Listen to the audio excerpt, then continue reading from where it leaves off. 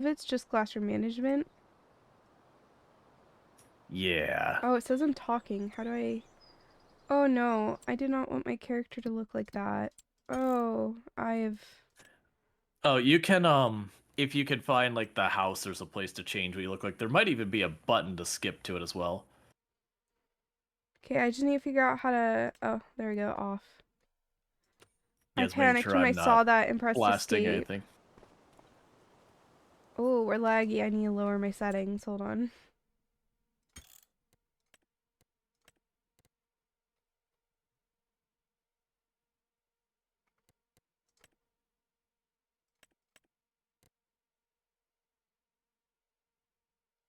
I might have to leave and come back in. That's okay. Yeah, yeah. If you want to change graphic settings in farms, then that's just kind of the way it goes. In the Yeah, meantime, because before we have a loan payment, I gotta pay off the loan. I have, Oh no, my frame rate's starting to go up. Oh yeah, yeah. When you first start, you are going to have a little bit of frame rate things. It loads in all the shaders. But if after like 5, 10, 15 minutes, then you're still dealing with stuff. It's stabilizing. Okay, so we are at our $0. We own nothing. It's all terrible. The economy is on its normal difficulty setting. Not the sweaty try hard stuff I do normally because that takes hundreds of hours to do anything. How do I make myself look pretty? Uh well, that's where you sleep. There'll be somewhere that'll be like a little portrait icon you can walk up. Or there might be a shortcut key. I honestly don't know. I'll look through the controls.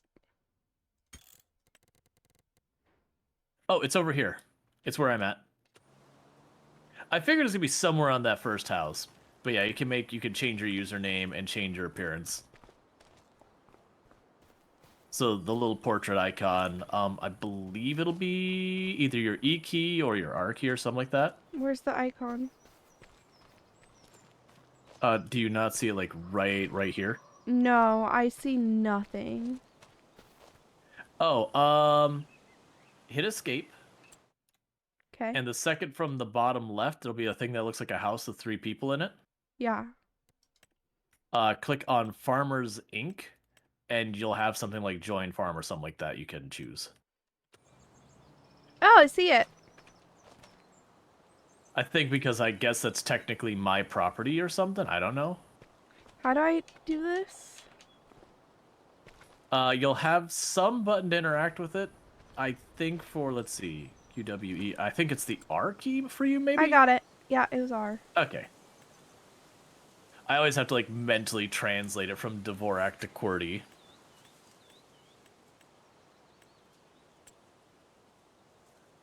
All right, but while you're figuring that out, at the very beginning, we don't own anything. We're broke.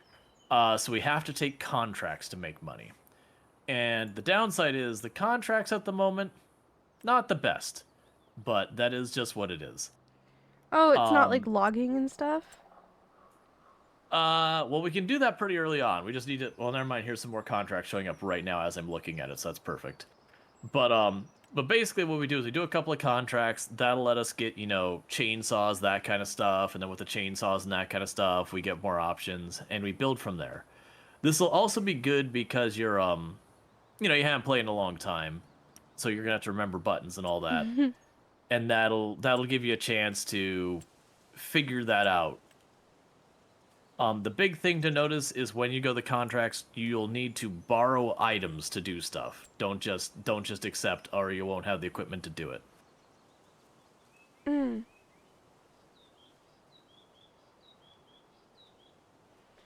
I'm busy in the fashion world right now. Yeah, no, I know you're doing fashion sim. We all do it. It's like Project Zomboid. You wear all the protection, but I mean, let's be real. It's Fashion Zoid. Oh yeah. No, I've stopped bothering with protection in Zomboid. No, it's weirdly there's like a bell curve like early on when you first start playing. you wear just whatever the heck you can get because you don't know what you're doing, and then later on you start like, oh, let me min max to get the best protection, and then like after a while you go, never mind. This Yeah, t-shirt looks nice. I'll put on a sweater when I get cold. pretty much. I am disorienting myself and it's not helping me figure stuff. Okay. Because I've also not done this map before, so I'm a little excited to check it out. Oh, So it's like field 90. It's like, where the is that field? Yeah, exactly, Pirate Gold saying, doesn't matter how good your protection is when you get dragged down. Well, that and protection, even if you max out your protection, you can never be 100% protected from everything. Which means if you get grabbed, you're just rolling a dice. mm-hmm.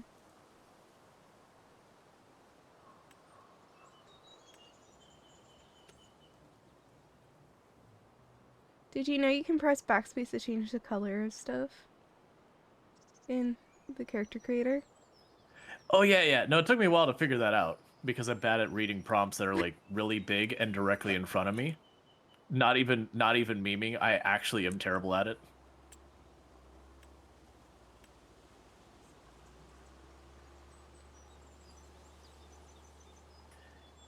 Yeah, no, absolutely evil. It is 100% a thing.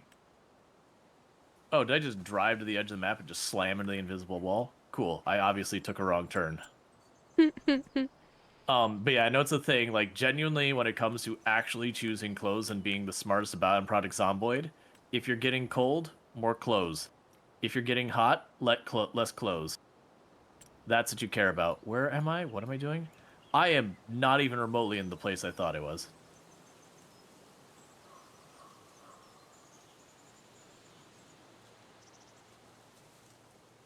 Because the logic is Project Zomboid is not one of those games where you're like, oh, you got to make sure you have your defenses. Project Zomboid is 100% one of those games you need to be like, hey, what can I do to minimize my chances of getting hit? It's not Path of Exile where you need to be able to tank a hit. There is no tanking a hit. You get lucky on a hit is what you get. mm-hmm. But yeah, so once you figured out your aesthetic, uh the way you'll get a contract is you hit escape. There'll be these things that look like two sheets of paper. You click on that, and like I said, the big mistake you can make is if you do not borrow items, you won't be able to complete the contract, most likely. So it's just making sure you borrow the items. Okay. There are a few contracts that are pretty awful. Um, so if you aren't sure, be like, hey, what do you think? Do you think this will be a good contract? And I can be like, yeah. Or I'd be like, oh, that one will be real slow. And you can still take it. Just know there are some pretty rough contracts out there. They usually pay well, but they're often not worth it. I mean, real chat. We were doing the Asian map and like when I did the actual maps and then we doing the other one that's empty. Riverbends is a much more interesting map.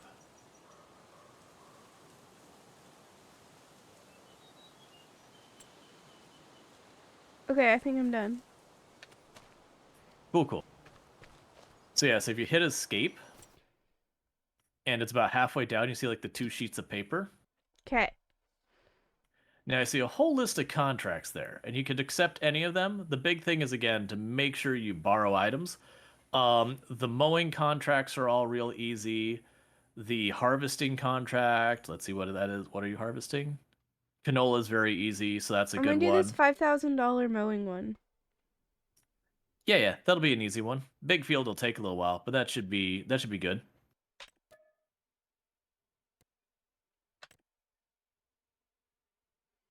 Okay. Where's the shop? So instead of actually looking for the shop, if you just hit tab, it'll teleport you to the next vehicle. Okay. Can I change my mouse sensitivity? I can. Good, good. It was way too slow. And that is too fast. Don't you love that about starting a new game? Oh yeah. You could spend a lot of time just working. There I go. That feels good. So tab. Oh, hi. Yep, you just got to pick up your equipment. Mower goes in front. I didn't actually see what equipment they gave you. It But, gave well, me a actually, red flat thing and then a tall thing. okay, if it's what I'm thinking it is, the red flat thing goes on the front. It's a really small, narrow mower. And then the flat thing, when you put on the back of your mower, you can unfold it. And you'll lay flat, be really wide. Hmm. Can you zoom out? Mouse wheel. You can zoom out a little ways, not super far. Oh, that's so much better.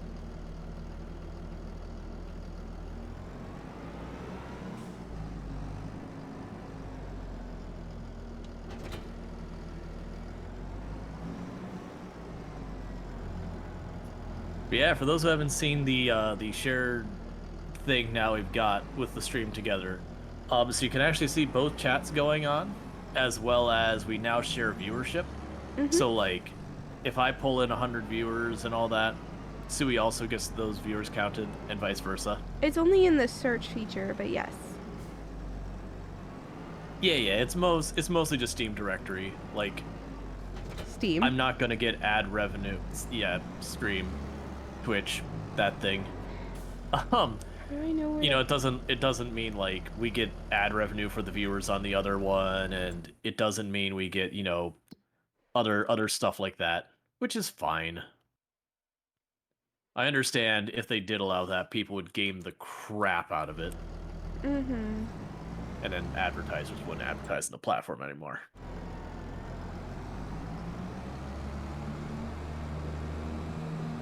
Yeah, so I think our early game plan. The early game plan is going to be to do contracts to get enough money to get something going. Which shouldn't be too bad. We're playing on easier economy settings. The handling on this tractor is just so much better than I expected it to be, and there's like a delay to it. Does the tractor bend in the middle? No. Okay, there's some tractors that have a bend in the middle that turn really well, and I really don't like them. It's just a green tractor. Gotcha. So it's a John Green. How do I tell? Oh no, it's a John Deere. Fent. It's a me. Oh, it's a Fent. Okay, never mind. I like the Fents. They go faster. Yeah, it's really fast. I keep going too fast. The game does have cruise control. Oh, hi, train. I believe 3. Sorry. It's all good. I believe 3 turns it on, and I believe it's 1 makes it slower and 2 makes it faster. Okay. You had, when I was watching you, you had like a fun button that like gave you automatically like lines and stuff. Oh yeah, when you get to the field, what button is it on? I think it's H on QWERTY. If you push and hold H, you can switch between what's called steering assist and having a worker do the work. Steering assist puts all the lines down. And then so you just tried to hire a worker because you only tapped it, not pushed and held. I'm figuring it out. Yep, no, you're all good. But yeah, the other one, it just basically, the AI would do all the work for you, but then they charge you. Now, granted, on the easy economy settings, that would still be fine. We just wouldn't get as much money from the work.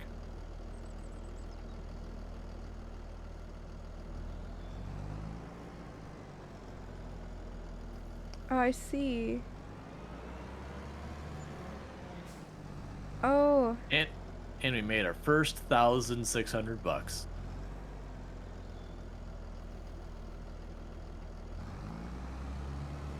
Turn on mower. Lower motor.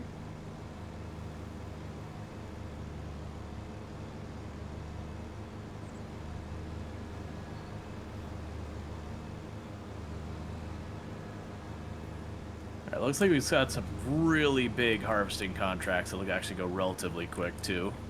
Oh, it leaves like a little line. Yeah, so with the lines will be white lines and blue lines. You line up with the white line and it will turn I think it's orange. And then if you push H while you're facing it, then it'll turn green and your tractor will just kind of lock on it so far as left-right steering. You still have to hit the gas pedal or cruise control. So you still make it go. But then you don't have to like sit there and like do all the little tweaks left and right. Okay. So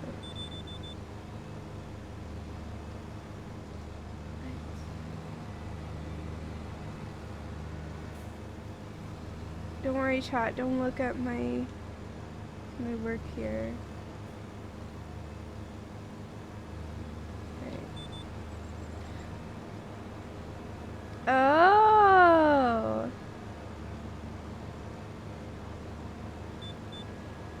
Oh, way too fast with an autopilot speed.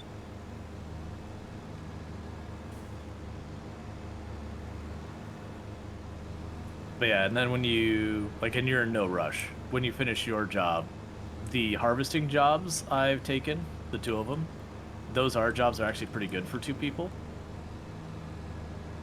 That what we'll end up doing is one of us harvests for a while, and then someone can grab a truck to like load up the thing that harvests to drop it off where it's needed. Because a lot of jobs like the mowing and the hoeing that we've been doing so far are kind of one-people jobs, and then like harvesting is a two-person job, or can be a two-person job. I'm trying to think, there's a couple that are good for two people. We could try a really small field if we get a vegetable harvesting contract. Vegetable harvesting is notoriously known for being pretty awful, but that's usually because you're dealing with the AI, and the AI is just really bad at that specific contract. Because it is a two-person required job. Yeah, okay, I'm gonna follow the guidelines that it's yelling at me to do. These ones here. Yep. Okay. H3. Wait, why did I...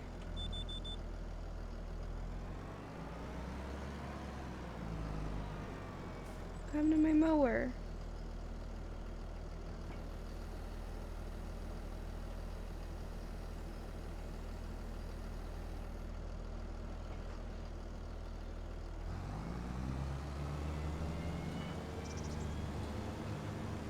What does the thing in the front do that I have? The front thing is also a mower. Oh, really? If I'm thinking you have the setup, I think you have. Oh! The front thing is a little mower, and the back thing is a broad mower, but misses the middle spot. Oh! Okay.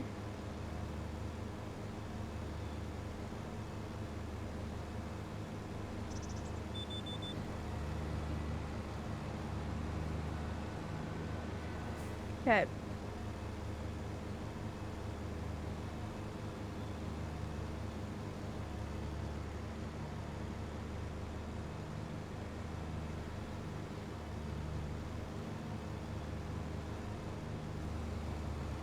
Okay, I'm starting to get somewhere.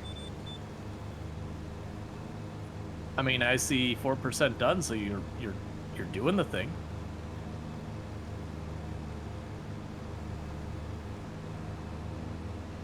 There we go.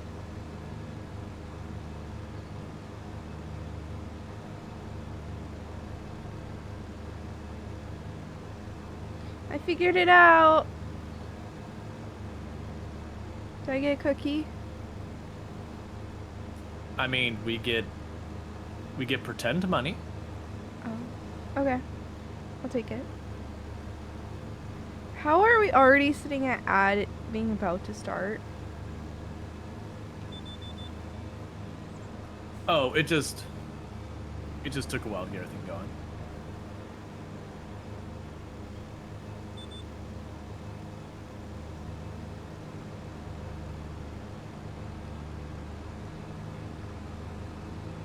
These lanes are not perfect. See, the beauty of the contracts is you don't have to care. Oh, really? Yeah, it deeply upsets perfectionists in your chat.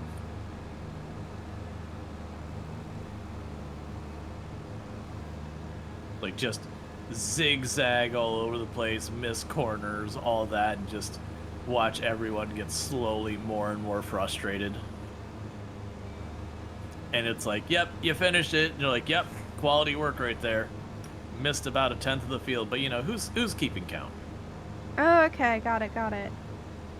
Yeah, there is only so much they let you be sloppy about it, but it is pretty generous.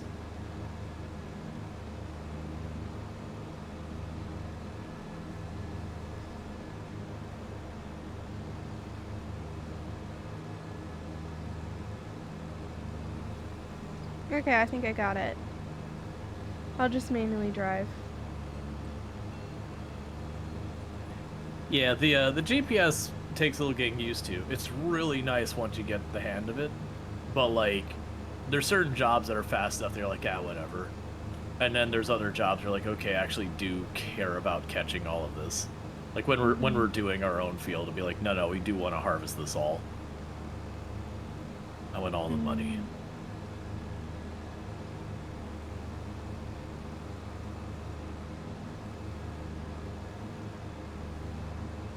Also, the lines it's giving me, like, don't line up with each other. Wait, right? Oh, the very outside edge won't necessarily. With the farming, you do what's called a hedgerow, and it's basically you kind of do a lap or 2 or 3, depending on the width of the tool, around the outside, and then you kind of zigzag back and forth through the middle of the field. So where the hedgerow ends, and where, you know, you actually are doing the field, like cross back and forth, you'll have some overlap. Oh, is that why it was trying to make me go around the edge? Yeah, and that's you know, that way you don't have to like take the tool off the side of the field and then like turn around, and some fields you really don't have the space to do that because like telephone poles or fences or whatever.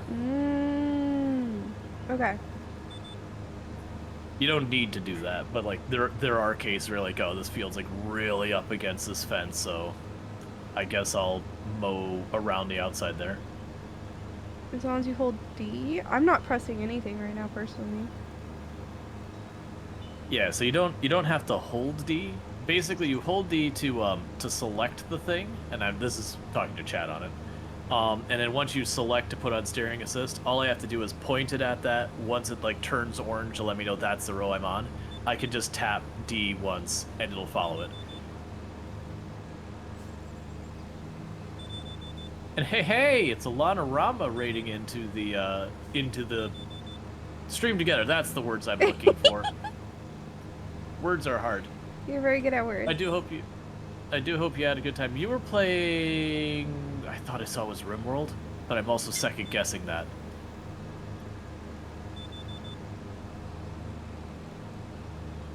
Yeah, now now is definitely a time we would shout someone out. RimWorld? I thought it was RimWorld. I just always second guess everything. Ooh, RimWorld's fun. Yes.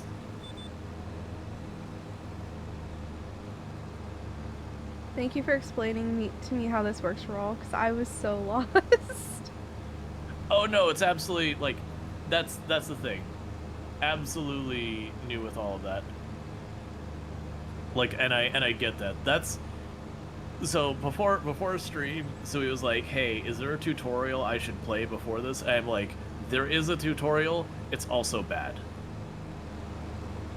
It's just like it basically teaches you how to attach the things, and then, you know, just do a field, and it's like, cool, you learn the game, go away, which is not adequate to do things. Yeah, I'm also realizing this game does not have music, so I need to take care of that. Yeah, I got epidemic sound or whatever it's called going in the background. But also, before I forget, for both channels, Zolanorama's fantastic, a fellow member of the Halcyon Frequency stream team, and someone you should absolutely follow, especially if you're a fan of RimWorld. It's not the only game they play. They are a RimWorld Plus streamer, but you know, there are few who you will find more RimWorld.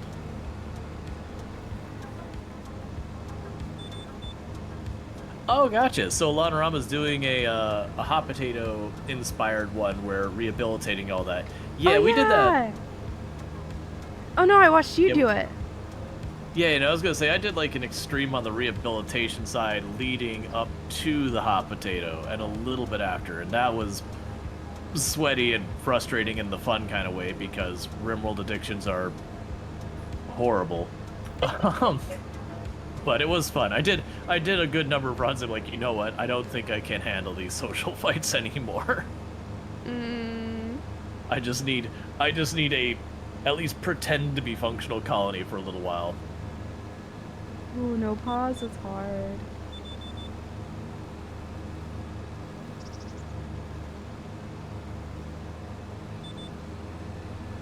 Yeah, I did not do my no pause.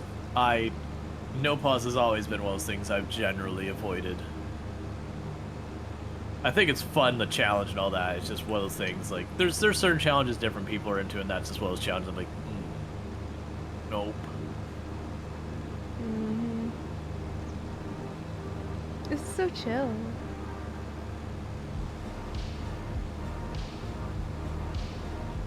Oh yeah, no, Farm still is like the perfect game for just sit down, you got a game going, and just kind of have a conversation, just chill and hang. I'm getting the hang of it now. It took me a second though. Yeah, normally I shout people out for the most part when they raid. We actually shouted out Lana earlier, so we can't. It's on cooldown. Correct.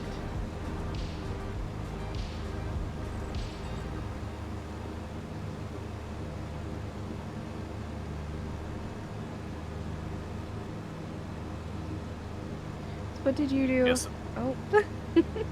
Sorry, in the what? What did you do for the holiday? Oh, visit family and all that. Did you do anything fun with them?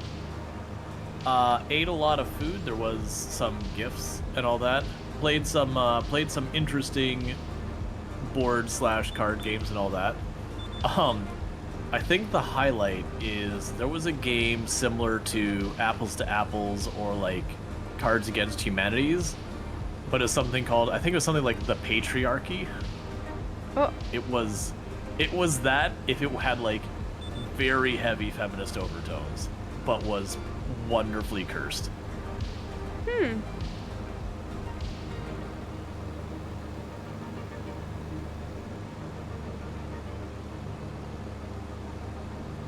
Gotcha, Lana.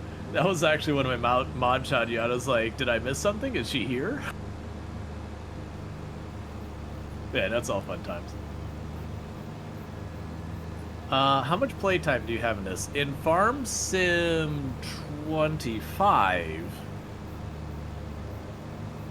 I have just a bit shy of 200 hours. Jeez. In Farm Sim, like, at large, I would guess coming up on maybe 1,700? I can look here in a second.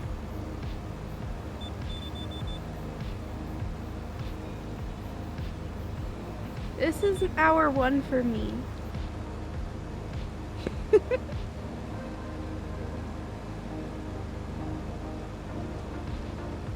I'm a big old liar. Between Farm Sim 22, I have about 700 hours. I think I had So we're at about 1,000 hours between the two.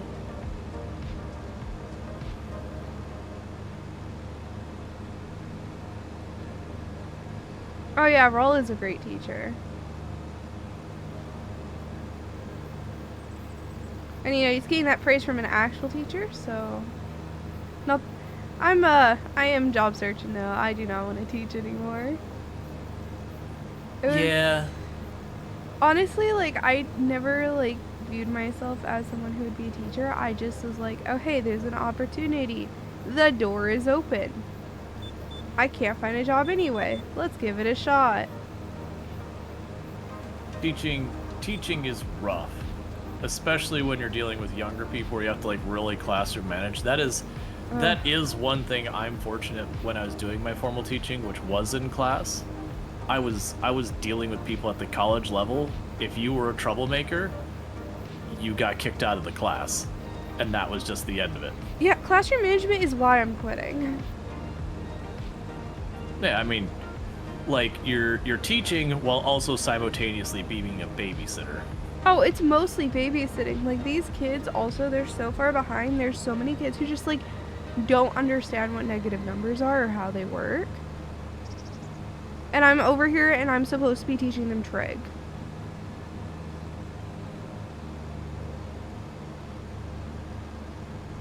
What's your thoughts on that? I mean, there's a lot that goes into that one. I have a lot of negative commentary that I could give. Not about teachers. The teachers I've generally found to be extremely well, like, I have gone into some of the like least funded and worst schools, and it's not from a lack of effort on the teachers. Oh yeah. The lack of resources and just, and if the kids, teachers trying to make do. If their home life is more poor, usually they're going to be a little bit more behind than those who are economically wealthy. It's just kind of the world and life. Which makes it you don't harder. have the resources. You got a bigger hill to climb to get to the same place. Mm-hmm. No, like, I never really understood what economically disadvantaged meant because I grew up not that. I grew up smack dab middle class. So learning what economically disadvantaged is, like, these poor kids, honestly. Oh yeah, no, it's heartbreaking because I've seen some of like the smartest kids I know, and I'm like, and you're still so far behind because like you need to learn about computers. By the way, we don't actually have any because money. Yeah. When is your ad gonna start? It's already going. Oh, okay. Yeah, games like Project Zomboid will usually try to pause during the ad break because, fraction of a second is all it takes for a run to end. But games like, American Truck Simulator, Farm Simulator, where you're not gonna miss a big momentous occasion during an ad break, meh. Alright, when my ad break goes, I might put on the AI guy for a second.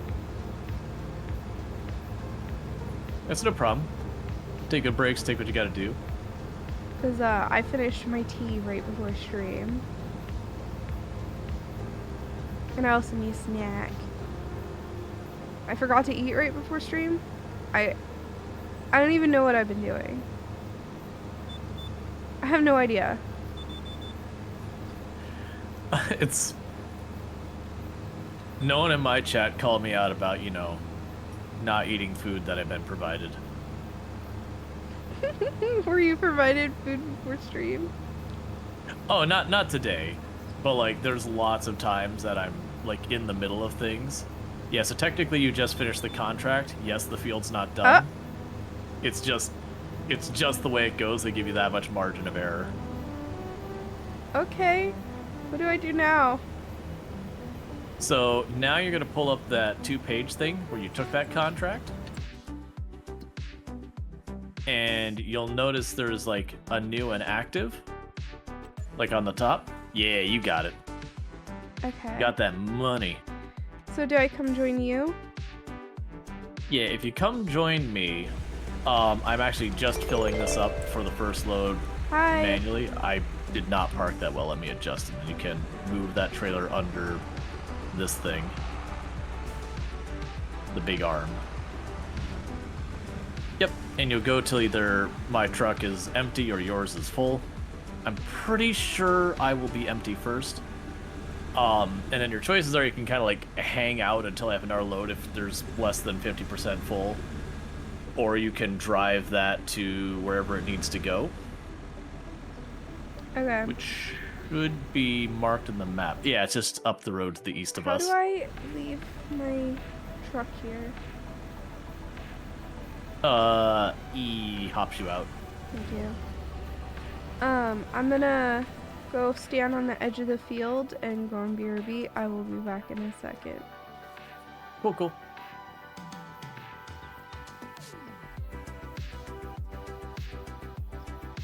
Alright, we are deafened. Let me go ahead and be right back.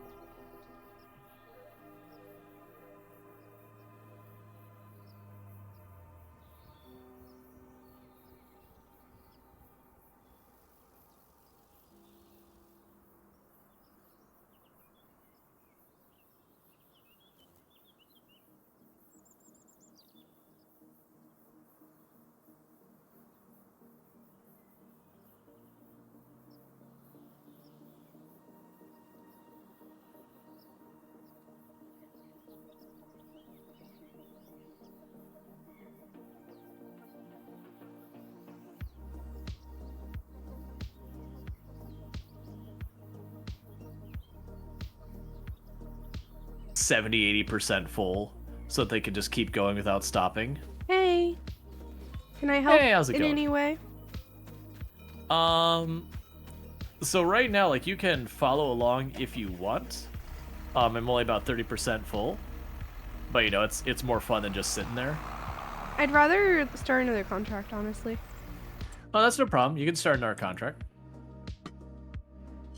The big ones to watch is if you go to accept a harvest contract, just let me know what the crop is so I can warn you if it's going to be a real rough one or not. Because some of those can be easy breezy and some of them can be not that. What's baling like?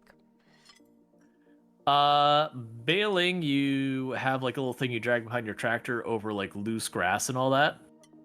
And every X amount of time, it'll spit a bale outside. Depending on which baler, you might have to manually kick the bale out the back and stop, or you might have to, or you might be able to just drive. It's relatively straightforward. Should I do it?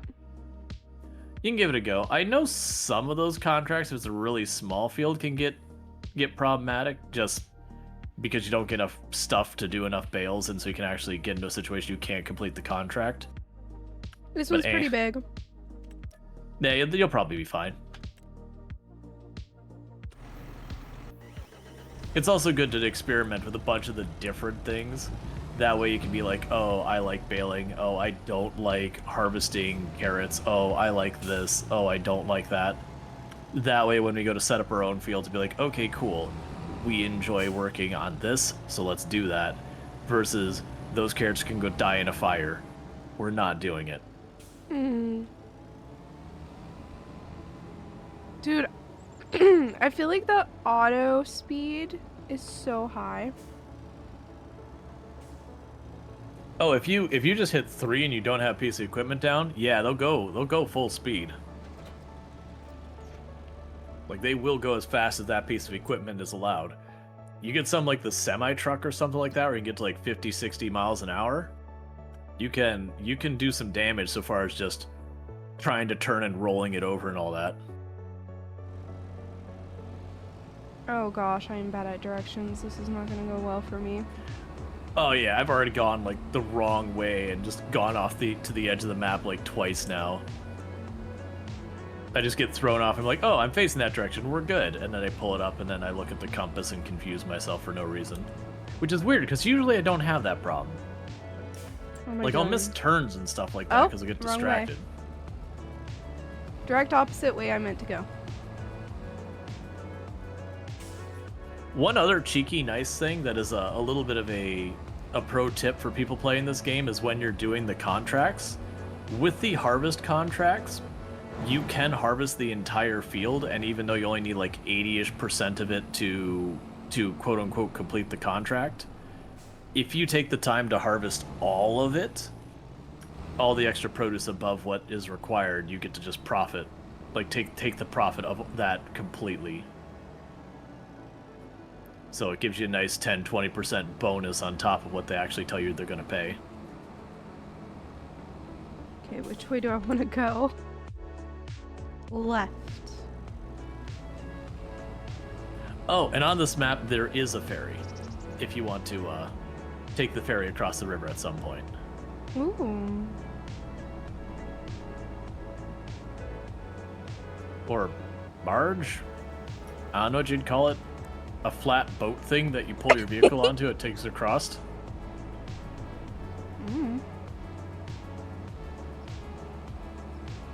Oh, thank you, Infinity. That was just me being a dork. That's all.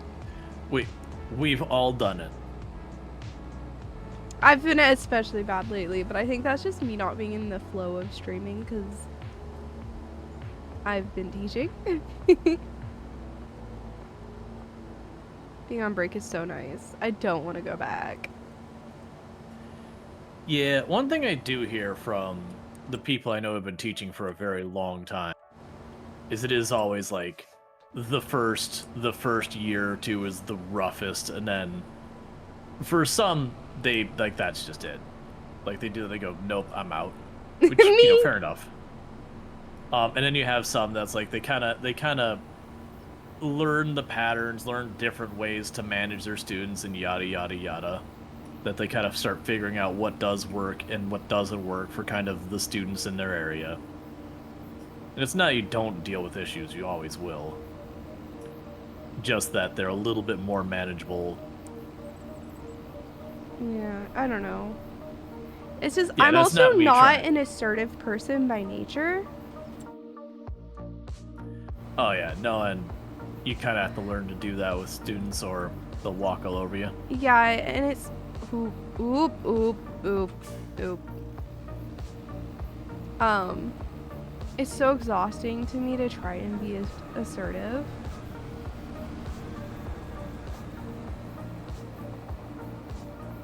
Ooh, what kind of switch are you doing?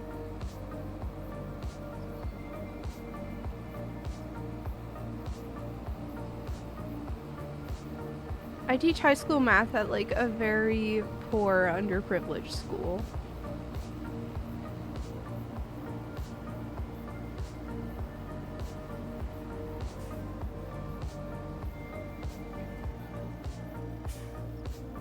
Alright. Hold H. Steering assist on. Okay.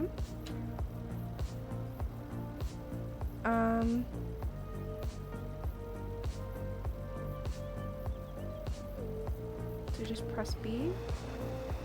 Looks like it.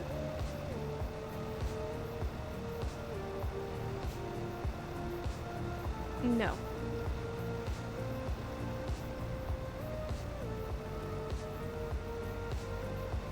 Teaching high school ELA. Ooh. I don't actually know what ELA means. That was in like this my context. second choice. Oh.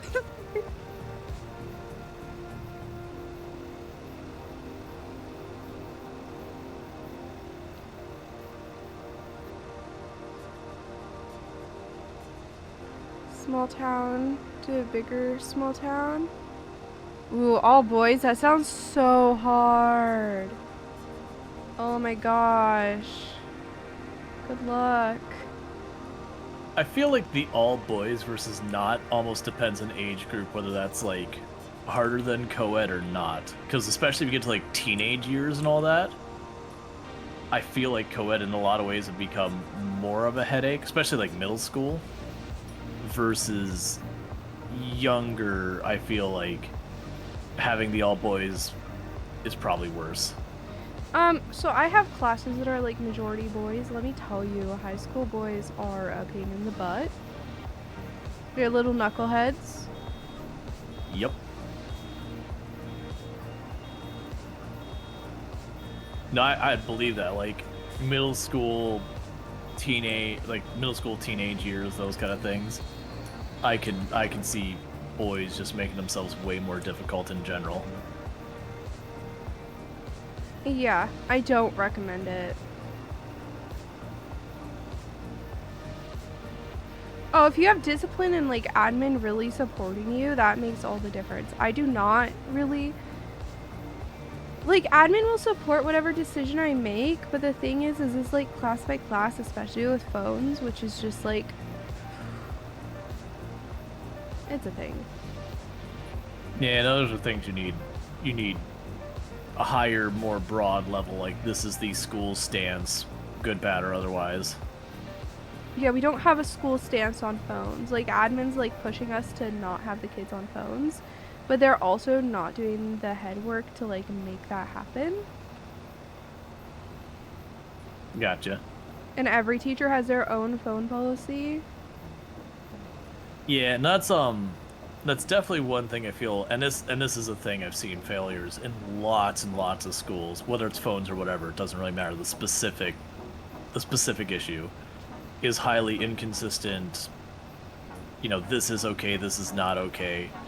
Because, you know, a lot of the kids are still figuring crap out, especially younger kids. And then having inconsistent rules, like, you know, the kids usually at that age aren't great about understanding, well, like, this teacher has these rules, that teacher has these rules. We're like, oh no, this is what I'm allowed to do and not allowed to do. And then it's like inconsistency is almost worse than bad policy. Yeah, no, and it is super inconsistent. It's so teacher by teacher, which I thought would be a good thing, but it's not.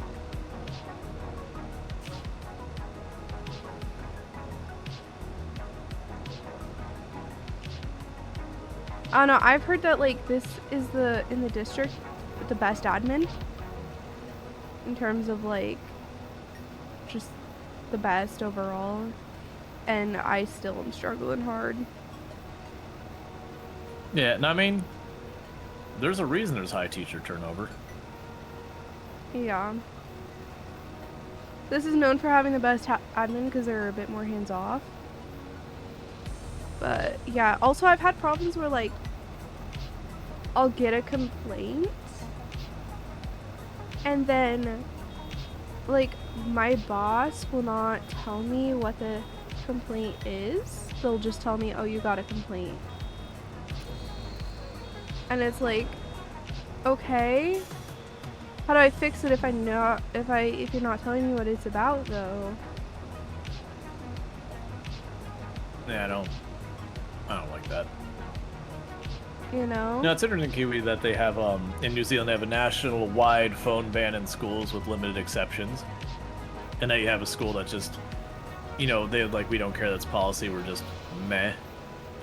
And so then you get the like, it basically makes the teachers the bad guys. Yeah. No, it does that And in our school too.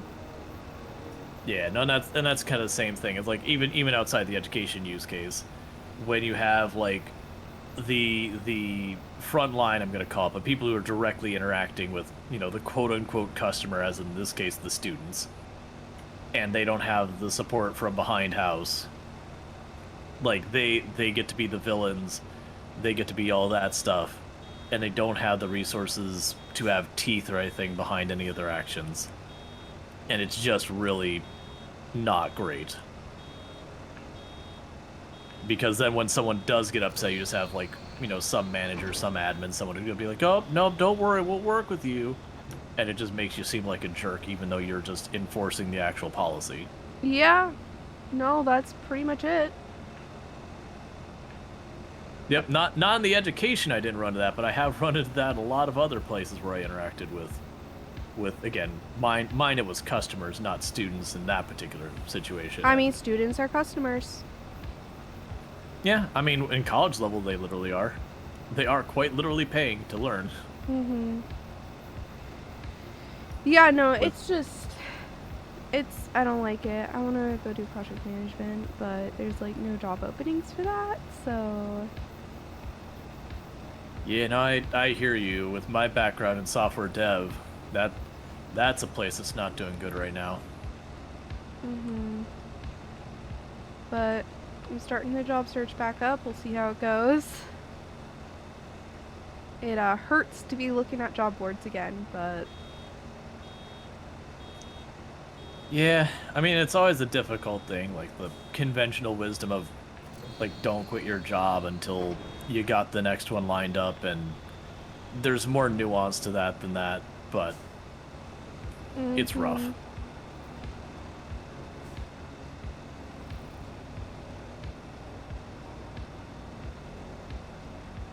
Yeah, and like California is supposed to have a phone ban in classrooms and everything, and like legally the schools have to enforce it starting in the next school year. But I don't know. I'm not that assertive of a person, and teaching just really requires an assertive personality. Well, with stuff like that, because it's to not make it specifically about like that individual thing, like being assertive versus not assertive. Like, you can have people who are very introverted versus not introverted, assertive versus not assertive. I do find working in jobs that require that you can have a person who is normally not very assertive manage that. Just the same, like, you can have people who are very, very introverted and maybe socially awkward that, because their job kind of requires that, assuming they get the support, which is the big assumption there. You usually manage to, like, not, you're still who you are, but like you manage to work with, overcome it all. And there's still jobs that just aren't a good fit. Like, I'm not saying that's not the case. No, I think it's just not a good personality fit.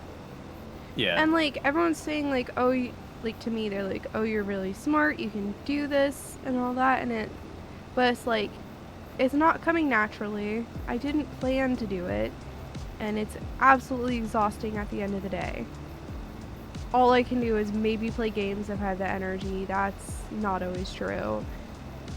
A lot of times all I have the energy to do is just go sit and slunk out after work. Yeah. No, like I said, not trying to be like, hey, hashtag deal with it or anything. No. And like my boss has been like when I've like expressed that certain things are hard for me, he's been very much like, well, welcome to the adult world, instead of being like, oh, I'll help you. Man. Yeah. Like, obviously not having context specifically. If someone's like, welcome to the adult world, it's like, welcome to go F yourself. It's like, come No, on. that's 100% how I've like. I was told, oh well, you need to make the curriculum relevant. I go, that's really hard. I'm not sure how to do that and stuff. And he's just like, well, welcome to the adult world. No job is easy. I mean, sure, that's not. He is not technically incorrect, but at the same time, it's like, hey, I am you're telling my you, boss. you are my boss who is supposed to help me. I am telling you, I'm struggling to understand how to do a thing. And you're basically just telling me to bootstrap it. Right, there's a certain point where you're like, yeah, is there training or resources we have or something to help me figure this out? Or like, and it'll just be like, oh, just go talk to your mentor. My mentor who has 10 mentees and is overworked and can barely manage to see me for more than like 2 hours a week. Yeah, no, it's like, I've had good managers and bad managers, like, and I'm just using manager arbitrarily as a title here, just anyone over top of you. And generally, any boss who's just like, you know, figure it out, is usually not a good boss. Like, if, like, normally a boss, they could be like, hey, you know, I would love to help you, I don't know how, because, like, you're a dev, and I'm a pen pusher here. So, like, I just don't have the knowledge you need, but let's try and see what we can figure out to get you what you need to succeed, because especially in those situations, you want someone to support, because everyone's trying to do the best they can. Because if you didn't care, you wouldn't go to your boss, you'd just be like, F it, I'm just gonna coast. Yeah, and like, the thing as well is like, that one time when he was like really hard on that, it just came out of nowhere. Like, I had been told, you're doing great, you're doing great, you're doing great. Next thing I know, I'm being like drilled. I feel like I'm about to be fired. And he's basically telling me to bootstrap it. Yeah, no, if you're at a job and you don't have a certain level of confidence about, like, I'm doing well or I'm not doing well, that is usually a failure on the people over top of you. Because, like, I'd been told, oh, you're doing so great. Like, we're only hearing good things about you and stuff. Next thing I know, I'm getting, like, I'm doing, like, my normal check-in with my boss, and he's just like, you're getting complaints, everything's wrong, this is terrible. Like, he went into it and did an informal evaluation the day before, and the lesson flopped, which I was like, okay, well, that sucks, but, you know, I'm a new teacher, I don't know what I'm doing, really. And, like, lessons flop, that's just how it goes. And it worked great all the other periods, too. It was just, of course, the one time you went and observed, it happened to flop. An activity that was, like, tried and true and the kids love.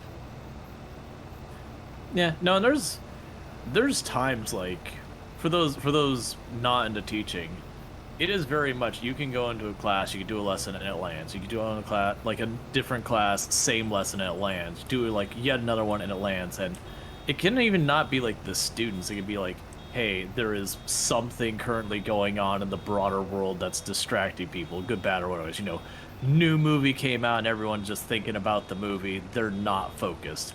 And it's like, oh, well, you just got to get them to go focused. Cool. Have you ever been around a child before? Because ask any parent how that works out. Oh, and then I had a problem where I had a kid, like, graffiti on a calculator, like, scratch etch into the screen, like, gang signs. And my boss went, oh, well, that's your fault because you're not teaching them well enough. And so they don't know what to do on their test. So they're finding something else to do. That's worthless on their part. Like, that... I personally wish there was a lot of stricter stuff when it came to schools and all that, because it is as a teacher you get stuck. Okay, you're teaching math, you're also trying to teach basic, like, moral and ethics because people haven't bothered. You're basically teaching, you know, day-to-day behavior because people haven't bothered. and you have time to teach one of those things. And like you can't play catch up from, 10 years of that person not having those support and lessons that they need. Like as far as like their basic decorum, they're 10 years behind their peers. And there's just no catching that up in a matter of a couple of months. No. But if they get bored or misbehave or anything, that's on me. That's my fault. I would like, okay, in a perfect world where you have control of the lessons, you have control of how they're taught, you have control of what's covered, you have enough time and not too many students that you could actually write a proper plan with consideration of individual students, sure, hypothetically, in those scenarios, I could see a certain level of responsibility applied to the teacher that, like, hey, you're not making an engaging enough lesson. But that isn't the reality we live in. No. You get a class of 30 students and one poor adult trying 30? their best to keep up. No. 38. Yeah, I was even exaggerating what I think would even be remotely acceptable and went with 30 and I'm still off. So, even more giving my point. Like, there's just, it's 38 to 1. 38. You are not keeping up with that. There's no way. These kids are underserved of a community.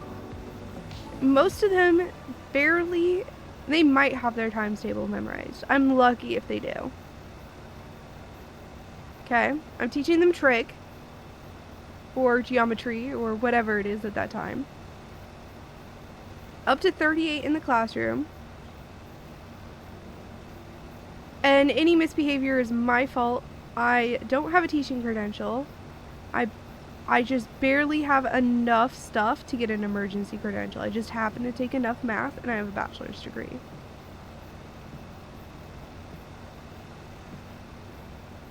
I don't feel like I'm set up for success. No. No. I feel like part of what makes people who can career teach in those circumstances is eventually they just get broken. That they're just like, you know what, I don't care anymore. I'm just gonna do the best I can and F everything if it doesn't go right. And then when the teacher or when like the principal yells, like, here's the deal, are you gonna fire me today? Because if not, go away. Yeah, I'm starting to feel that way. Which is not a good attitude. I am feeling that way. It's absurd. Yeah. Well, like the idea is more if you have any measure of anything good, there's a point it gets broken out of you and crushed. Oh yeah. I'm fortunate in the teaching I did that because mine was something that people were specifically pursuing, like either that certification or that career path. So it wasn't required curriculum for like literally anything. If you were in my class, it's because you specifically and individually opted to want to take my class. So I didn't have to deal with nearly the behavioral stuff that like, Lit 101 had to deal with, where it's just required. So you have the people who are just not going to make it through college because they're frankly bad students and just want to cause trouble. Mm-hmm. I didn't have to deal with any of them. In this school district, in a class of like 38, having only 5 failure classes is considered exceptional. I take a huge amount of pride in the fact that when I was teaching, I had one student who should have technically failed. But they went from basically completely bombing absolutely everything to being nearly a straight A student when I kind of pulled him aside, like, here's the deal, man. You got to just about 100% everything from the end here or you're done. And they came up shy like 1 point. Dang. And so for that turnaround, I'm like, you know what? Oh, man, don't you hate when you just round a little wrong? I definitely rounded some of my kids' grades up just a little bit. Yeah, it's like 1 point. I mean, come on. That kid left his notes behind in accent the last day, and I'm like, holy shit, these are some of the best notes I've ever seen. It's like, how Mm, were you struggling the whole first half of the semester? I'm teaching sophomores, so that's 15 and 16-year-olds. In my classes, like a lot of them are more than half boys. Nivik, for Suwey, that's you're dealing with juniors. That would be 11th grade, I No, believe. sophomores, 10th grade. Oh, I thought. Yeah, I'm sorry. My brain said junior. So, yep. Okay. Yes. Yeah, high school. Mid to late high school. Well, mid high school. For those outside the US, that would 15 and be 15, 16-year-olds. 16? Yeah. Yeah.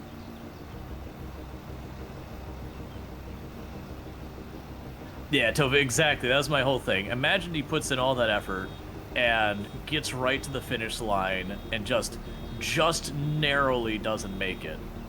The lesson you take from that is why the heck bother once I start messing up? Like, the moment I start messing up, might as well just give up. Versus like letting him get that tiny little nudge. And you could argue it's like, well, he deserved it. He earned that grade. You know what?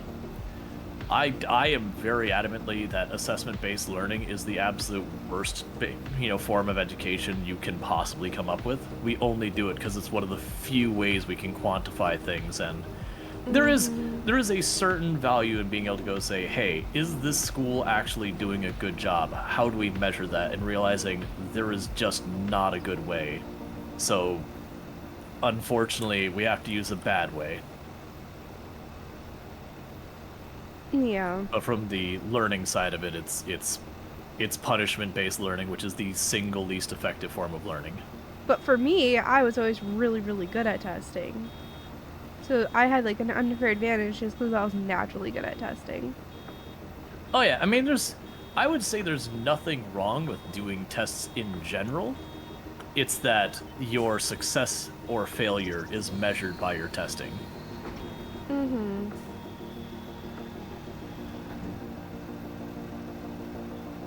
I don't mind bailing. It's really chill. Yeah, no, bailing's not bad. The only problem you run to bailing with really small fields is sometimes just the way that it does the math on the back end. You'll have like 80% of a bail, not quite enough to kick out the bail, and you'll have finished your field and it won't consider the contract done. Mm-hmm. So you can get into a situation where you have an unfinishable contract, but it's really only a problem with very small fields. I'm doing the most money giving contracts I can find. Oh yeah, now the only ones you gotta watch is some of those harvest contracts. We can deliberately take a bad one so you can see it. I do think it is worth experiencing. But then you go, Okay. wow, that's awful.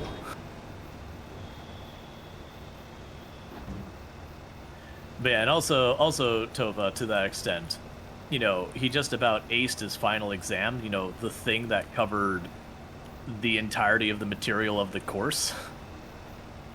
So if the point was, did he learn it? I mean, he just about aced the final exam. Right. As far as I was concerned, he demonstrated he learned the subject.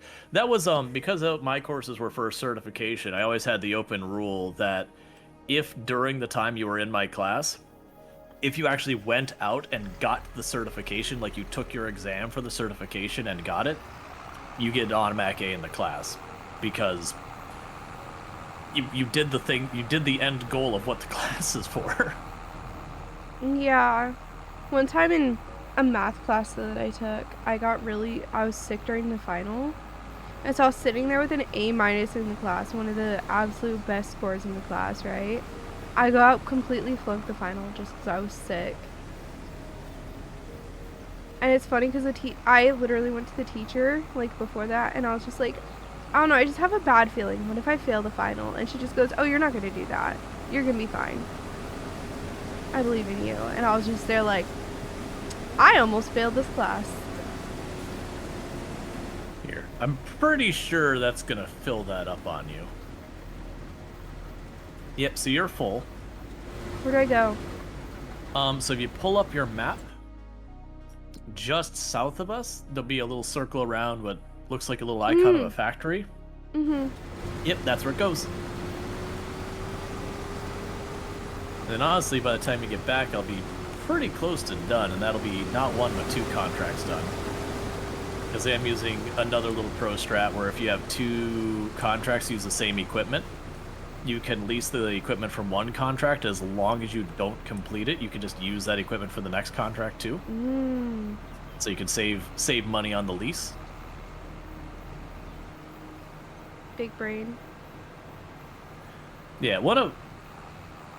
in real life, I mean, in real life that would be totally legal, because you don't, in real life I wouldn't go to, you know, if I'm working for, I don't know, pretend company A, and they go, hey, we just need you to harvest my field, and you go, cool.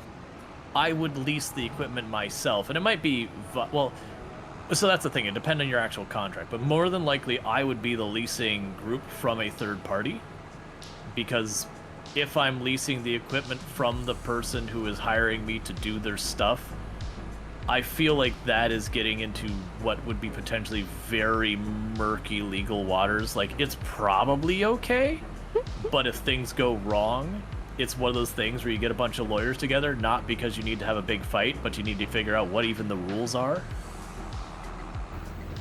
Which honestly get to be the interesting side of legal, is when everyone sits down and goes, all right, hang on. There was, okay, let me make sure I'm doing this in a way I don't have, okay. I have family that is not, like, married into my family, that they had a ridiculously complicated situation, where it was one of these things that, like, one person had divorced another person, got married, then divorced again, then got married to their stepdaughter, and it was like this whole big thing that, like, you need a flowchart just to figure your way around it. And there was some, I can't remember, it was like an inheritance thing, but no one had, like, written up a will that, like, specified here's who it goes to or whatever, and they had to get lawyers involved because, like, we don't know what to do with this. It's like we're not trying to muscle to see, like, who can, you know, make out the best out of this whole situation. It's like, with the current stature, it just never considered this ridiculous scenario, and we're kind of all scratching our head as to how this works out. And apparently everyone is very amicable about the whole situation, which, hearing about this after the fact, I'm like, how was this amicable? How did these people not despise each other?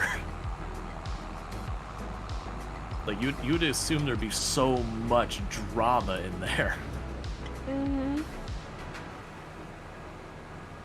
But hey, everyone has their different ways of living life. Wait, so they divorced the mother and married that mother's daughter?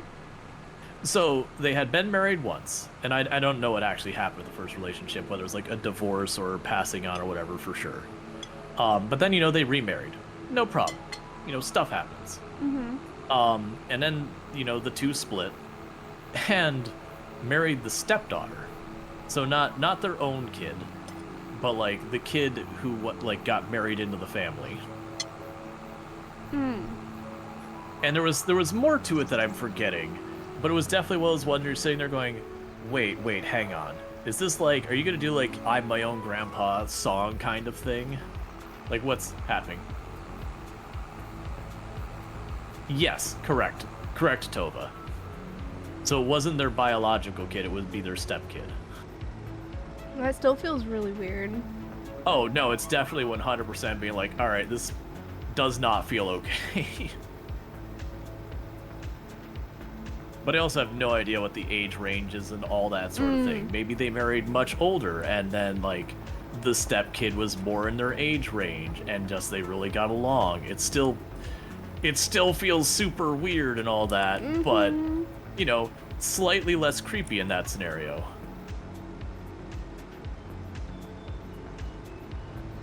Because I also don't know if, like, the stepkid was still living with their parents, because maybe they're all adults. I mean, they'd all be adults at the end story where the marriage happened, but, you know, maybe they're all adults before the person even got involved. Did they live together as like parent child. I have no idea because I Because heard this that all would like. make it really weird. If they didn't, I think it's a little more permissible. I've gone like way past you, haven't I? I have. Oh, took the totally wrong road. I'll be there in like a hot minute. Yeah, it's fine. I was like, I don't see your icon. Yeah, no, that's the thing. Like, I don't honestly know the answer. It definitely, like, even if the ages were okay and all that, it would definitely feel weird if there's ever you are acting as the father figure for the kid and then whatever. Because then there's like even ignoring like age differences that are very likely to be a thing, which like age difference in itself isn't a problem, but when you're talking someone who potentially was too young to be legal and all that and waiting for them, that gets super creepy. It's more ick than teachers dating former students, so like that is a huge ick, but it's more ick than that. Right, it's the authority side of it, where like one person was a authority figure over the other person. That's like okay, but it's still not on the up and up in that other scenario. With the teacher student, like that is the one, like obviously if you're talking like middle school or high school teacher and then marrying them when they're old enough to be legal, that sort of like okay, that's really not cool. But then when you get to like college student teacher, it's like, hey man, as long as they aren't dating and all that while teacher and student, because that creates a conflict of interest, and that's more not ick, that's more okay, hang on a second. Yeah.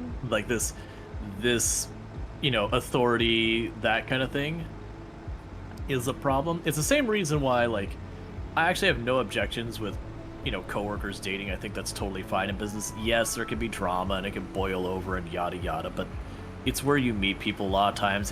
It happens naturally in a non-bad way. But when it is boss subordinate kind of thing, it's like, all right, hang on though. Hang on though.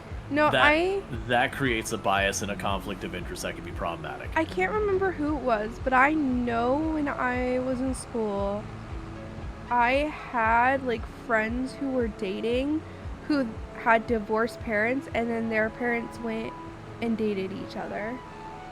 So they were technically dating their step-sibling, but they were dating before their parents were dating. Yeah, I mean, it's also a thing that can be perfect. Like, I actually have no problem if in the situation, like, you've got your parents get together and you've got, two adult children who then, because they're in the same area, like, they get to know each other, they like each other, and they get married. So it's like you have that really weird dynamic where it's two people with the same parents getting married, but it's like, right, but they're both steps, there's no biological thing, so you don't have to worry about that whole basket case. Yeah, like, I think they kept dating too, like, and their parents were dating, and it was weird, but like, it's just how it worked out. Yeah, I see it as kind of the same thing as where like you've got two people, they get married, and then they introduce their brother and sister or whatever to the other ones, and then they get married as well. It's like, yeah, that's not ick. It's rare. Yeah, and okay, and I can't pick up the rest just because of the way contracts work. So when you drop that off, we should be done with 2 contracts.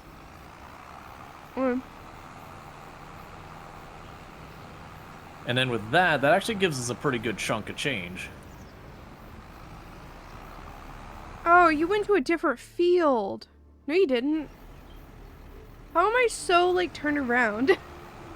Yeah, no, this is the same field you helped me out with the first load. I actually did have the other field when you visited that, like, the very first time. Well, feel free to go grab another contract while I do this. Well, I was checking, because this should give us 16,000 between the two of them, I believe. Plus a little extra. I wish it was this easy to make money in real life. Oh, I know, right? You just knock out like 2-3 hours, you got like $26,000. I mean, everything would cost $1 billion because money would be meaningless.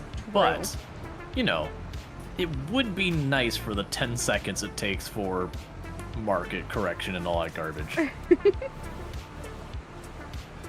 Okay, so what are the costs of some of these fields if we go to buy a field? Like, what is a relatively inexpensive Am I going the wrong chunk way? of land? I'm on the wrong road. Yes, you are the opposite of what you did. Yeah. I'll just turn around, it's Okay. fine. So the smallest field we can acquire, like, actually, where should we set up? I'm trying to find a handful of fields, like, in a cluster, so that we can, that'll be where we set up, we start growing. I might go for field 29, because it's, like, the cheapest field, which is probably not the best approach, but, Do it. Yeah. That's the thing, is we get 29, we get enough money, then we get, like, 28, and then we get 30, and just start buying up all that land up there. Oh, there is a micro field for, like, 25,000. Like, it is a single acre field for commercial farming. Excellent. That'll be a great idea. That sounds like it would take forever to make the money back. I mean, it depends what you do. But yeah, no, the big thing is you'd buy equipment and you have equipment you use, like, for 2 seconds.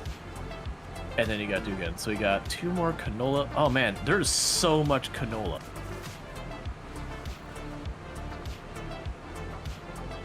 I'm actually gonna slow down the simulation. We'll just keep doing stuff until we're like, okay, the day's done.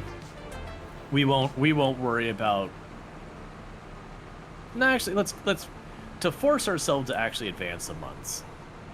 We'll keep the game on its default settings. We have to watch if we go take giant contracts. We don't get ourselves in trouble. If you take a giant contract, you just gotta. Well, I mean, I could slow down time or whatever. So yeah. So what we'll do. So what I'm juggling right now in my mind is the equipment you have right there is actually really good. And we have more stuff we can do with that contract. So I'm tempted to not turn in that contract and keep accepting other ones and turning them in. Yeah, I think we will.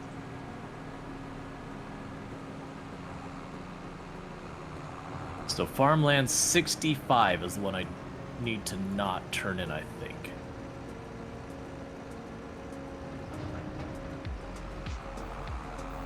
I don't know, I'm just going in. Yeah, okay.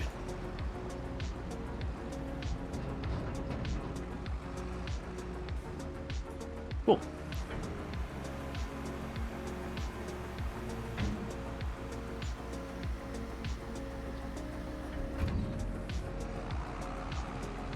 Alright, I'm gonna leave this here for now, okay? Yeah, no, that's fine. Oh, I stole your harvester. Oh, that's fine. If you take it to field 78, you can go start harvesting that field. Okay. Because then what I could do is there was a pretty giant hoeing contract, and hoeing is very quick.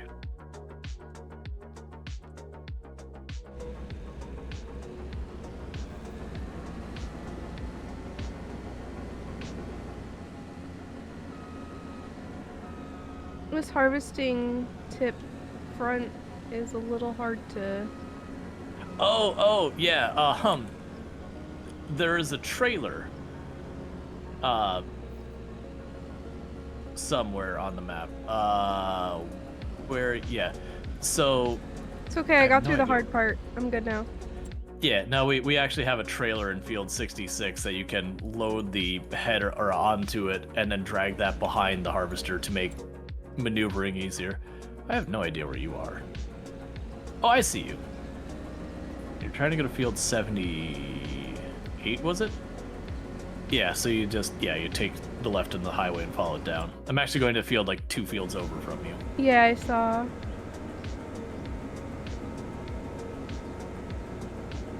Good thing the signs are not real. Oh man, I don't have the command up for the UI thing. I have a thing on my, I literally just realized they stopped putting push to talk mid-sentence.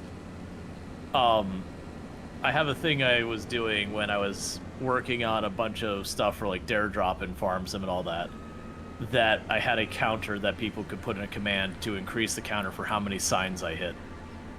I may have done an oopsie. How bad of an oopsie? Medium. Oh, just got like the header stuck up on something. Yeah. Worst case, you use Q to kick off the header, like try and angle yourself a little bit better, and then try and grab it again. Okay. I'm having an issue with a school bus here. Here, I'm just gonna let you take care of it. Go ahead and press tab.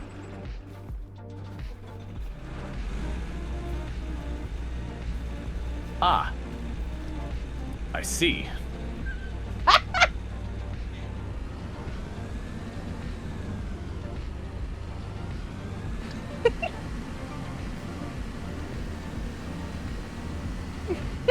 What?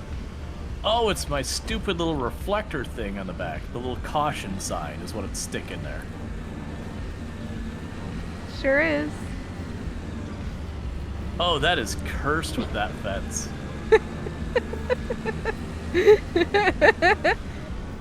And it's the little reflector in the front is what's hitting the bus. You wedged that pretty solid. Thank you. Hi.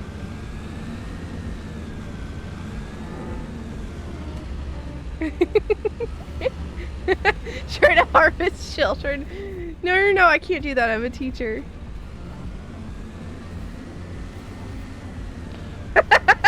So, when you get into these situations, Yeah. if you do truly get yourself... Oh, actually, it's not even this. If you look carefully, chat, what's actually happening here is that reflector thing is coming down on top of that wood plank. So we are solidly wedged. So what you can do in this scenario, you can hit escape, you can left click on the vehicle, and you can choose reset, and it will teleport it back to the shop. You're gonna have to come back and get your harvester header. But you know.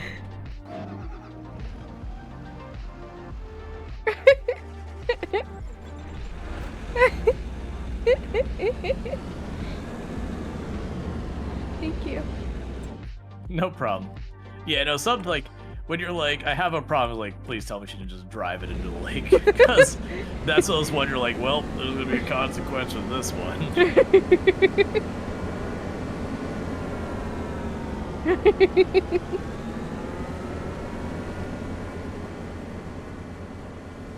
No comment, Nivik. I played RimWorld before. I mean, what? Where am I going?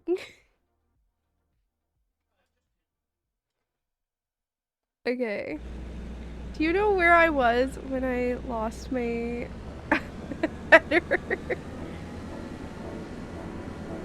You were over to the east on... Yes, by field 65, you'll see the header symbol on the road. Okay, cool. But yeah, and the little orange, like, sort of like a D without like the hollow spot in the middle of it. Just south there is the header trailer if you want to not suffer trying to drive with, you know, the 30-meter wide header down the highway. Well, that's probably a good idea.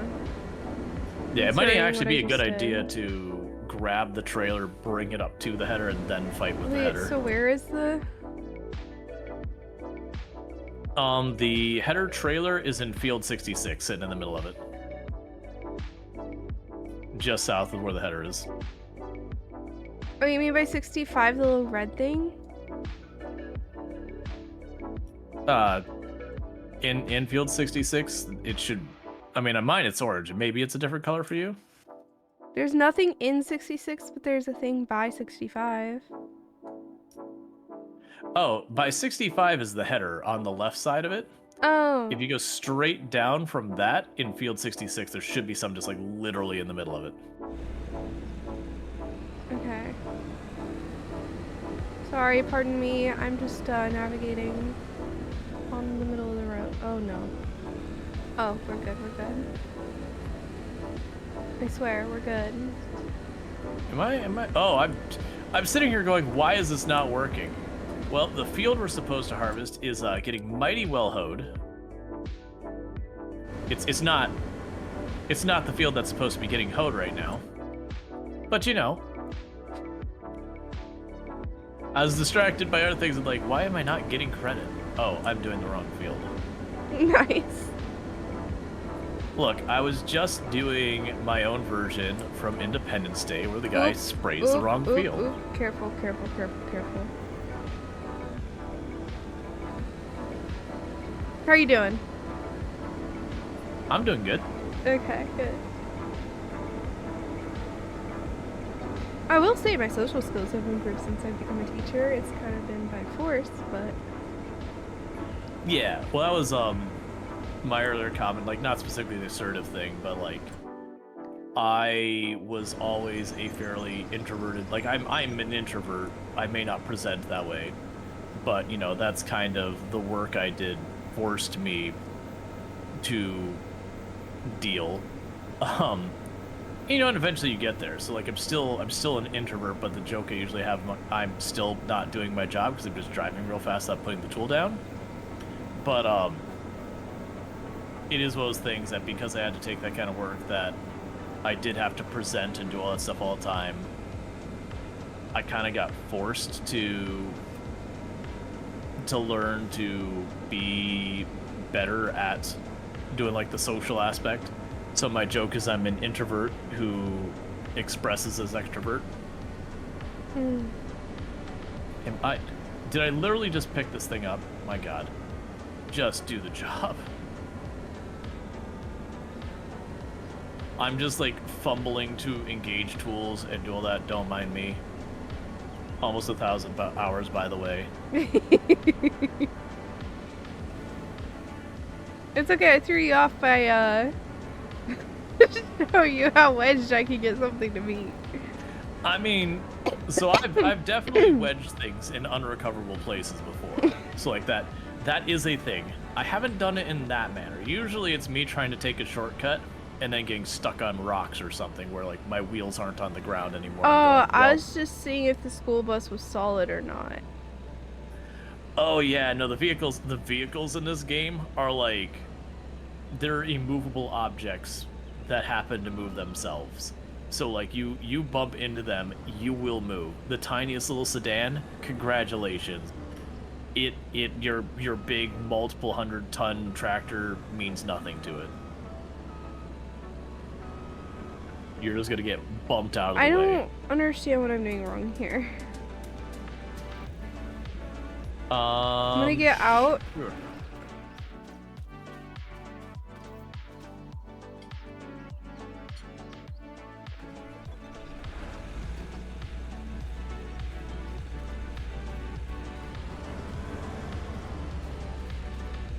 Oh, so you see, like, the little swivelly arm? Yeah, you're standing, like, right on it. Oh, You want to that. put that under. You gotta put that Okay, under the thank back. you. Appreciate it. No problem. Like, that's the kind of stuff that the game doesn't teach you any of. They'll just be like, attach a header. Okay. And also, like, if you had done that where you picked up the equipment at the actual, like, depot, like, you know, you normally do, versus where I had already grabbed it, you know, you would have seen the arm and hooked up the first time and saw it connect and been like, okay. Versus it looked like I was kind of buried in the dirt. So I could understand if you just didn't see it. Yeah, exactly. So it's just, like, buried in the plants and all, and you just couldn't make it out. Because there's definitely times I pull up to equipment I'm not familiar with being like, okay, which side does this attach to again? Oh, there's my connector.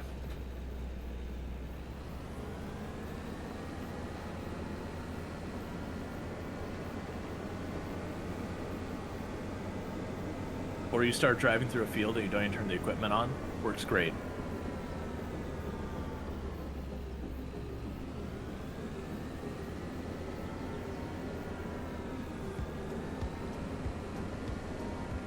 But yeah, and also the harvester, like, the main thing folds and unfolds. So when you go to do the field, you do have to unfold it.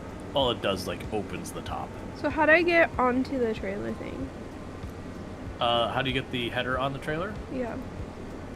So you grab the header and you just drop it, like as long as it's roughly in the right place, like pretty forgivingly, it'll just snap into the right place after a second or two. But you just pick it up Oh, on the I front got and it! just drop it. Yeah, no, it's real forgiving. Now, where am I going? Field 78. So pretty close to me, to the south.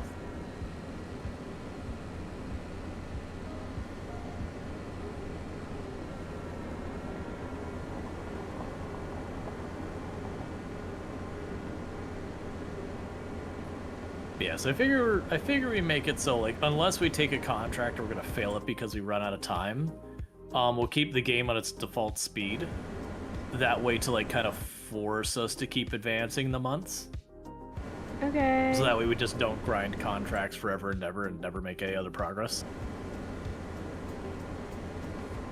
But I think what our plan will be is we get through this first day, and when it starts getting dark, we're like, okay, let's not take more contracts. We wrap up what we got, and then we take whatever money we have and, like, buy a chunk of land.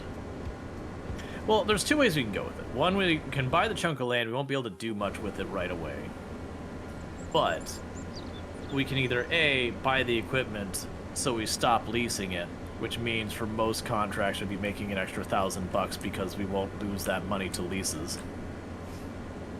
Or B, we can do a little cheeky thing where we buy a chunk of land, and if we're lucky and it's harvest, like the crop is already planted, we just need to harvest it, then you can harvest it and get instant money from that. That's a dirty trick you can do in the game, is like wait till someone has a full field of like wheat or something, buy the land, harvest all the wheat, and get like half your money back.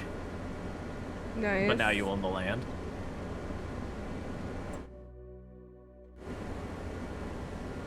It does sound a little cheesy, though. It is a little cheesy. Well, normally a lot of times when I'm playing, I'm doing challenge stuff where I wouldn't be allowed to do that, but we're just starting with no money, so I can go either way, because I know we don't have hundreds of hours to put into this run or anything like that. Oh, so I went the wrong way, my bad. It's just one of those things, you gotta shape the challenge to the, time, all that available. Whatever you think is best. I don't have a problem if we do it. We won't go out of the way to do it. Like, if we buy land and it happens to be ready to harvest, or, it's done until it's ready to harvest, that's whatever. I'm cool with that. The thing I'm going back and forth on is, do we focus on buying equipment first, or do we focus on buying land and then leasing equipment to do the land? I feel like for the purposes of being entertaining, we buy the land and we just deal with leasing stuff, which I normally don't do. Okay. There's something in the air. I think it's supposed to be like pollen. No. Oh, it's a water tower. I just wasn't loading in the, like, supports for it. Oh. Okay. So it's just like rendering in from a distance kind of thing. Yeah. Yeah. Excuse me. Excuse me. I am heavy machinery. You look what you made me do. There we go. We're just watching. Don't worry about it. Because you're doing that right next to me.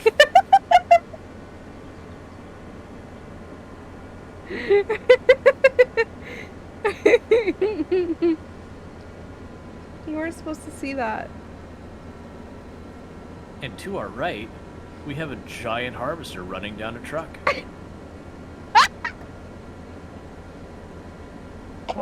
Wait, what is the symbol at the bottom of this tower? Oh, it's a water tower. Never mind. That makes sense. Yeah, it's probably literally the same water tower that you were like, what is that?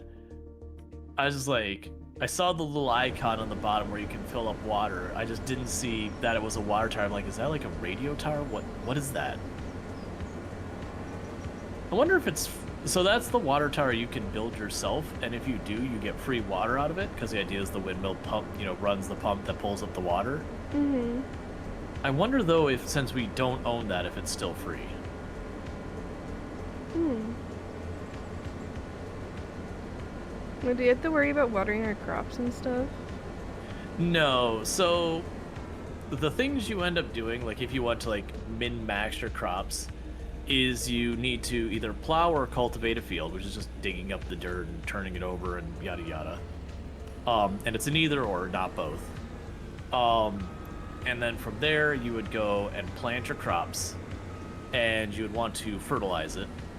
You would, if you cultivated, you need to deal with weeds. So either use a weeder or herbicide or whatever to get rid of it. And then after all that, there is stuff like rolling, but almost no one does it. And just one of those things that after that you harvest. So it's kind of, prep the soil, plant the seeds, fertilize it, deal with weeds depending on what you did. And then roll if you care. No one really does. But what does roll because it's like mean? you get a big roller behind your tractor, and while the crops are very small, you roll the seed, like you kind of pack the soil to make it harder for weeds to get started and all that. Mm. But the reality of what it does, like it pushes the little stones back in the dirt and all that. What it does game mechanics wise, it gives you like a 2.5% increased yield for the field. So it's like you can do it, but it's like here's your nickels, get out of here. And so a lot of people don't bother. I turned on steering assist, bro. Yeah, no, you see where it said AI worker, AI was stopped manually. I got it. Yeah, it resets every time you get a new vehicle. But once we own like our own tractor, we keep using our own tractor. It'll remember what we set it to. Mm. I think the thought is for some vehicles you'll probably want to just do it manually. Other vehicles you might want to use the steering assist instead. So they kind of make it so you can choose it per vehicle. Mm-hmm. Oh man, harvesting is slow. Yeah, but it does such a large area. So it doesn't move fast, but you have pretty fast coverage. That makes sense. Versus like the thing I'm doing has relatively small coverage, but at least I get to hustle at like 15 miles an hour. Mm.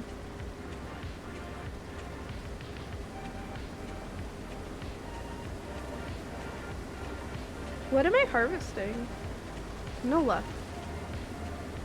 Yep, canola. Also known as rapeseed. Not a fan of Yes. that name. Yeah, no, it's actually, I think in most of the world it's called that. It's like we in the US are the outlier in calling it canola. Mm. They're basically little yellow flowers, and I believe you collect the seeds to make canola oil. Mm-hmm. But yeah, my exact response is every time I hear it, I'm like, nope, don't like that name. No. Not my favorite. No, it's not.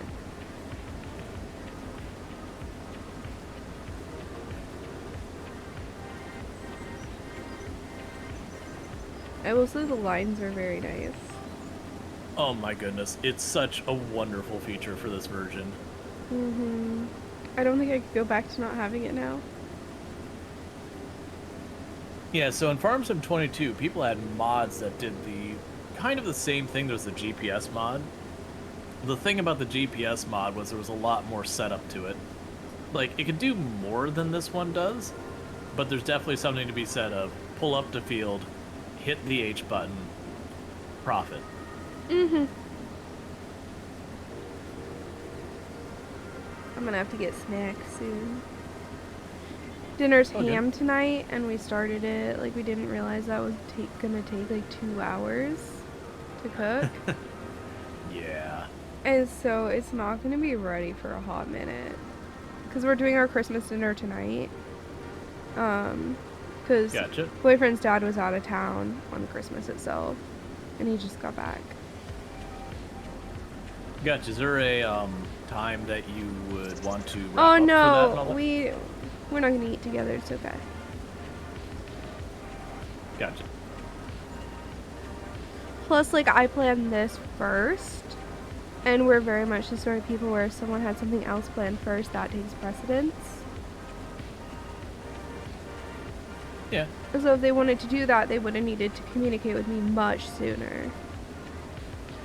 I honestly actually really like that approach to things, because it does annoy me a whole lot when someone expects me to, like, drop what I'm doing, like my other plans I might already have, just like drop it on a dime because they're like, oh, but this is more important. I'm like, yeah, but I've already spent time planning this. Like, that's the way it is. Mm-hmm.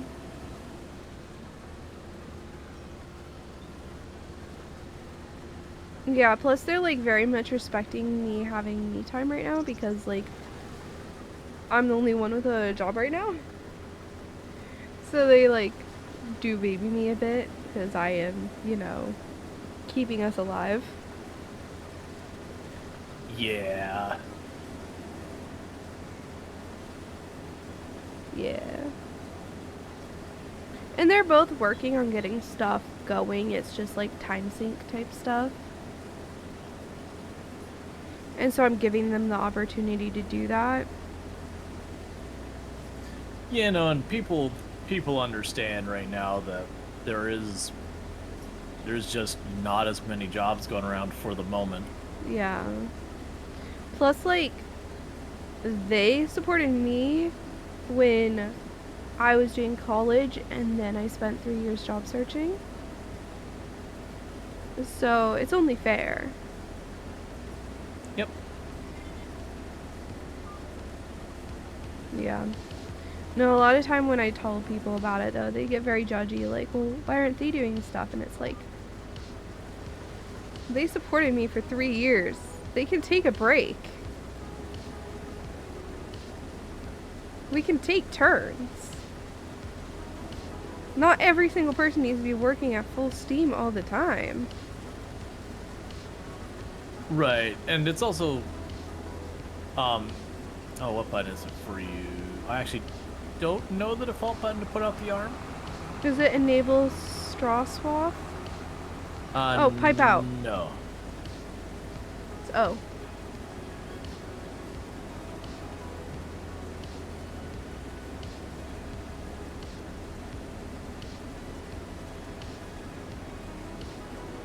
Oh, did you finish your hoeing contract? Yeah, hoeing contracts are usually pretty quick. They don't tend to pay as much, but there's definitely that balance between I can knock it out fast or I can get paid more. Mm-hmm. Alright, I'm out.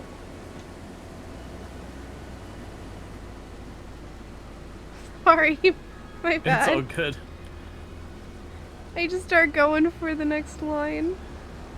It's the exact same thing the AI does. The AI's like, I got a job to do, get out of my way.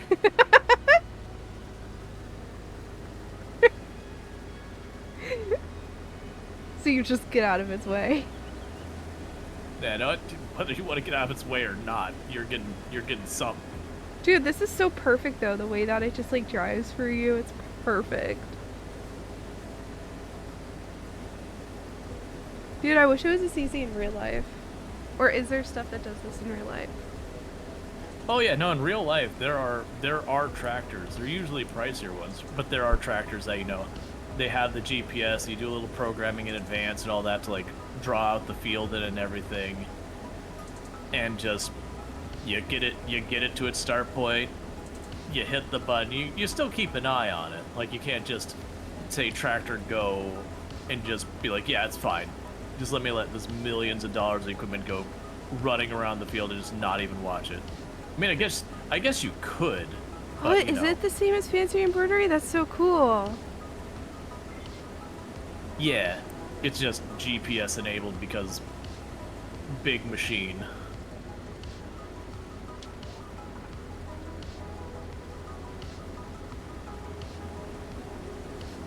But yeah, like, they apparently do have fully remote controlled, like, automated tractors they could do, but it is just one of those things that I'm turning myself around, don't mind me. it is one of those things that usually you're going to have someone keeping an eye on things because, again, lots and lots of money if something goes wrong. You don't want to sit there and just tear up an entire field and destroy it because something went wrong equipment-wise and no one is watching it. Mm-hmm. And I'm sure it has lots of stuff where most failures it'll detect and just stop the machine and shoot some error code or something at you. Yeah. See, that was that cement truck's fault. Watch a tractor plow down the road and just pull a left-hand turn directly in front of you at speed. Why are you just sitting there? I'm in a different vehicle. Oh. I just parked it there because it's nowhere near full, so there's no point in me doing a trip back and forth yet. Logical. Yep, so I went to grab another contract that's going to be a bit slower but pays money. I'm up to 28% full. I'll let you know when it gets like 80. Yeah, that's what I was gonna say. Usually it's around like 70-80%. It's like, alright, it's time to do a pickup. Mm-hmm.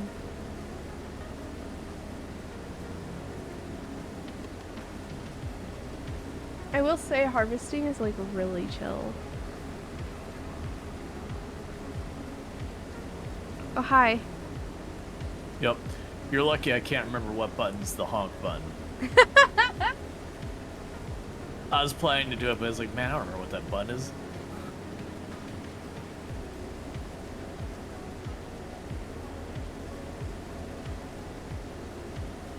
Yeah, my voice is a little rough today though, cause yeah, yesterday I was planning on ending right around the time ETAL raided me. So of course I streamed for another like 4 or 5 hours. I figured that was probably the case, but I actually because like the day before when I wrapped stream or whatever, I was like, okay, you know, like I think you had rated me right around the time as no, that was a couple days ago. It's either way, but like it's one of those things that like I had checked and basically I had ended stream at I think it was like 5 a.m. my time, and you ended up ending your stream like just about the same time. I think we both rated FG or something like that day. Oh, day one of her subathon? I think so. That was like 3 days ago? Yeah. Or 4? Yeah, something like that. Yeah, whatever it was. But it was one of those things like, oh, okay, so Suwey's staying up pretty late right now, and I'm imagining that's just a stream that went way long for you. Yeah. Because mine went way long too. And then I was like, okay, so Suwey has been going up that late. He's like, yeah, I'll raid over there. You know, she might be wrapping up soon, maybe not, but you know, show some love because I don't get the chance to raid you hardly ever. So the thing that happened is I was actually planning to end like way before you raided me, and then ETAL raided me, and I was like, well, I guess I'm streaming longer. And then you raided me, and then and it compounds. And then I had more people start raiding me. Well, that's one of the reasons I like the hours I do stream wise. Is because you do catch a lot of people, if they're U.S. times, a lot of U.S. people, even West Coast, usually wrap up before that later time. Yeah. So, I kind of get that advantage of a lot of the European streamers haven't started yet. It's earlier in the day for them, and so I kind of see myself as like the overnight shift. For like a lot of the U.S. European viewers. Everyone keeps telling me I need to stream in the morning, but the issue is like the way I stream is I get all my work done for the day before I stream, and then I stream and I can expend all my energy. So I just go till my body or something gets too tired and I need to stop. Yeah, no, I keep like a fairly strict schedule. I find for this being my primary income, I have to do that. Also, my stance is you need to stream in the morning. It's like, I don't know, like, so there's, and this is one of the things about stream, for anyone who hasn't been involved, everyone will have different theories and approaches, and the catch is, like, a lot of them are good. Like, genuinely good. Like, a lot of people find success using a lot of different strategies. My strategy has been along trying to make myself available when there are fewer English-speaking content creators, because, you know, English is a language spoken just about around the world. You have people here from the, well, people from the U.S. and Europe who speak English as a primary language, who, you know, they're in places like New Zealand and Australia who also speak English, and you also have, you know, people in Japan who speak English and all that. But as far as that time zone goes, there's just not as many content creators in those time zones who do English. Like, it used to be there was a really huge South Korean segment, but then, you know, Twitch isn't there anymore. Oh, is it not? No, the South Korean has some pretty awful ISP rules. And so Twitch did basically say, hey, we're not gonna South Korea anymore because these rules are so ridiculously cost prohibitive. Oh, it might be a good time to come grab for me. What percent are you up to? 78. Yeah, I figured that feels just about done.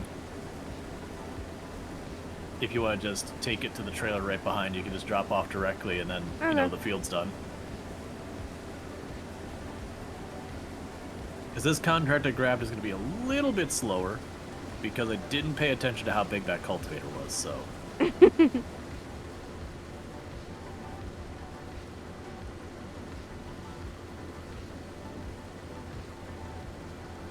And then the question is, do you want to do another canola field after that? It'll be probably a smaller one. I don't mind. Yeah, because then we'll just keep using that same equipment. Let's pick up our contract with that.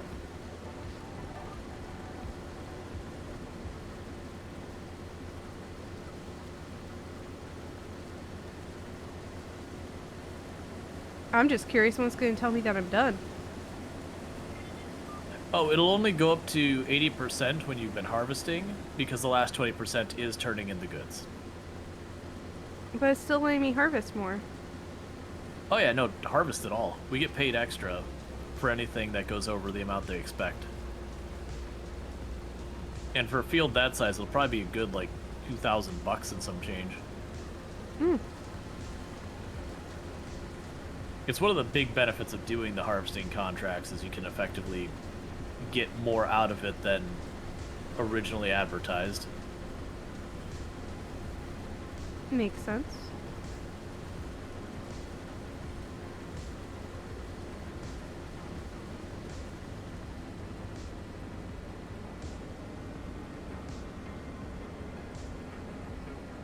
I'm just running to the other side of the field to see if there's more.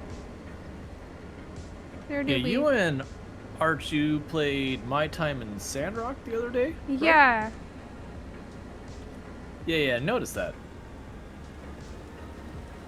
Yeah, we were doing the multiplayer. Trying it out.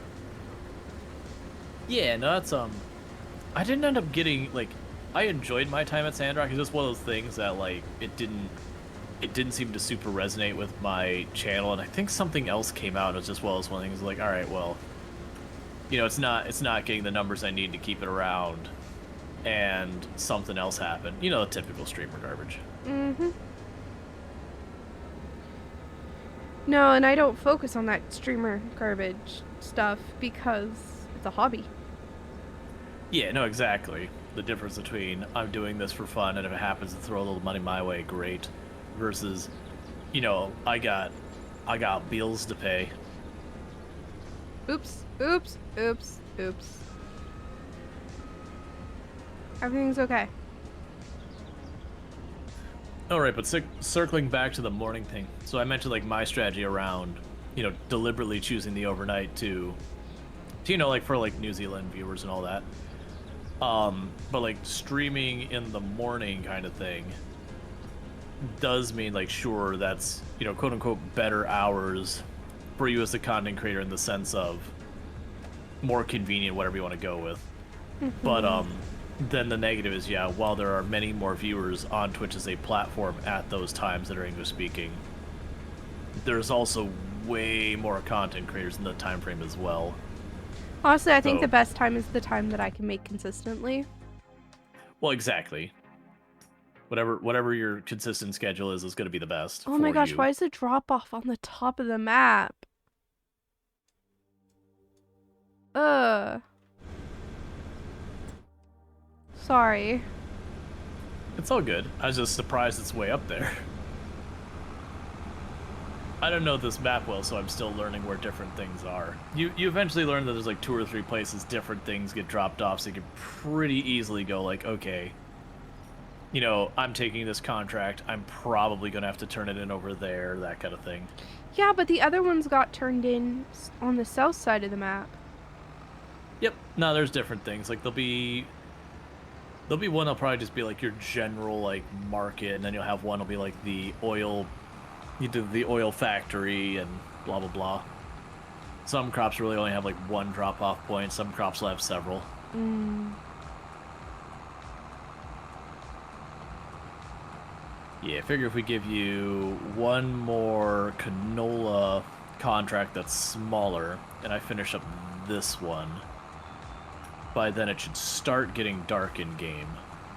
And it'll be around that point that'll be worth like, you know, sleeping to the next day versus trying to work in the dark. Oh yeah. And it probably will land us around $46,000 for our first in-game day. It seems pretty solid. Oh yeah. I mean, it's enough to buy like a small plot of land and then maybe lease whatever equipment we need to do stuff with that land. Mm-hmm. And then in the meantime, we just do more contracts so that we can stop leasing stuff and start, or buy more land or whatever. Do things to progress the money go up. Mm-hmm.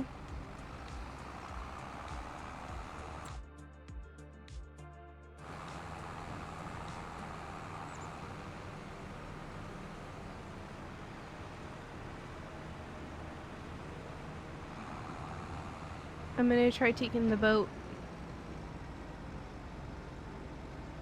All right, have a good time with it.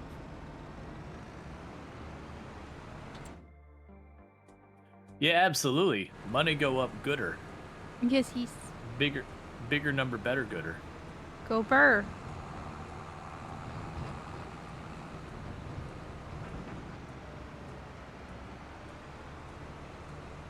I remember in Farm Sim 22, I had a track record for getting tractors stuck on train tracks. And then whoosh, they go to the atmosphere. Yeah, there's lots of ways you can make the physics very unhappy in 22. I mean, they're still in 2025 as well. That ferry, I've seen Drongo do some pretty cursed things with the ferry.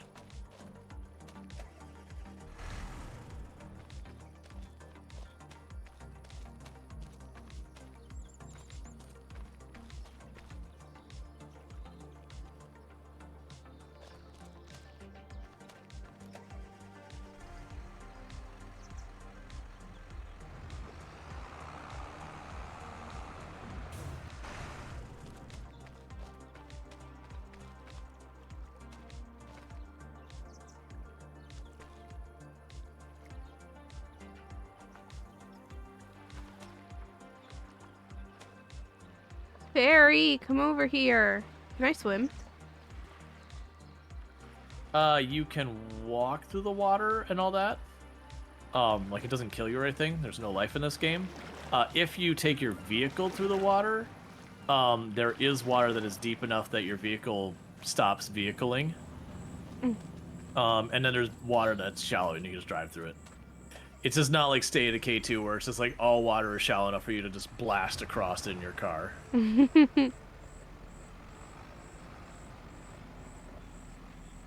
Excited to see the new State of Decay drop. It's not soon or anything, but it's coming.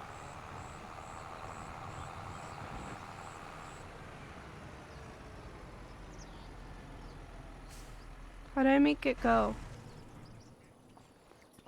I think there's like some type of symbol somewhere around it that you click on. I got it. Cool, cool.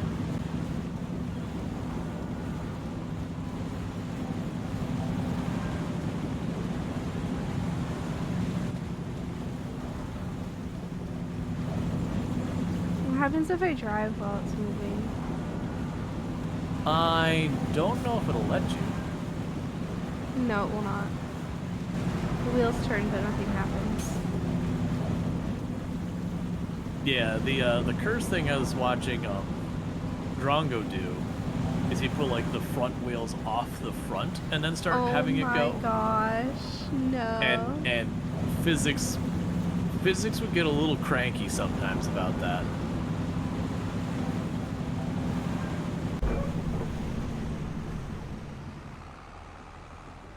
But it was a very not accidental kind of thing. Oh, like he was pinging the fence. Yeah, he was like, let's see what happens if I do this. Oh, it's unhappy. Shocked Pikachu. That's part of why it's really good content, is watching the game do all sorts of curse things. Mm-hmm.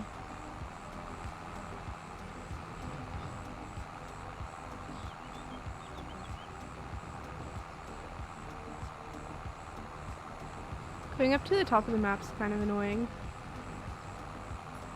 Yeah. I mean, we're gonna deal with that some here and there. But that's the good news about using like the tractor with a trailer to drag it versus like when you're doing like the Survivor Man challenge where you're not allowed to rent or lease or anything like that. So you literally just have to deal with whatever equipment you have. How do you start You get then? So usually, well, what you do to start that is usually you give the character like the absolute minimum to make money, like a chainsaw and that's it, and just have a piece of land you own or whatever. Or like as an alternative, you could like give yourself a little land, like a little mower and a little baler or a little mower and a foraging wagon or whatever, and you just make terrible money until you can barely buy the next thing.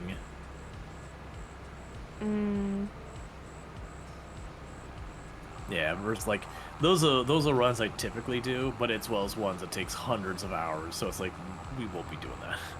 No, not when I have like 3 weeks of winter break. And honestly only 2 that I can actually stream in. Yep. Yeah, no, I was figuring it'd be one of those things that, you know, during that time would stream like 2, 3, whatever days or like a couple streams a week kind of thing. Mm-hmm. But also gotta do that Project Zomboid. It's hot right now. I know.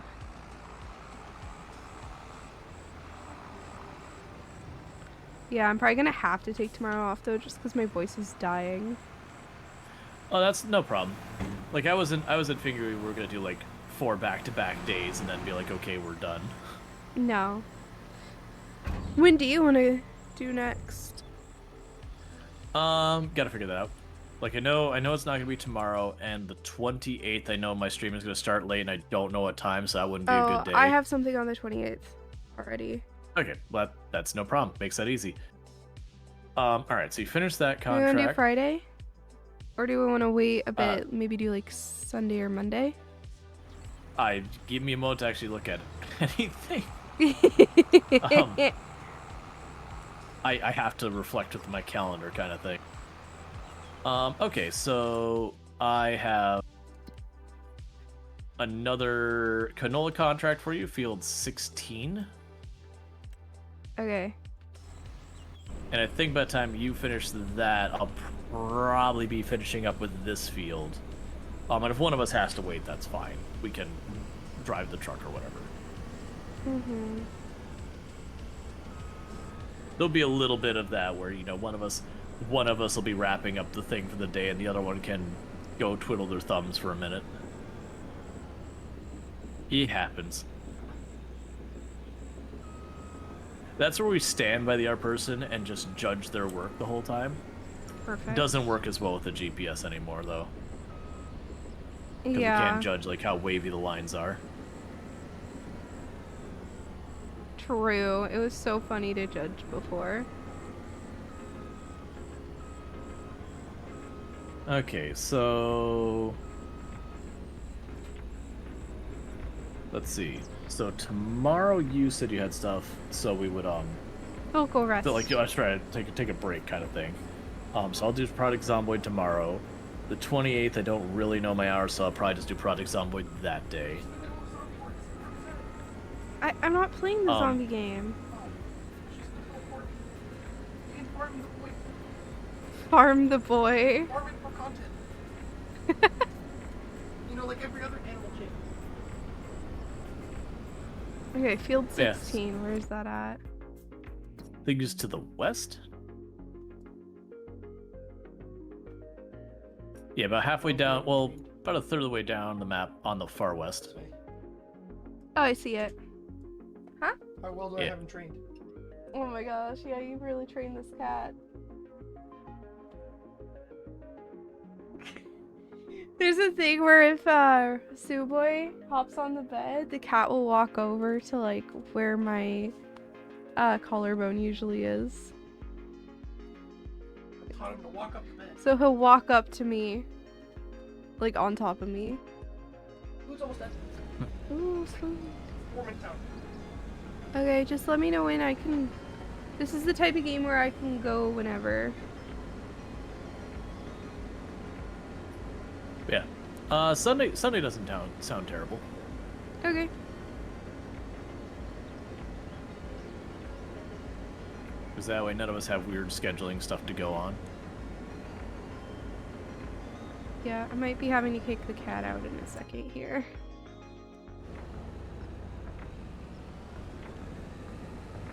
Hey, no. My desk is not for you. You can come up on my lap if you want, and that is it.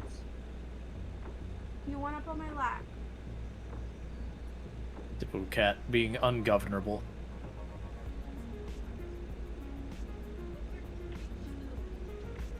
What?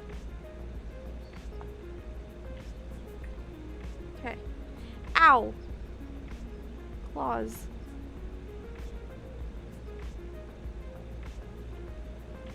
You know, sit down.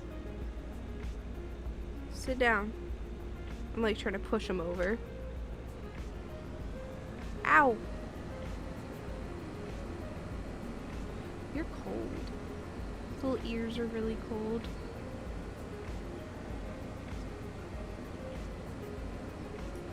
It's weird because they don't play multiplayer very often. It's like just seeing a random tractor going by. It's like, okay.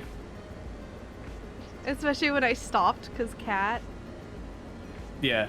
Feels like a real thing that might happen to not probably like a professional farmer, because you'd probably get in lots of trouble.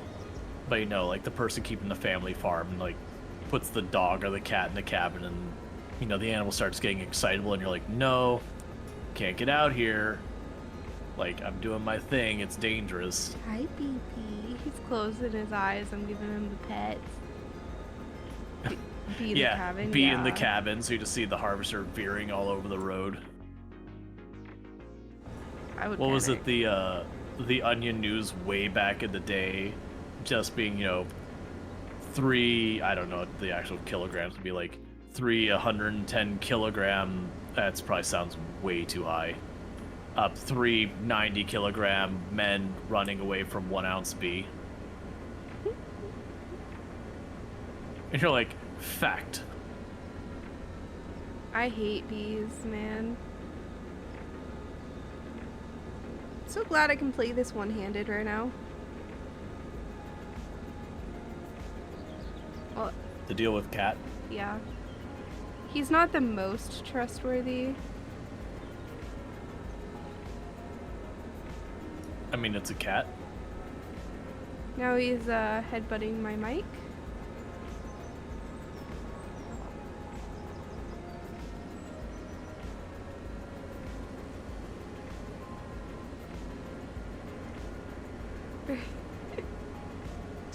No, don't turn around. No, don't climb on the keyboard.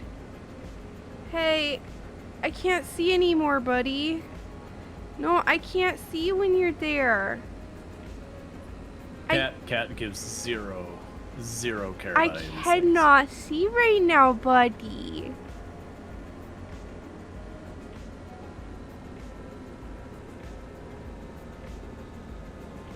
I forgot to push back. There's me and Toom every once in a while talk about like you know, maybe getting a pet or whatever. And the only reason we don't is honestly not wanting to deal with responsibility and all that. But it is those things like, yep, good old cat. Do what I want. Hi, baby. He's very happy, but he's between my keyboard and monitor.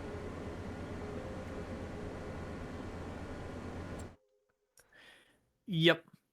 Well, unless you pick up the cat and put it back down on the floor, that's where it goes. And if he goes right back up there, unless you're willing to kick him out, you know, it's a matter of who is willing to be more stubborn about it. Him. I'd say cats usually win.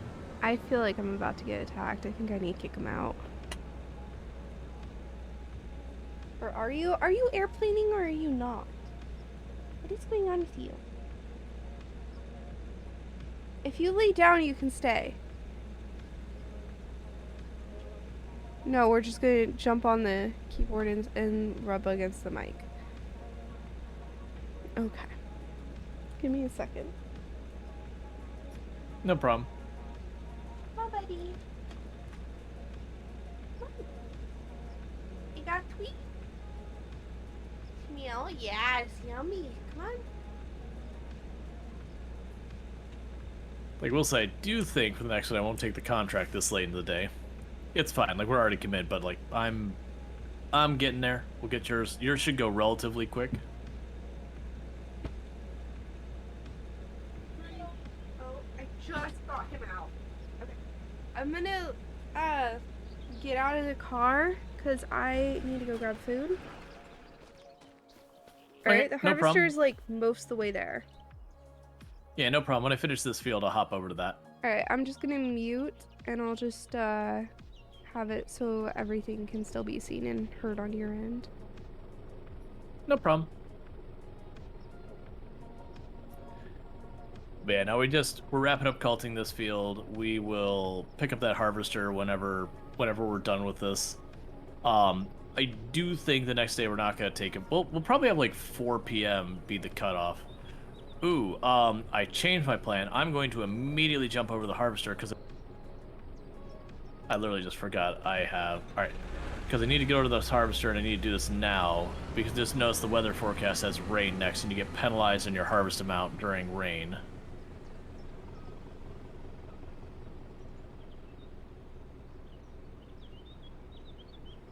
Okay, if we go up here and then to the right.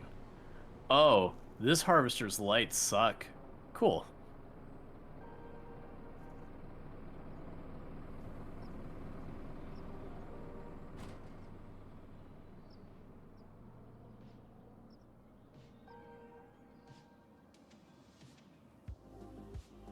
Because we can cultivate in the rain, there's no problem. But harvesting is one of the only processes where, like, when it's raining, you don't want to do it. It'll massively cut in the yield, and when you're doing a contract, that can cause you to fail the contract because you don't get enough crops for it to count.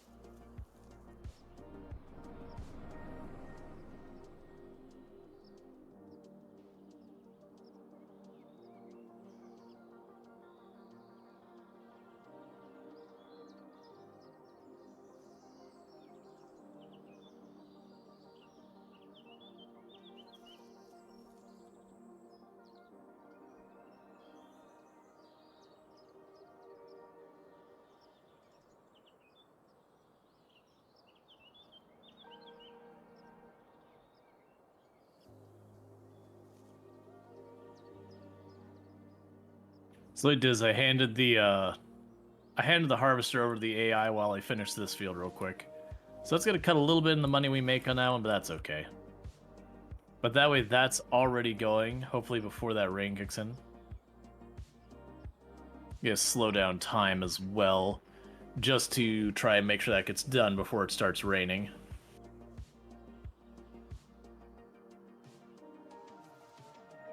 So we could finish this field, turn it in, get our several thousand out of it, hop over to that one, wrap up whatever needs to be wrapped up with the harvester, drop off the canola. That'll be good for us to basically wrap up the day. Yeah, rain bad, money good. Exactly. Exactly. You know how this works.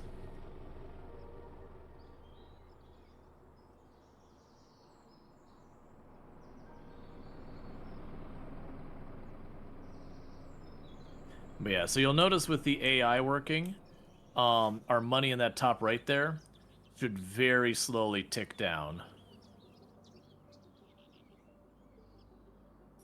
It looks like it doesn't update quite as frequently, so instead of taking just $1 a time very slowly, it's kind of doing it in like little fits of, you know, $2, $3, $6, $10, whatever. But you get the idea. As the workers working do drain money very gradually. We're only on normal economy settings in this one, not the hard ones I normally run, just because we know we don't really have time to put the sweatiest try hard and actually get anywhere. Like we were not going to have that many hours. So it is just one of those things that it'll work out pretty well to just deal with this way.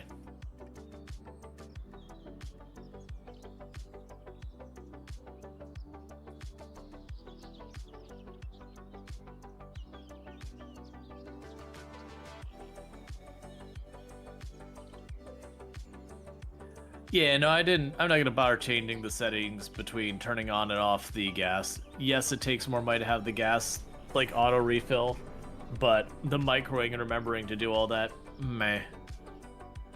Like, even on the hard economy settings, I don't worry about too much. Because the hard economy settings, they just don't use the AI hardly at all. Which just makes my life way easier in that regard.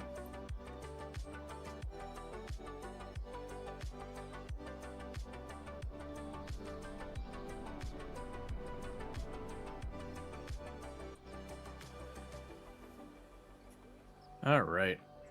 Yeah, so right about to finish cultivating, we're at 94%. I probably don't have to I've got like 4 stripes left. I think I might only have to do this stripe and maybe the start of the next one, and that'll finish. I am a little curious that we haven't seen the harvester go at all.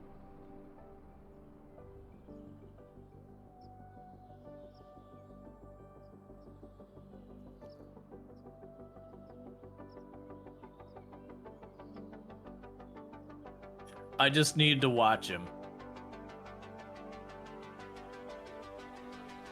Worker was just like, yeah, I'm gonna milk this contract for everything.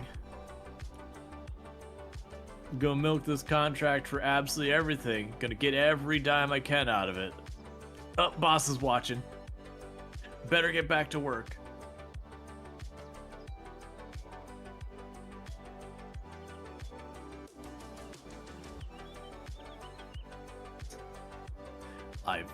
I've worked contracts that are like that, where the company's like, okay, we're like 90-something% done with this task. Cool. We're gonna put you on something else versus finish it because we still have this much amount of time left before the contract needs to be done. It's like, okay. Like, I understand we're not doing anything shady. We've kind of already agreed on what the total's going to be, but also feels a little scummy. But hey, I wasn't involved in the contract negotiations. I have no idea what was said.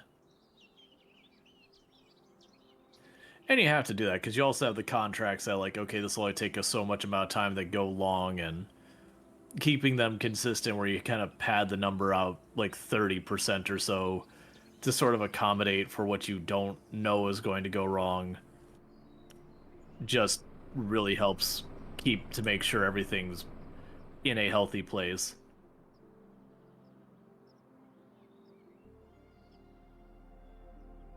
Alright, we're gonna barely touch this row and then this should be done. It looks like that harvest contract is gonna go fast.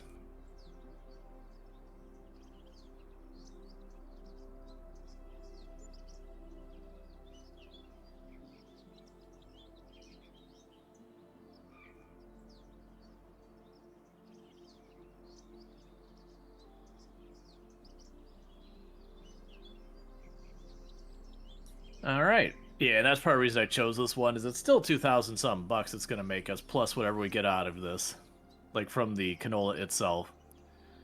But it was more just this would be a relatively quick contract.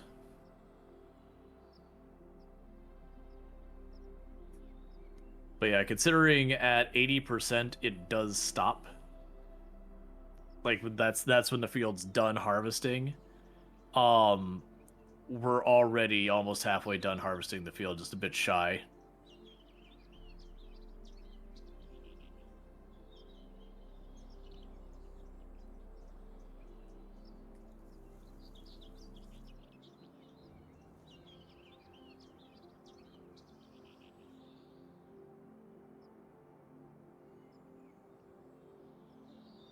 Keep forgetting to push talk. My apologies. We can do this. Once this area is done, I just grab the truck, pick it up, drop it off, and they'll be ready to advance the next day. And when we advance the next day, then we'll be good to probably buy a field. And then we just gotta decide on what crop we're growing there, getting it started, yada yada.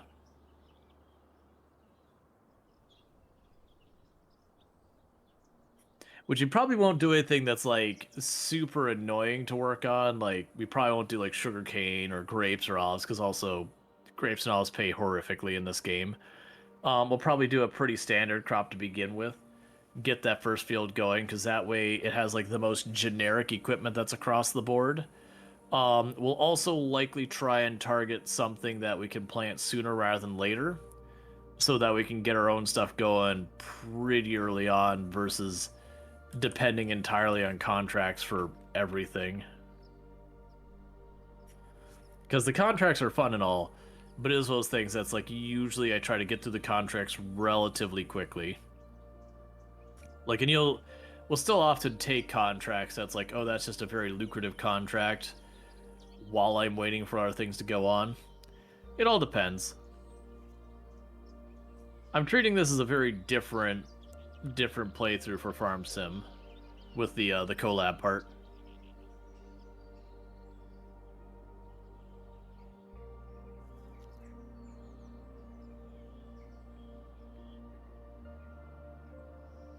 It does look like we will finish the field before this fills up.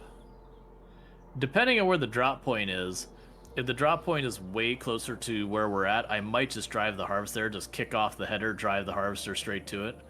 If it's like way on the other side of the map, it'll probably be faster to drive the trailer over here to the harvester and move it. We'll just have to see when we get there.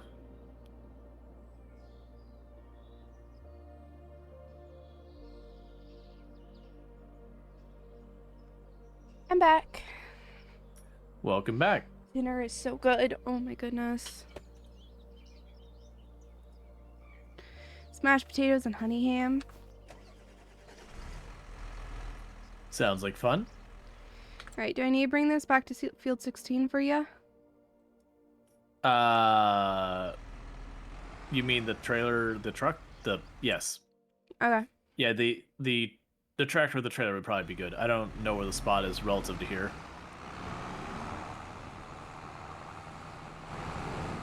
But yeah, if you bring that over here, like I'm actually getting pretty good progress to getting this done. And I'll be just drive it over, drop it off, turn in the contracts, and advance the day. Alright. I don't know what route to take here. Give me a second.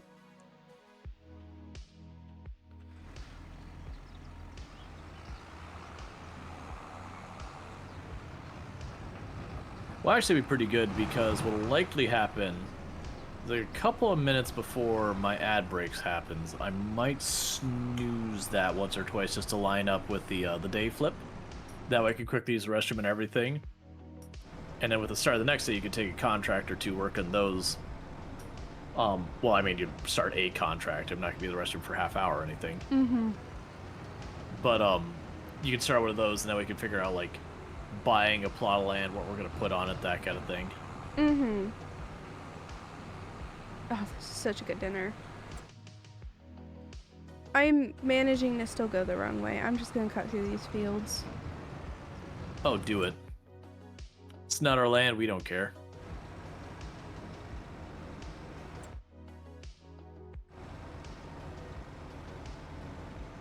I am thinking with you as a fairly new player, we should probably turn off crop destruction for our own stuff.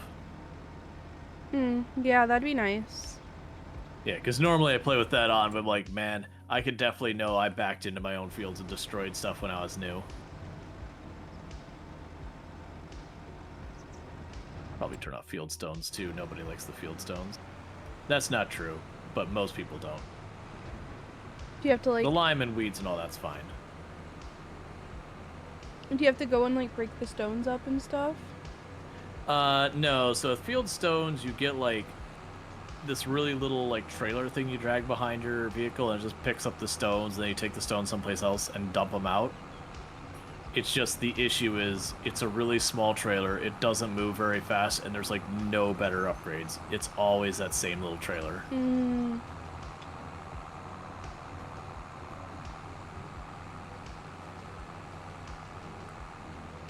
Hey, Arch, absolutely. I mean, the stones aren't going to farm themselves.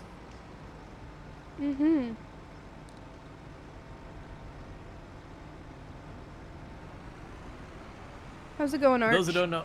Oh. Yes, no problem. Go for it. No, you. I would say, well, for those who don't know, Arch plays stuff. Absolutely fantastic content creator on the platform. Fellow member of the Halcyon Frequency stream team, so I definitely recommend checking out. If I can get a shout out for Arch Play Stuff, I'd really appreciate it. If not, I can get it here in a minute. This actually be perfect because Suwey's going to get right here in just a minute to pick up the canola. Arch, shout yourself out in my chat, please. We'll work on yours too. No, I think I have to shout them up. I already got like the whatever, the blanking on words.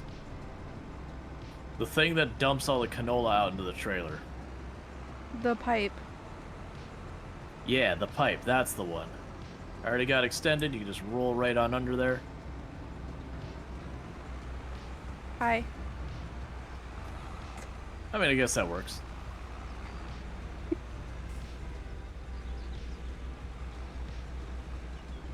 I'm doing really good at driving.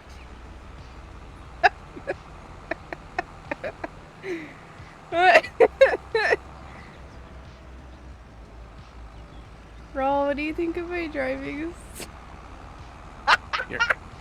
No, just stop. There you go.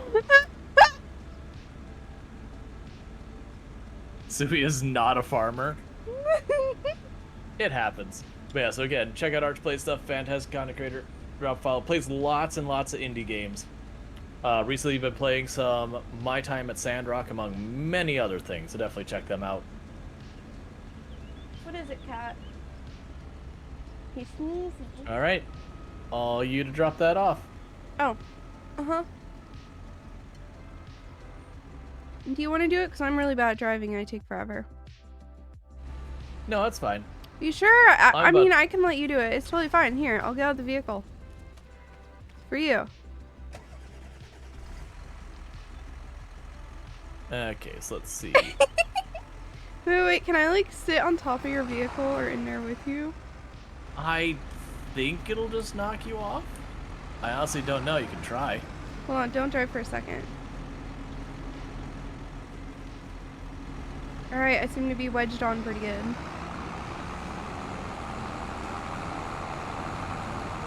Yeah, I don't think you'll be able to, like, ride along. Oh, I'm doing it. Oh, on my screen, you're just, like, running underneath it in ways that you certainly died. I mean, I'm just... Okay, this should be straightforward. Just go around here, one turn, and then straight there. so loud. We'll see if you stay on board when I turn to the right here. Okay. I'm having an experience. Oh, bye. Yeah, I figured this was gonna happen. I've tried to ride on people's vehicles before, and if you can do it right, you can actually make it work, but it's real dodgy. It's clearly not meant to happen. There are vehicles that do have, like, extra seats to them, if I remember correctly. They're just not, you know, tractors for doing work.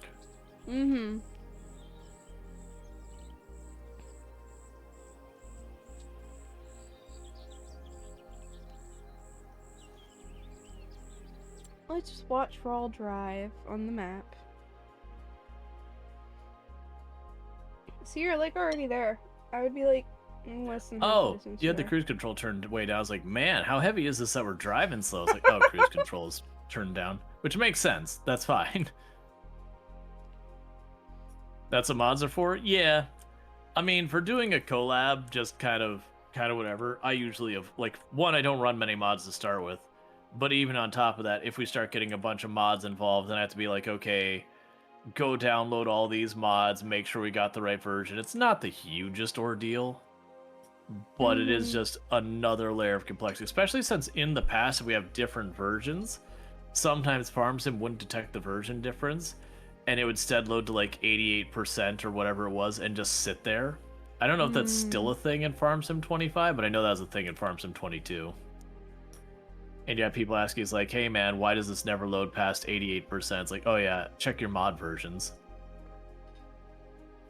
Of course, there's a fence. Yeah, that's kind of why I let you do it.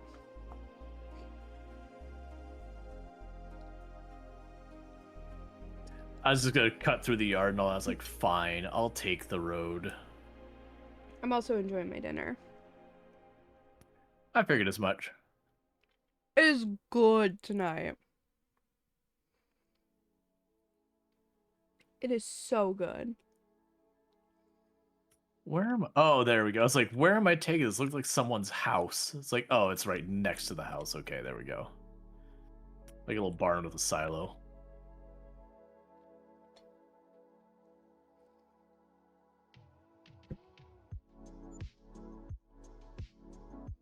You want a tiny piece of ham?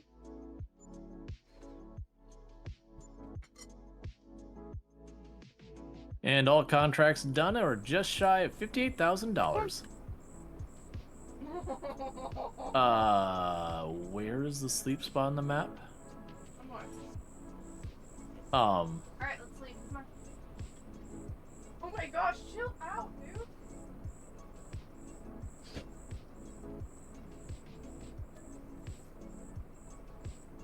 Oh, never mind. There it goes. For a moment, I thought you had to be over here too. Bro. Go find it. All right. Sorry, I got distracted, cat. No, it's no problem. So I'm about to get caught with an ad break here. I'm in an ad break. Gotcha. Oh man, there are 2 sorghum fields that are just money today.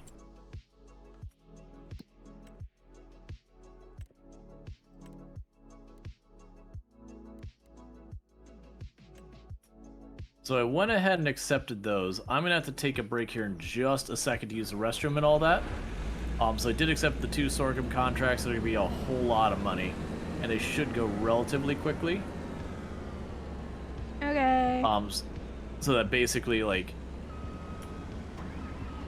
you can start working on those while I quickly take my break. Of course. You go. Too bad you can't just, like, whatchamacallit, watch me? Spectate, there's the word. If you do field 84, well, actually, no, that's not the right field. What fields are we doing? 91 and 88. Uh-oh. Give me a hot second.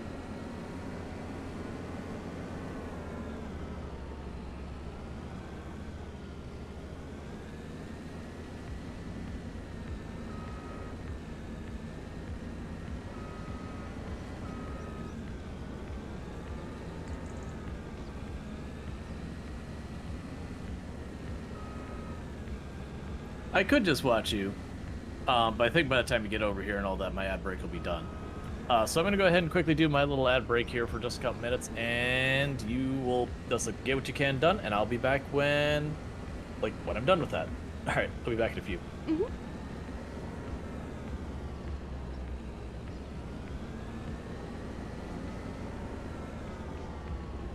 Come on. There we go. Where am I going?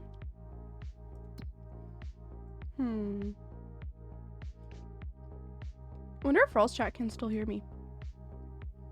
Okay, so we're going down there. So down.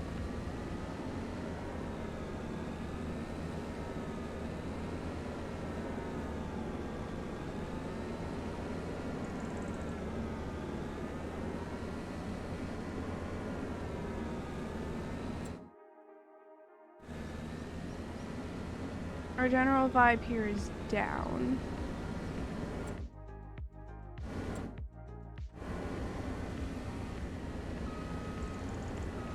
Which way am I going, left or right? I mean, let's do right. Okay.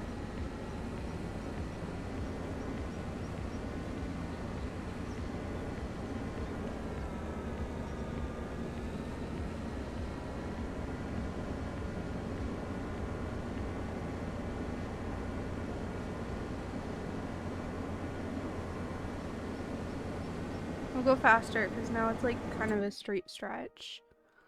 Oh wait, no, I'm supposed to turn this way. Yeah.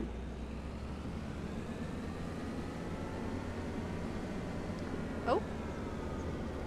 Well, I would say hi Curly and stuff. I don't know if you guys can hear me, so. Can Rawls chat hear me? That is the question of the day. I don't think they can.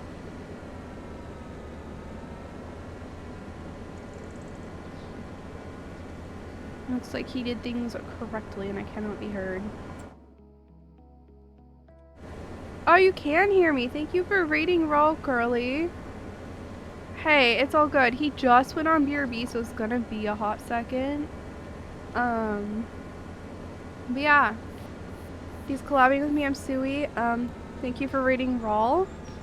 Raw is a streamer. He streams full time. Kind of crazy hours. He streams like really long streams.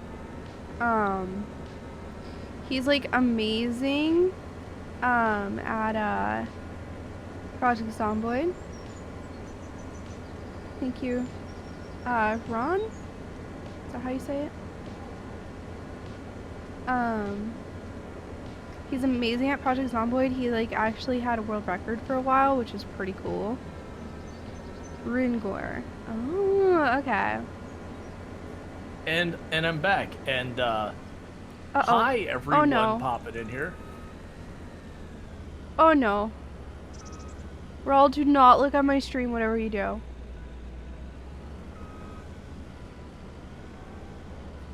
I'm definitely not that's not the tab I want to do that in. I'm definitely not doing that right now. But for those who don't know, Curly, absolutely fantastic content creator. Someone I definitely recommend. Good times over there. Did I see you playing Project Zomboid earlier? Oh, and hey, how did we go? Oh, I'm zooming in my tab and it's not making me happy. Yeah, I didn't catch it because I didn't see you were on until I was starting stream, because I have enjoyed a lot of your content in the past. Definitely check out Curly. It's a school bus again. I am, for the life of me, struggling. Why am I not finding Suwey's? Oh, did you get stuck at a school bus all over again? Oh, you reset the traffic? The traffic's gone. How'd you do that? I did nothing. Oh, well, I'm still stuck. Alright, so let's all look real fast right here. But yeah, so again, check out Curly, absolutely fantastic content creator, someone I definitely recommend. Yeah, no, I accidentally forgot the tab was unmuted. You can fix this, right, Rawl? Oh, and I will shout out How to Be Quiet as well in like 30-something seconds when I'm allowed to. Maybe. I'm down to find out.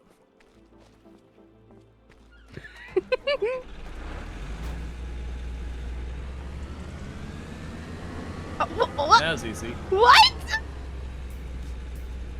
I did the same Alright, thanks, Curly. Bro! You turned the wheel the wrong way, so the rubber went up there? What I don't know... actually, I do know the answer.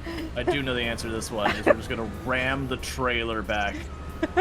Get out of the way, trailer. We got places to go and things to see. But for those who don't know how to be quiet, another fantastic content creator, I believe, has also been playing a bunch of Project Zomboid lately, among other things, so definitely check them out. If not, they have definitely played... I'm 99% sure I saw you playing at least the other day. Thank you. I don't know about today, but at least the other day. I just want to hook this up. I can real fast take and it go. from here. And I definitely won't cause any more issues, I don't promise. No problem. Well, yeah. Oh, you So didn't definitely hook it check up. them out as well. No, I didn't, because it didn't go insane. I was like, never mind. You said it could take it from here, and that was good enough for me. I thought you had hooked it up though, so but I drove off and it wasn't hooked up. And I was not another school bus. No. Just don't hit them.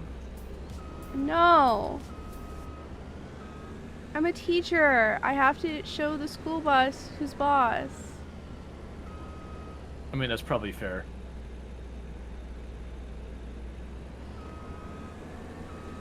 I don't know what we wrenched the side there from, but okay. But yeah, absolutely fantastic content creators. If you haven't checked out Curly, does like a lot of fun stuff. Historically has done like lots of like Elden Ring and a whole bunch of good stuff like that. A lot of fun, does lots and lots of cosplay over there. They have How to Be Quiet has also got like all sorts of shenanigans he gets into trouble with, which is all sorts of fun. I still remember the stream that sticks out in my head. It wasn't even one of the earlier streams I saw you do. Was the crime scene cleaner wearing like the latex gloves and all that. Oh yeah, that's right. I heard Mass Effect that Curly's playing. I caught little bits of that. I didn't realize I was still going. I thought she had finished. I'm seeing your arrow not moving. I help. I did not help. I definitely did not help that one. I did not realize you were stuck in the school bus. If it makes you feel better, I'm stuck in your trailer.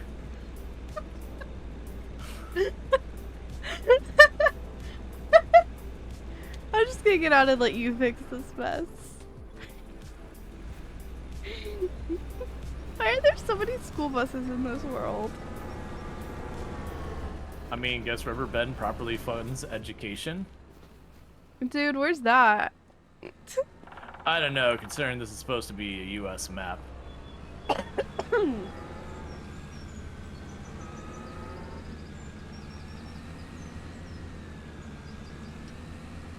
What am I caught on? Oh, I see. Come on.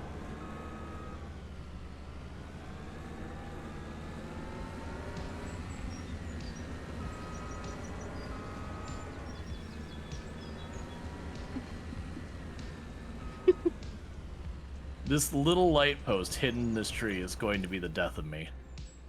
I think I can fix this.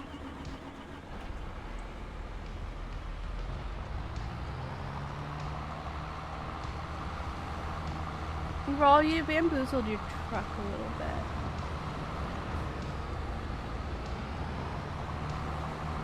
It's okay, if we go back and forth enough, it will just like magically fix, don't worry.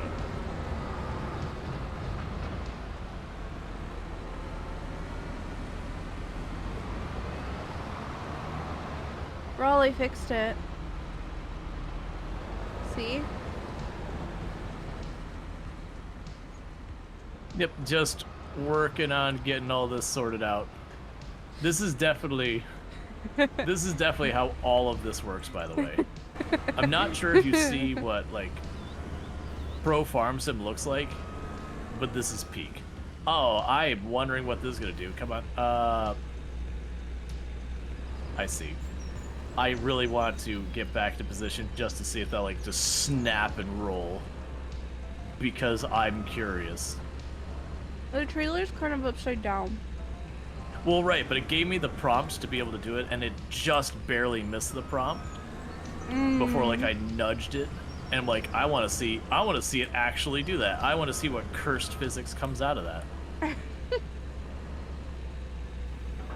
Well, I'm just gonna eat my ham dinner. That's... Oh! That's fine. That's certainly exactly how it's supposed to work.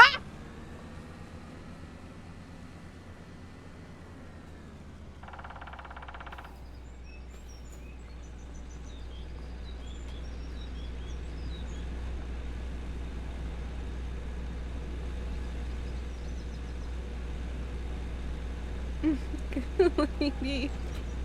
No, my students don't know that I stream.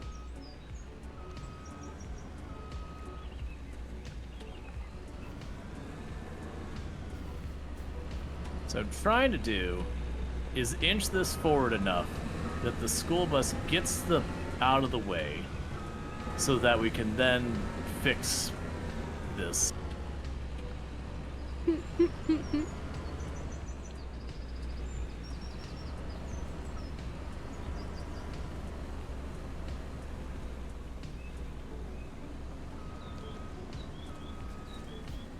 I love how the AI, like, buses and stuff, though, they just walk closer to the thing that's stuck on them, given, like, an inch of space.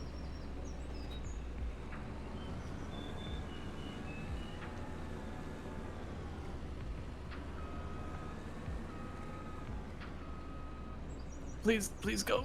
Okay, we're fine. I thought I backed the harvester too much and it was taking a dip.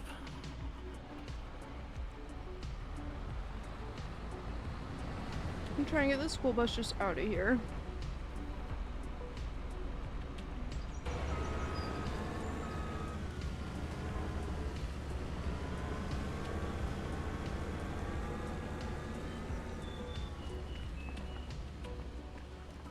Yeah, you can drive that. I'll drive this.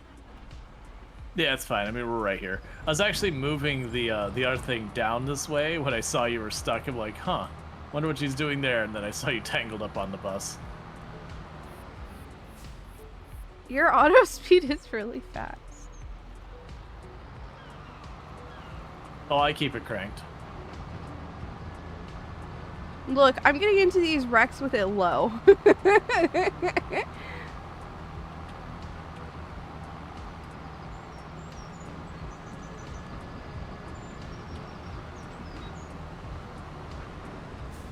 Hi. I'm trying to turn this around so I can grab the header. Back up a little, please. Understood. The other back. Oh, okay. That's still forward. I am heavier. You can do that all day, and one of us is gonna move, and it's not gonna be me.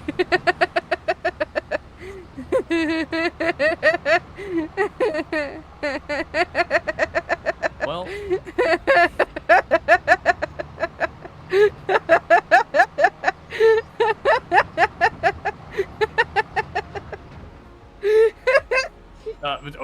Okay, trailer, I was trying to correct. That's not exactly what I was aiming for.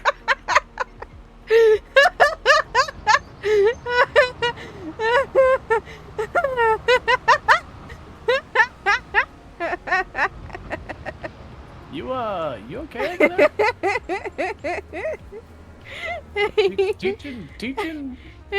Teaching must be hitting you pretty hard. I mean, yeah. You go and try to get a bunch of hormonal 15 to 16-year-old children to sit still and listen to a math lecture. No, I don't think I'll do that. No, I don't think I will.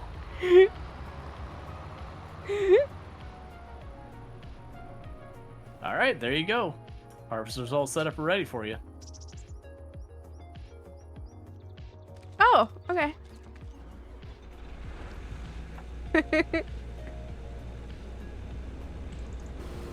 Oh.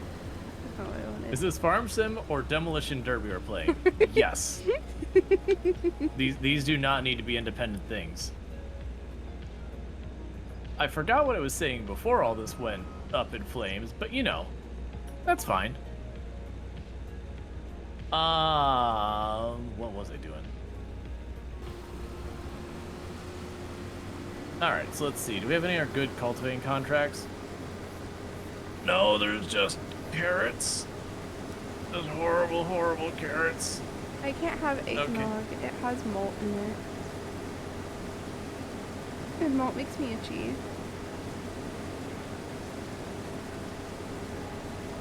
Never tried eggnog? I've tried eggnog. It is not my favorite. Like, I have feels like, oh no, this one's different. This one's good. It all tastes very medicinal. Like, it tastes someone who's trying to make something delicious out of medicine. Like, to get you to take it. And it's all, more power to everyone who does enjoy it. Don't let me ruin it for you. It's just the way the alcohol tasted to me always tastes like, it tastes like medicine that, you know, it's not the cherry that they made for kids was awful, but like where you get the medicine, they put like a little sugar or something in it to try and make it tolerable. It tastes like that to me. I've never had alcoholic eggnog before. But I've had almost everyone be like, no, you just haven't had good eggnog. And I've gone through that like 10 times now, and I'm pretty sure I'm just being gaslit by existence.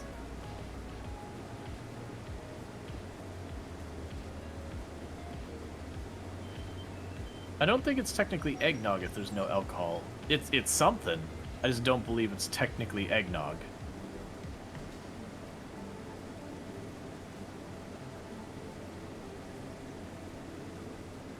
Oh, rum's good by itself even though.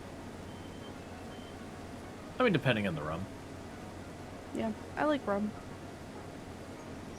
Oh, goody! I can go get that pea money. Hmm? I'm gonna get pea money. What does that mean? I'm gonna get money from peas. Oh! Peas! Yeah, the pea money. What?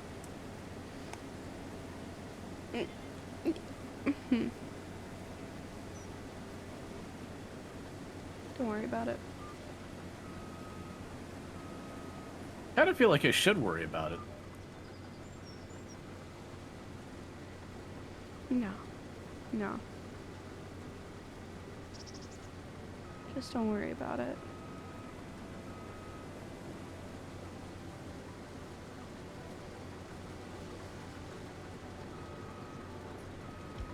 Yeah, no, like I could be wrong. Like someone could probably look it up, but I was under the impression that eggnog was the version with alcohol in it, and I can't remember what the other one. That there was. It's the same drink, but one doesn't have alcohol, one does, and the name. It's like you can have two like fruity frou-frou drinks that like one will be the version of the drink that has the alcohol, and the other will be the non-alcoholic version. It's the same beverage, No. just you know, with or without rum. It was called eggnog either way, I believe. Gotcha. Okay, it's all eggnog. I think I've had non-alcoholic eggnog. I've only it's ever still- had non-alcoholic because I haven't had it since I turned 21 because I get really itchy when I have malt. Yeah, I honestly think it is liquid nutmeg that is the reason I don't like it. Like, nutmeg itself is fine.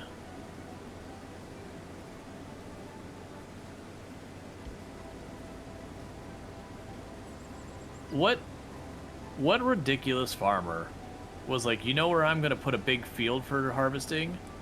Up on a windy road on the top of a hill. Did you get another set of harvesting equipment? Yeah, because this is specialty equipment, so I have to use the very specific harvester for this crop. Because I was gonna buy a field and like start figuring out what we're doing. I'm like, but man, we're about to make like $22,000 from the contracts you're currently working on. How much? 22,000. Jeez. And that's not even counting like the surplus you might be getting from like whatever extra you can manage to make happen. So it's like, okay, for that kind of money, we're just gonna wait and get a bigger field. Mm-hmm. So I was like, all right, let me just grab a contract that's a one-off I can knock out. So I'll get an extra like 5-ish thousand out of the peas. Oh, that Get really that is. pea money.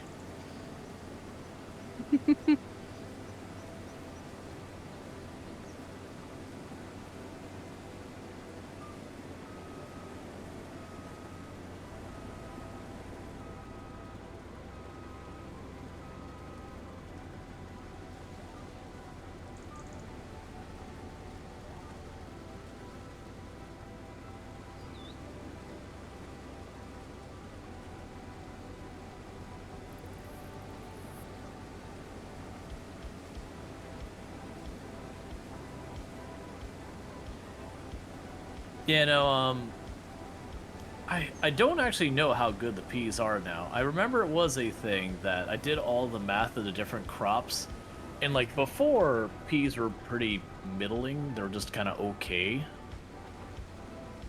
But then they buffed peas specifically, and then I never tested after that.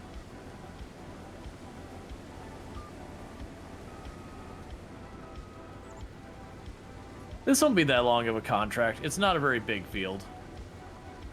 I mean, very genuinely, by the time I finish this, that'll probably be around the same time it takes Suwey to finish the other two, which, yeah, you know, Suwey's getting 22,000 and I'm getting 5. So, these contracts are not created equal in any stretch. But, you know, it's something to do some productive. You can't autopilot while it's not in it. You can't autopilot while it's not in it. Yeah.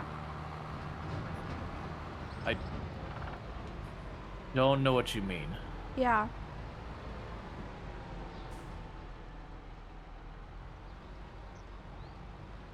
You should probably let the math teacher do all the math.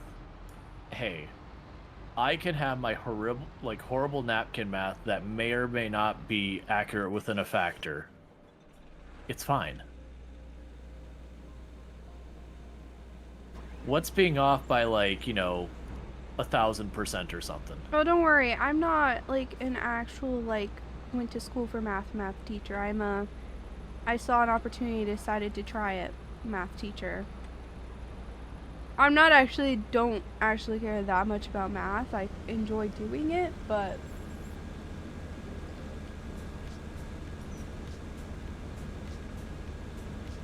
Oh, yeah, no, if you're trying to do where like, sorry, I'm just reading what chat's saying. If you're trying to do where like you can run the tractor and the harvester, the AI will do the harvester well for you. It won't do crap with the tractor. So you can hand the harvester to the AI and just drive along next to it yourself, kind of thing.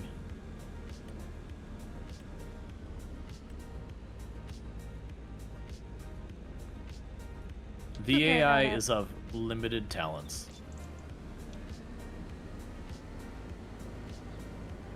oh.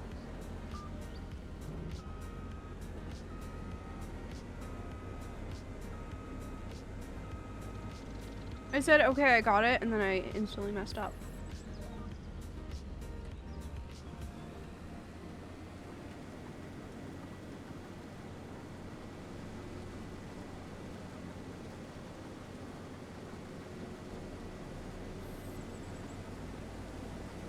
Handed my harvester over to the AI while I go get the wagon. It's gonna be a bit of a trek.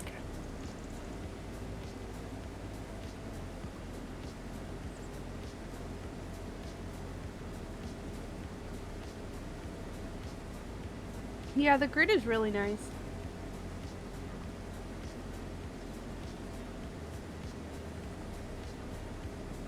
You had a professor in university that made the discovery of the number E exciting as heck.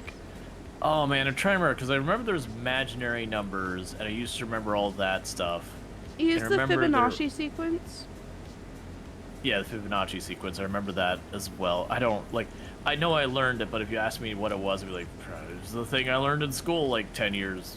It's a pattern that's 20 years found ago. like all over the place, especially in nature, like all the time. That's what it's called, Oh, the the natural spiral. number.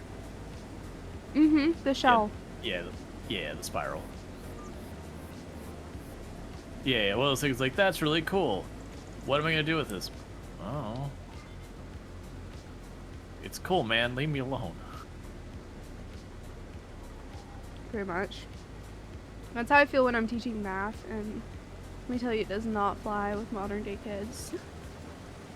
It didn't fly with younger kids too, like yesteryear's kids. That was it's funny. My teachers used to try really hard to be like, oh yeah, like I hated when they're like, you'll need to know this someday. It's like, look, let's be real with each other. I'm not going to need to know calculus. Oh my You gosh, know how I I'm have going to do my calculus? Kids will constantly be like, when am I going to use this in real life? And it's like, bro, I'm just teaching you what the government told me I have to teach you. I don't know. There's stuff that actually does have, you will use this in real life, like basic algebra, sure. Your addition, subtraction, division, multiplication, sure.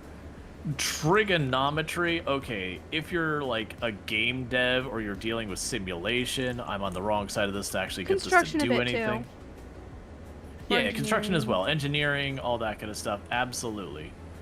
Calculus, like, man, I am making the software do that. I am not doing that myself.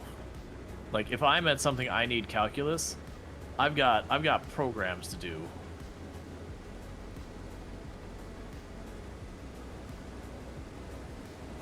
Wait, is E not Fibonacci?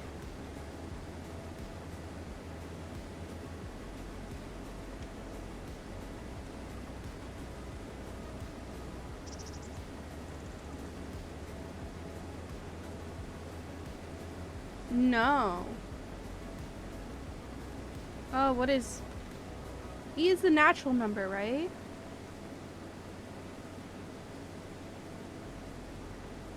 No, I got them completely mixed up.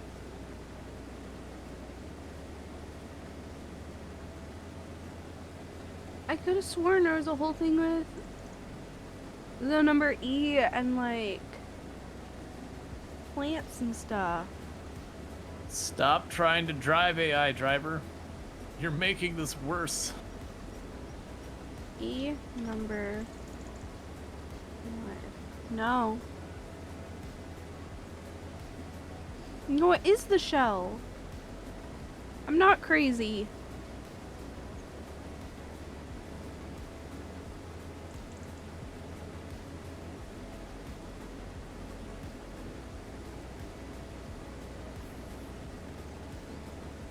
It is the spiral thing.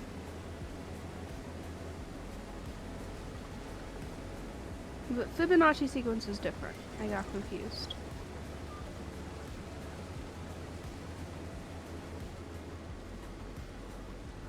My brain is just putting E as energy in my head. Because electrical and all that. Not that you do almost anything with E in electrical. Usually I always care about like watts, ohms, like what ohms would be resistance, voltage, amperage. Dude, I don't know, Andy.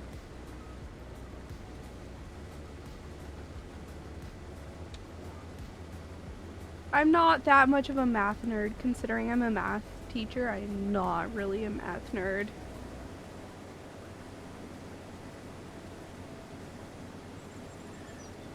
I honestly find a lot of teachers don't end up in their actual disciplines in teaching with grade school. It's kind of like just where they had demand. That's where you end up with, and then you teach it a while and you build up your lesson plans, and later on you have the opportunity to go into your discipline. But by then you've already put all that work in. And some do the switch at that point, but that's agreeing to do a heck of a lot more work, and by then you've put in a bunch of years doing the other thing, so you're kind of do the other thing now.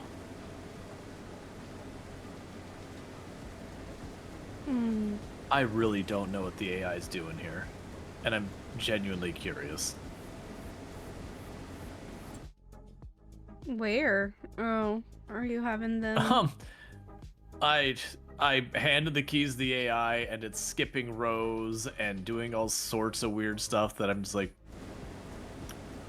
don't know what you're doing, but sure, I'll let it play out. You're still not mowing over places you've already, or not harvesting places you've already harvested, so you are progressing. So yeah, we can roll with this.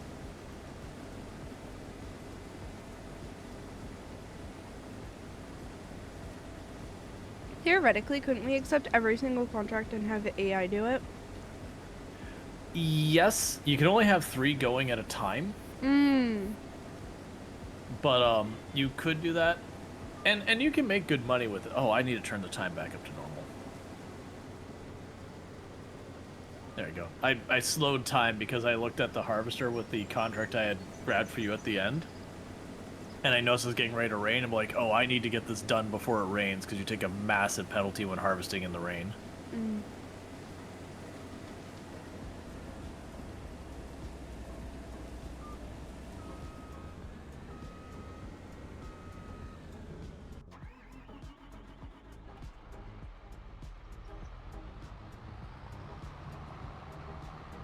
But yeah, for everyone who's like, oh no, Rawls contract's gonna take hours. I'm almost perfectly in line that me and Suwey should, end pretty close to the exact same time with our contracts, considering Suwey's about twice ahead of where I'm at. And, we'll finish the first contract, and I'll be about halfway done with mine. So it should be pretty close the same. I think I might finish slightly early just by the fact that you have to drive between the fields and that.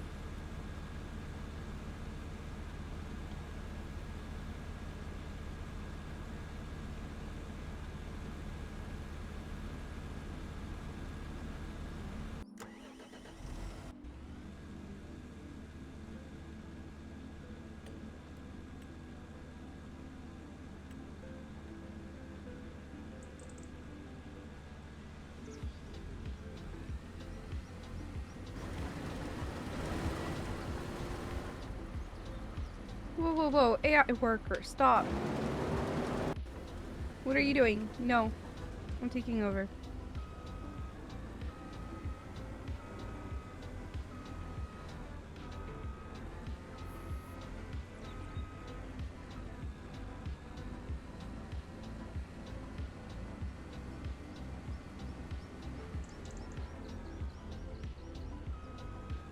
Okay.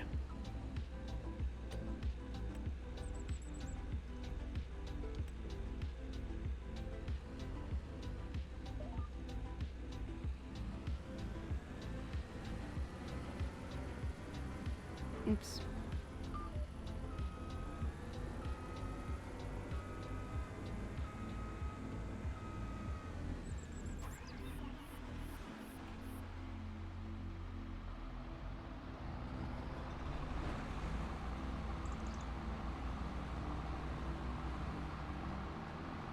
Over here.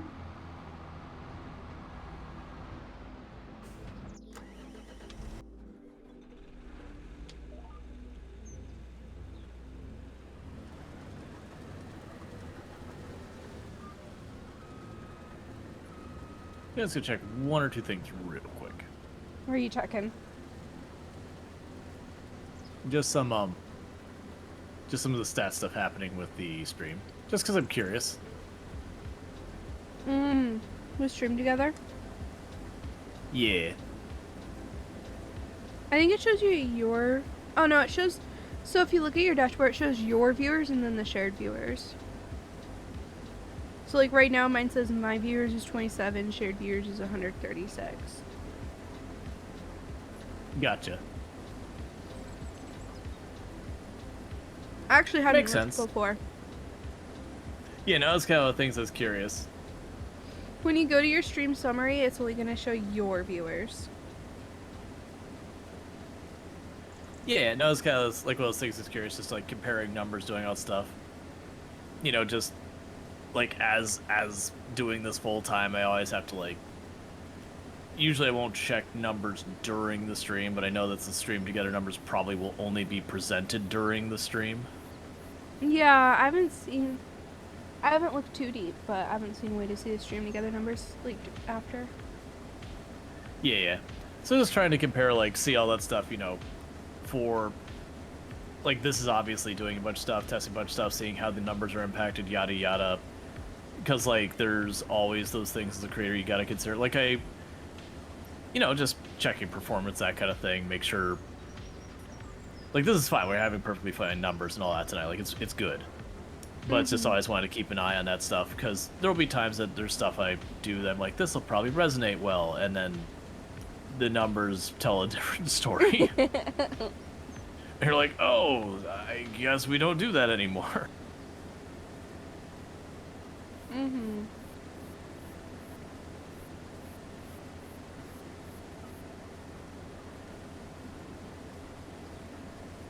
Yep, that AI running the harvester for the peas is a fascinating tale.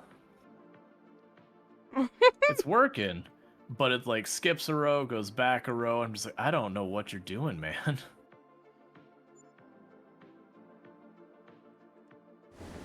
You have breakdown of both streams on your screen? Yeah. Well, that's the thing. I actually feel it'd probably be relatively easy to try and look at from some of the other perspectives. Yeah, no, it's just like curious, like, not be like, oh, it's like whatever channel playing, because like this kind of stuff you wouldn't want to go by it anyways, like the numbers on the individual channels, because it could be something that normally people would have us both on separate tabs or stuff like that, but because we're combining the stream, maybe they're only watching one tab, or maybe it's higher. Like, there's so many ways you can go, you just wouldn't get meaningful information from that. Mm-hmm.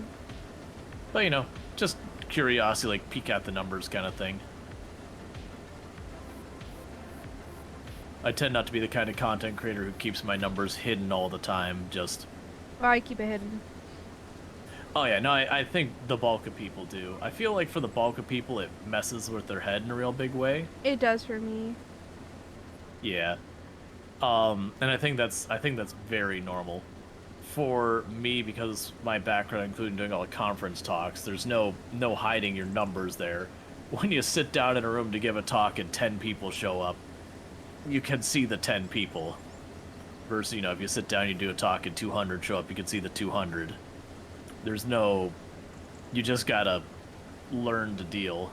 Mm-hmm. Now, granted, those really small talks can actually be the more fun ones, because you just say, hey, forget the formal format of this, let's sit down and round table this and just really, really get down to what each individual wants, because it's a small enough group to do that. Yeah. Versus 200, you're going to give people a spiel and then ask questions at the end, most likely. Oh, what is it on? Conry? Is that how you say their name? How do you say their name, Ro? Conrad. Conrad. So kind of like the name Conrad, but Conrad. Yeah. Just different places, different pronunciations.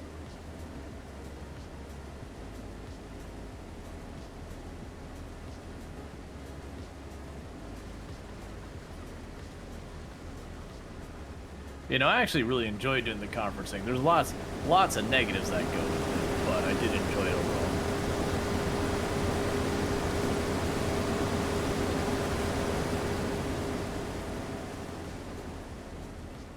What is this mass greenery you appear to be harvesting? It is peas. We're getting that pea money. That's a big variety all of that. things. Yeah. Yeah, no, it's struggling is what it's doing. That, like, the harvester's getting it done, but it's certainly taking an interesting route to do it. What is it overlapping? God, you love your pea money. I mean, it's good money.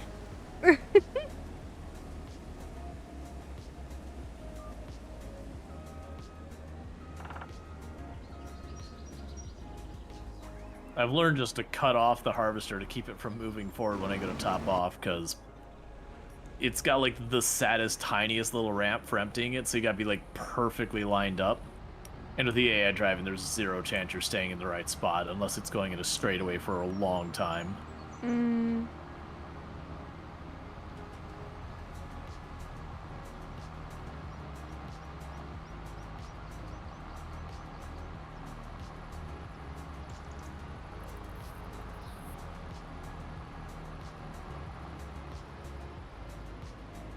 Not for profit. You believe it's called a 501c? Yeah, I think because there's not just one nonprofit in the U.S., but I think 501c is a nonprofit number. I used to deal with a lot of nonprofit bureaucracy and finances for a while because of writing software for associations like Cub Scouts, all that kind of stuff.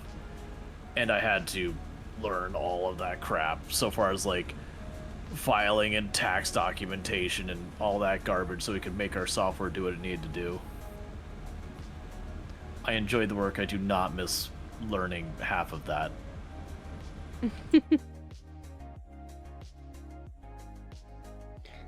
Okay, of the flashing ones, which... Oh no, it's only flashing the one. Okay. So I need to go up.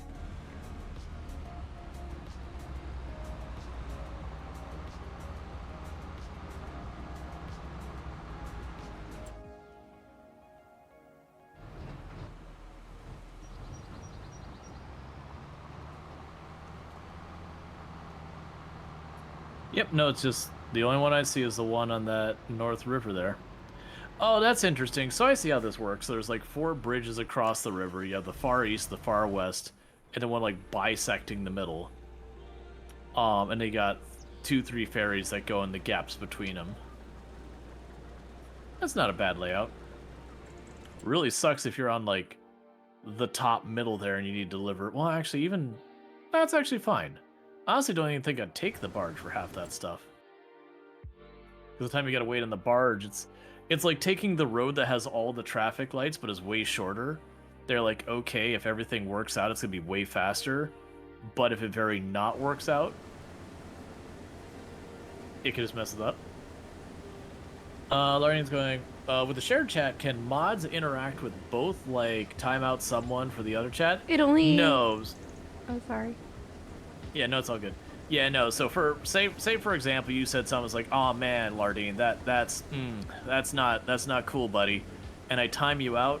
It will time you out for my chat, but you will still show up over on Suwey's chat if you chat over there.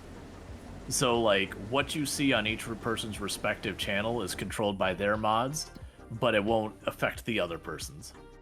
So like even if I went to the extreme of like banning someone here, you'd be banned here and not over there. But now if you said something and both of us simultaneously were like, oh heck no, and then banned you in both channels, then obviously you get where that goes. Mm-hmm. Check the mission, do they drop all in the same place? I only saw one spot marked. Yeah, I checked. They only go in one place.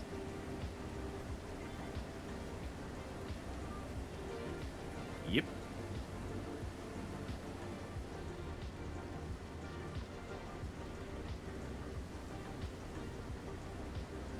There's actually a third relatively good sorghum contract. Only 6,000. But I mean, 6,000.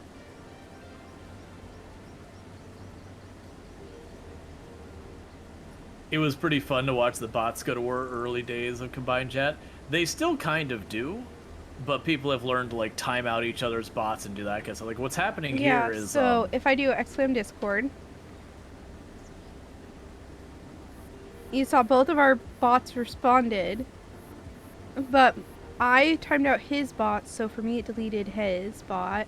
For him, he timed out my bot, so it deleted my bot's message. Nurture says, you've actually seen where you couldn't talk in either chat due to the one chat being barred to you? You would still show up in one of the chats. Because we've tested this before. You still show up in one chat, but not the other, unless both chats banned you. Or, like, you may have been banned in one and timed down the other, or something like that. Yeah, no, because I banned Arch's bot, and it was still talking last night. Yeah. No, you wouldn't want that functionality. The, like, you ban it once and it bans in both. It's the same thing for if you ever use the ban lists. Like, I share ban lists with a lot of people, And so like I have a number of viewers in my channel that I see the message like, this person's been banned and such and such's chat. Yep. And you know, then you'll see the message be like backseating or whatever for the times that the mods do add that. Like, it wasn't a feature when it first came out. And if I don't have any problems, I won't ban that person as well. Now, if they were like, this person was banned in this chat, and you know the response is like, kept making racist comments or something, I'd be like, okay, hang on. Unless I know this person and like really confident that they've been a good bean or whatever. Normally, it's like, okay, maybe it's just something out of context, didn't realize the meaning or whatever. But that would definitely be one of those ones that there are certainly some like, basically I don't automatically ban someone who is banned on someone else in my shared list, unless the thing in the comments next to it that the other creator put was something like, oh, that's real bad. Mm-hmm. A lot of times it's just basically like a so-and-so annoyed me type thing. Yeah. Well, there's definitely that. There's definitely those times where you're like, you're playing a game and you're doing whatever. The person's like, hey, you need to lift your header before you turn. It's like, no, I don't. It's not real life. It doesn't matter. You're like, well, no, but in real life, it's like, no, I don't. It's not real life. It doesn't matter. And you're finally like, look, man, I've made my stance. You need to calm down. And then you ban them when they just keep pushing because you're like, look, I was polite, but whatever. So it's more the boundary pushing than, you know, than anything specific they said. It's not like, oh, telling me to move my header isn't something like, hold up, TOS, don't do that. It's just like, man, you're kind of being a jerk.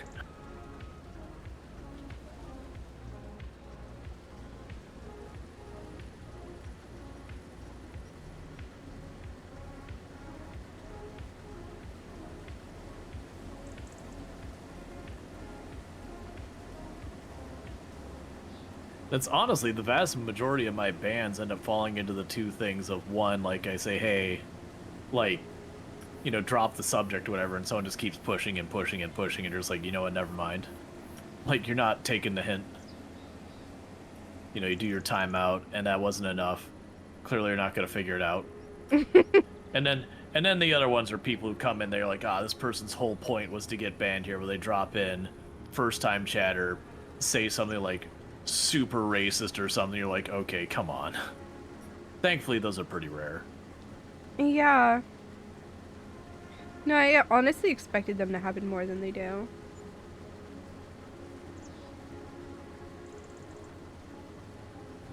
With it being the internet, I expected to have a lot more, like, sexist comments as well towards me. So a lack of those types of comments is actually really good to see.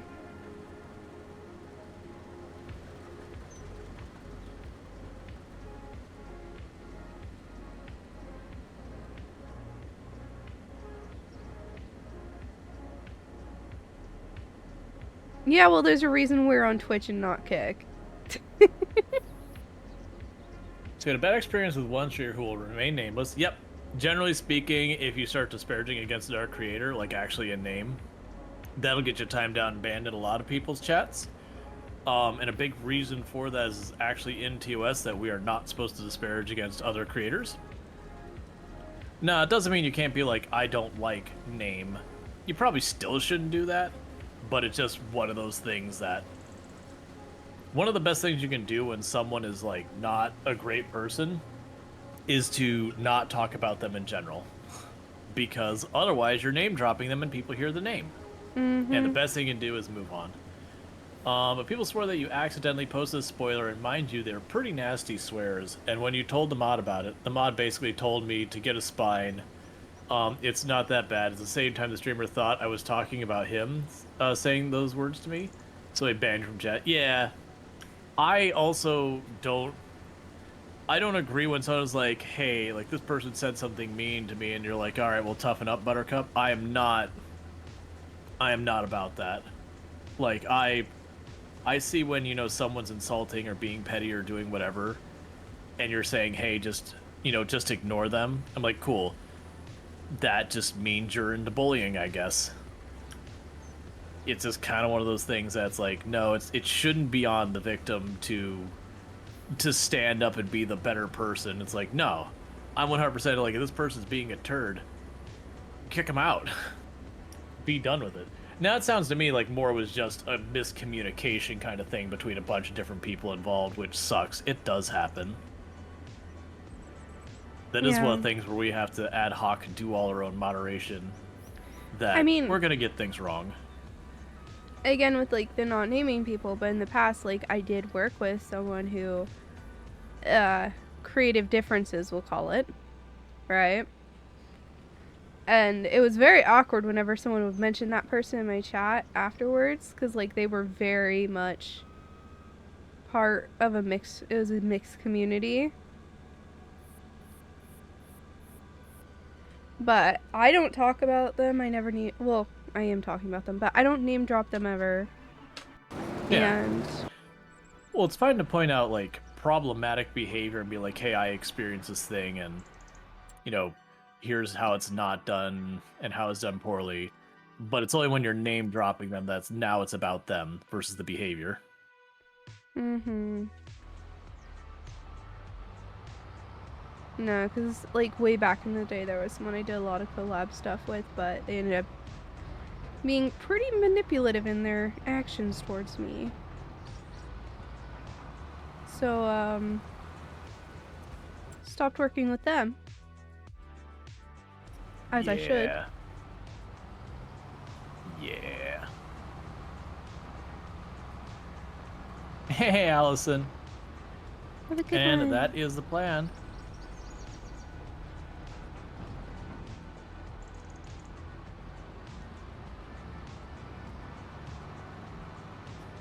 Yeah, no, it's totally fine for people to have like differences, and even if they are differences where people don't like each other later, like there's definitely, and I won't name drop either, there's definitely two creators in the Product Zomboid community who really don't get along, and don't drop their name because I will time you out, but they just don't get along. That there was a communication between them, you know, and it was very much like The Sims, where you walk up and you both like say the comment, and sometimes it goes well, and sometimes it go meh, and they turn away and there's a negative. It's kind of one of those things where just the way the communication went, both parties involved, not the happiest, and it's something that they don't talk to each other and all that, and it's kind of one of those things that, like, they mute each other's names into each other's respective channels. It's usually just what you do. It's honestly the best way to do it. Like, if you have another creator who, like, I've got one or two creators I will not work with because of behavior they've done, like involving this stream and whatever, and again, I won't name drop. I'm so curious, but, actually. it's like the one was just the person, they don't really stream anymore, so it wouldn't matter anyways. But basically, you know, I tend to raid other people, and, you know, I very much believe in all ships rise together kind of mentality and all that. And so I raided them. You know, they're like thankful. I'm like, cool, you know, very typical raid. And I was lurking their stream another day, and they're getting ready to wrap stream, and the person's like, oh, hey, you should go raid, and it was like another mutual friend kind of thing. You should raid this person. And he was like, no, I don't raid out. Why would I give my audience to someone else? And I was like, well, F this dude. Yeah. Like, very much being like the zero-sum game attitude.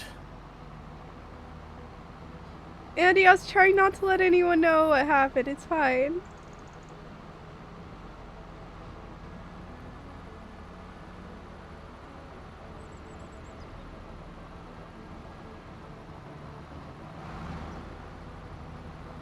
Yeah, no, it's like all tides float all boats, or for the inverse, you know, when all the tides lower, all boats sink. So, like, I'm going the wrong way. You can all play zero-sum and just torpedo each other down, but everyone's just sinking.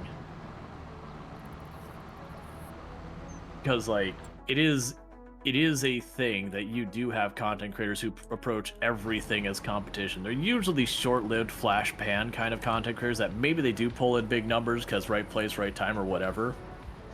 But inevitably, they're going to have to pivot or going to have to work with others or whatever sooner or later.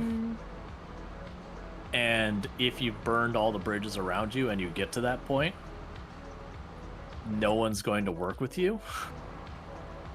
No. So they're usually people who are here for a year or two, maybe 3 that they're relevant, and then they're done whenever they have to do a proper pivot. It's very rare they last. Wait, was I supposed to turn here? Yeah, okay.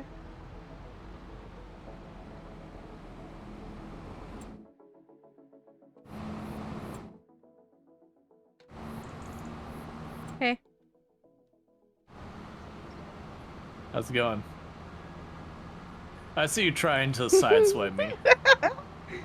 I think you underestimate the weight of these trailers. Oh, you want to play that game? I mean, I'm just delivering peas. Because my AI driver... Want to play that game? Oh no. Uh-oh. Uh-oh. There's a reason I didn't cut that sharp. It's okay.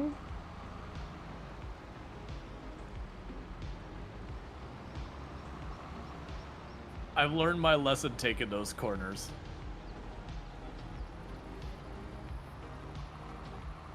Come on, trailer. Move backwards. Rawl, I might need some help.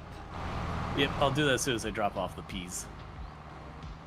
Because one, if I have to ram your vehicle, I need a little bit more, like, having extra weight to drag just slows me down.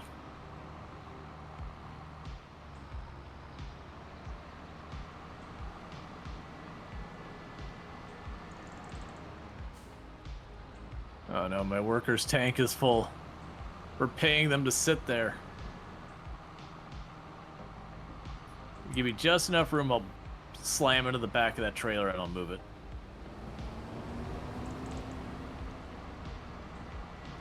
That has... Where I made that comment where that we're underestimating the weight of the trailer, that may have been exactly what I just did. Yeah.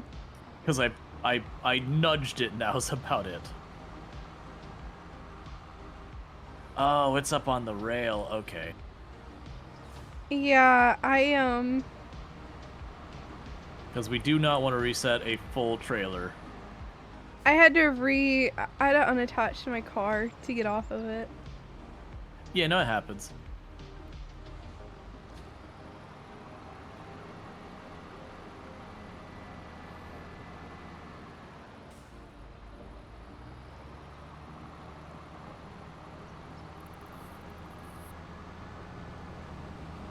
Ah, that's a good push.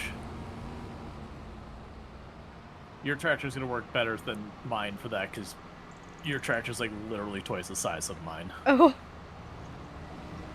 I think one more good push.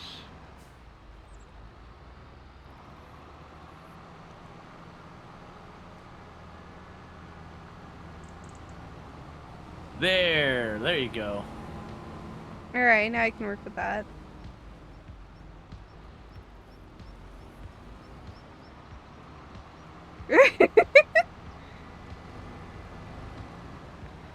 It's because I wanted to try and knock Rawl off balance. I have honestly found in games like this in American Truck Simulator, whoever the one is who attempts to sabotage usually is the one who it doesn't work out for. Yeah, but I'm never gonna stop trying to sabotage you and you know it. Oh yeah, no, that's fine. I'll just keep driving while you hit rails and such. And then you have to go and fix it.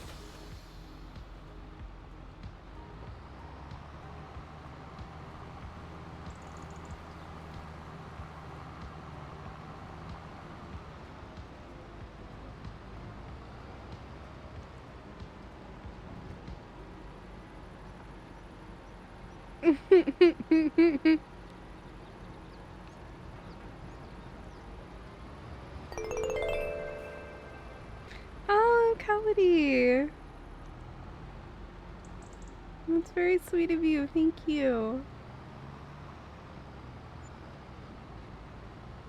Thank you so much.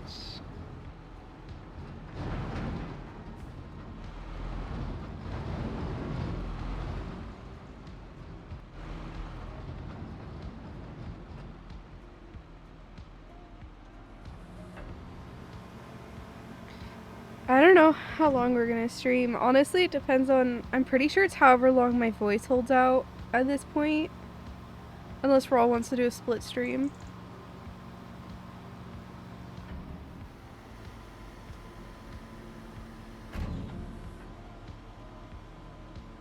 Raw. I heard you.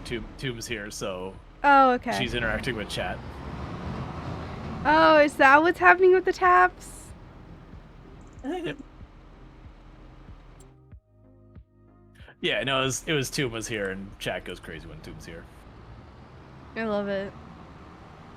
But yeah, no, it's I mean, in all honesty, it wouldn't hurt for me to split stream, but at the same time, either way, I don't have a plan for today. I actually literally my title is like more Project Zomboid later? Question mark. Yeah, my voice is a little dead, so I probably can't do the full amount of time. That's fine. Well, what we can probably aim, let's see. Because we haven't been going super... Oh, I mean, we're actually 4 hours. Dang. I know. Yeah, so what we could do, because we already got a couple contracts, are probably going to take us at least another half hour to knock out. Let's see how we're doing at that point. Yeah, that's what I was going to say, is we can do that, see our total money, and whether we set up the field now, or just be like, okay, next stream... we start farming our own farm, like have that as the goal. Either would work probably well. Mm-hmm. There's no way my stream was 10 hours last night. I know when I rated you, you were at like 6.5, I think, somewhere in that ballpark. Oh, maybe it was 10 hours. Well, I mean, for it to be 10 hours, did you go an extra 4 after I rated you? It's very possible. It is Project Zomboid. I streamed till like 4 or 5 a.m. Oh, my no, time. you streamed like 4 or 5 a.m. your time. That'd be, what, 2-3 hours difference from me? Yeah, I was like, I thought it was like 8.5, 9 hours. 8.5, 9. Yeah, I'd guess 8.5, 9 hours would probably be... Ah, okay. Nope. Mods popping in here being like, here, we're laying down the facts. No. Don't mind me, I'm missing my turns. Whoop. Do you ever just like oversteer into the brush?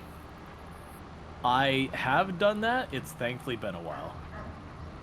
Hmm.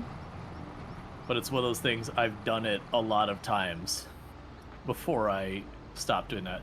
I do still do that if I have like a very misbalanced things, like when I'm doing my challenge thing, if I don't have a good tractor and I'm dragging way too much weight, it can push down on the back of your tractor so your front wheels keep lifting.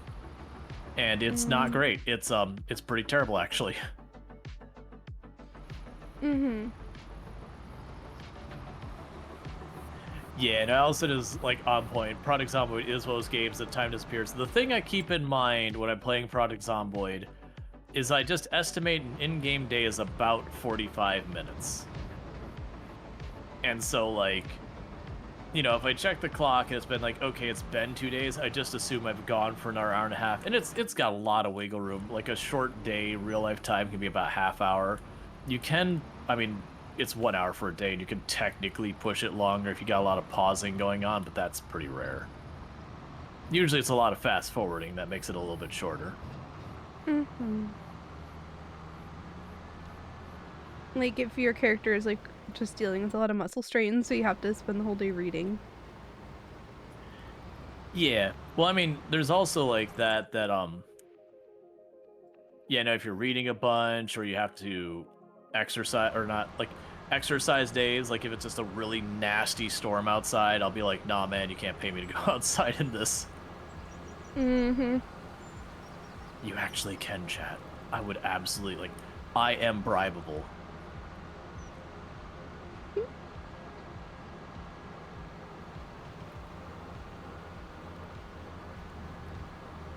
So I am actually team don't worry about the TV. I see the TV as kind of a trap. That like it's just one of those things that yes, it's helpful, but if you're sitting there hovering around the TV, you're not getting all the other things done. Mm-hmm. And those other things they do add up quickly.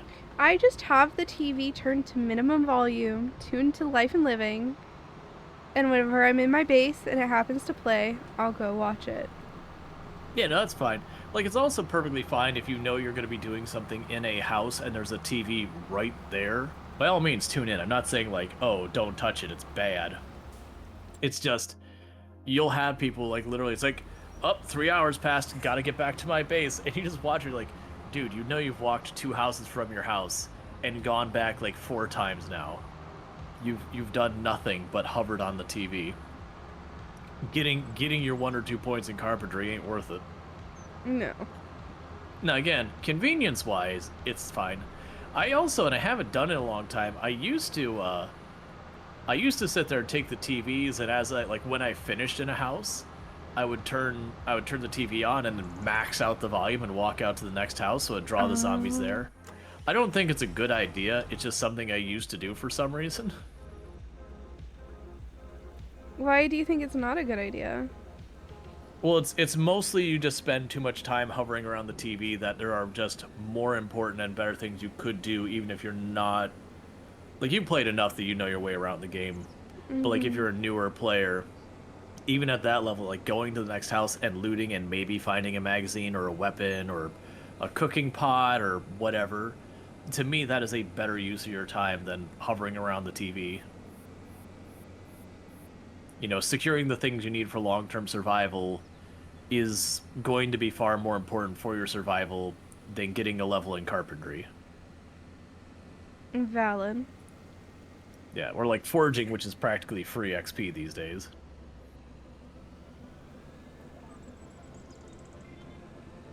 Because I'm trying to remember, you can get, what was it? You can get a point in fishing, foraging, I think 3 points in carpentry. Not counting book shenanigans and all that. I think a point in... wasn't first aid. Trapping, I think you can get a point in. Like, the carpentry was the big one, because they have lots... Oh yeah, you can get a point in cooking. I think carpentry was the one you could actually get multiple points in without abusing books and a whole bunch of stuff. I mean, not abusing books, just getting lucky and having the books right away, which is very unlucky, or very, very unlikely. And of those skills, it is just one of those things that, like, carpentry, sure, grinding up some levels in carpentry is a big one. Foraging you practically get for free. Cooking you practically get for free. So fishing and trapping would be the ones I would consider the most. Mm-hmm. But usually you don't need fishing and trapping until pretty like mid-game, late game. Like when you start getting to 3 months and that, where you're like, oh no, I actually have to worry about weight now.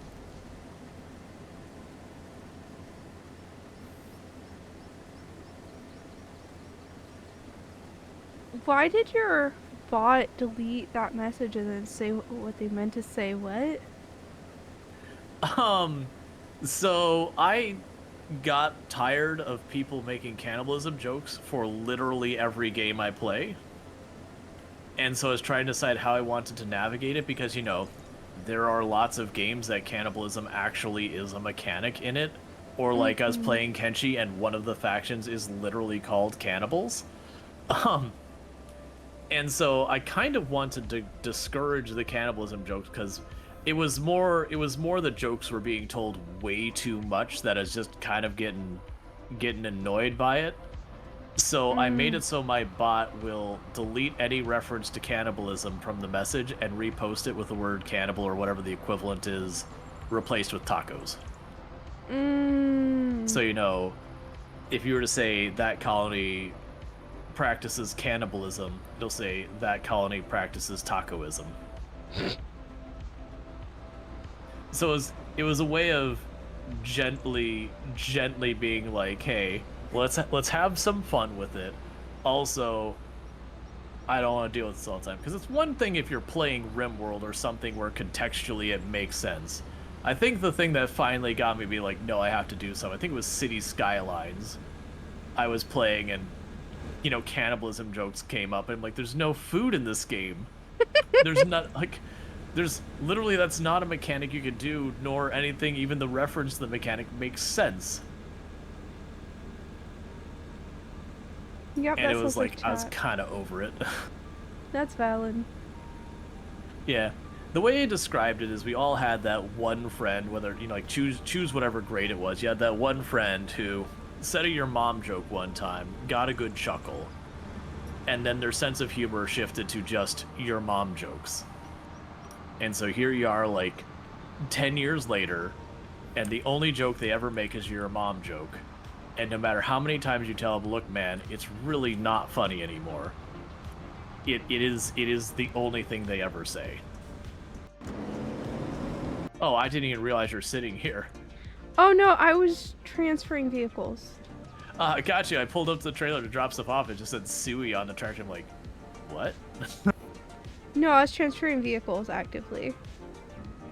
Yeah, for me, I, like, when you have something that, like, yeah, I could add all the references to cannibalism as, like, auto-modded words and all, and then that's a solution, and that's probably the lowest effort solution. I've kicked him out so many times this stream.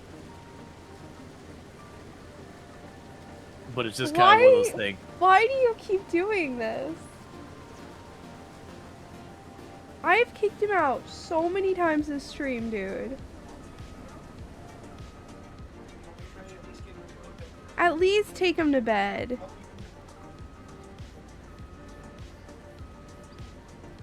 Sorry. It's not warm enough for him to be mega cozy. I keep getting the cat dumped on me. No, as if. Uh-huh. You freak it. Oh, yeah, no, Burning Sun, it only, like, because you horribly misspelled it, it won't pick up on that. I didn't go and, like, foolproof it. Kinda the comment I made was, like, when we first implemented, it's like, yeah, you know, if people find new terms that slip past it, whatever. If I have people who know I've got it there and know I kind of, like, discourage it as this ongoing thing, then, oh,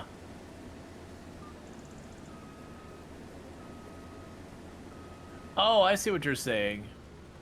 Yeah, no, it's like, if you pad it out, as long as it's like, because it's just looking for the word in the message, it's not smart. So if, like, people deliberately misspelled the word cannibalism to, like, get around the bot and all that, it is one of those things. It'd be the same as, like, when you have auto mod and I don't allow a word through, and then you just misspell it to let it through, it'd be like, hey, don't do that. Like, that's Yeah. the warning. Yeah. Because it's, yeah, like, you know, yeah, so you've got, like, your rules, we all have our rules that say, like, hey, be kind in chat, like, whatever the exact rules, and one of my rules is don't test auto mod, don't bypass auto mod. If it's there for a reason. Yeah. Though sometimes Automod will just, like, I have it pretty high on the, like, the sexual one. So, like, people can't say anything very sexual at all in my chat. Because, you know, female streamer. Duh. Right? Yeah. But sometimes it will, like, think the weirdest things are sexual. And it is like, why? How? Well, a lot of the times I find, like, I'll see a word and be like, really? Automod? And it'll be like, yeah, so over in this other country, like, that's actually pretty bad. And you're like, ah, I see. So, like, it's one of those things that in my context from where I'm at, it's a really nothing burger. But then you go to this other place, like, no, that's a real mean thing to say to someone. It's like, ah, okay, I getcha. Yeah. It's like, Yeah, bunny know, ears. It literally said bunny ears was sexual and they couldn't say it. I can see that. So the reason I can see that is bunny ears is Playboy. I don't think I've ever heard someone refer to someone as like, I don't know, like you might wear bunny ears or some like I don't even know how you'd make that a thing, but I could see where there's a connection. I think it's a stretch. Like I would not have bought it myself. But it's like, okay, I can at least see where that reference might be.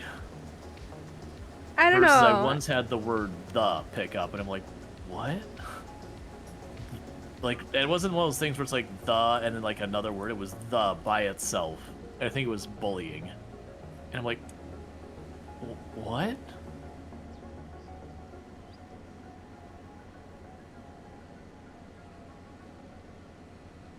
But yeah, no, that was Yeah, a no, weird that's- one recently.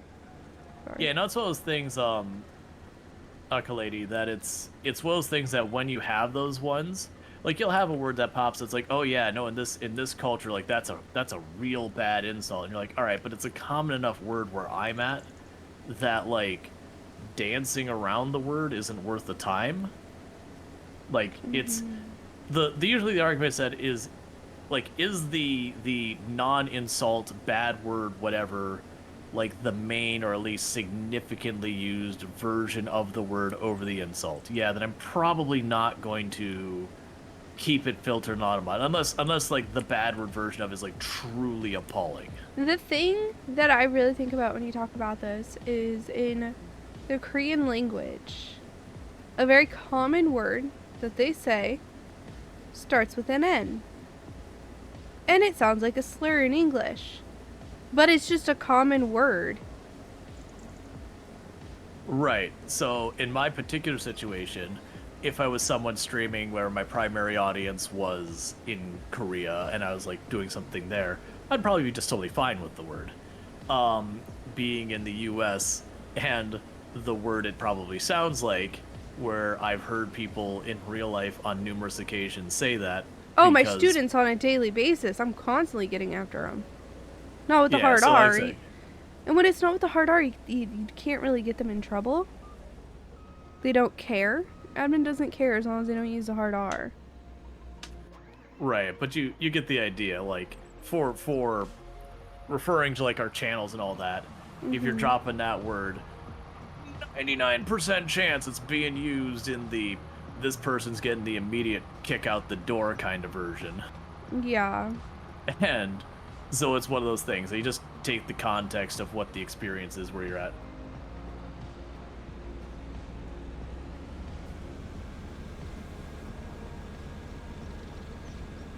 Oh, hi. You enjoying my, harvester?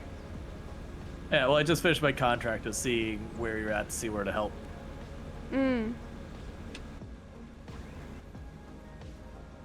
Well, I'll keep going if you want to drive alongside me. Yep. Oh, I messed up. And don't worry about it where you see the graphic like it's dumping on the ground. It doesn't do anything. Like we don't lose anything for it. Okay. So like you set the pace and it's on me to correct. And like I realize you're gonna have to turn up here, so I'll just drive ahead. You do what you gotta do, and I'll reset next to you when it's a good opportunity to do so.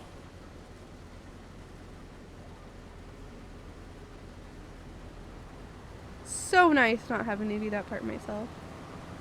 Yeah, no, it's one of those things that like usually if I'm playing on my own the way I set this up is I will hand the keys over to the AI and I'll just drive the trailer.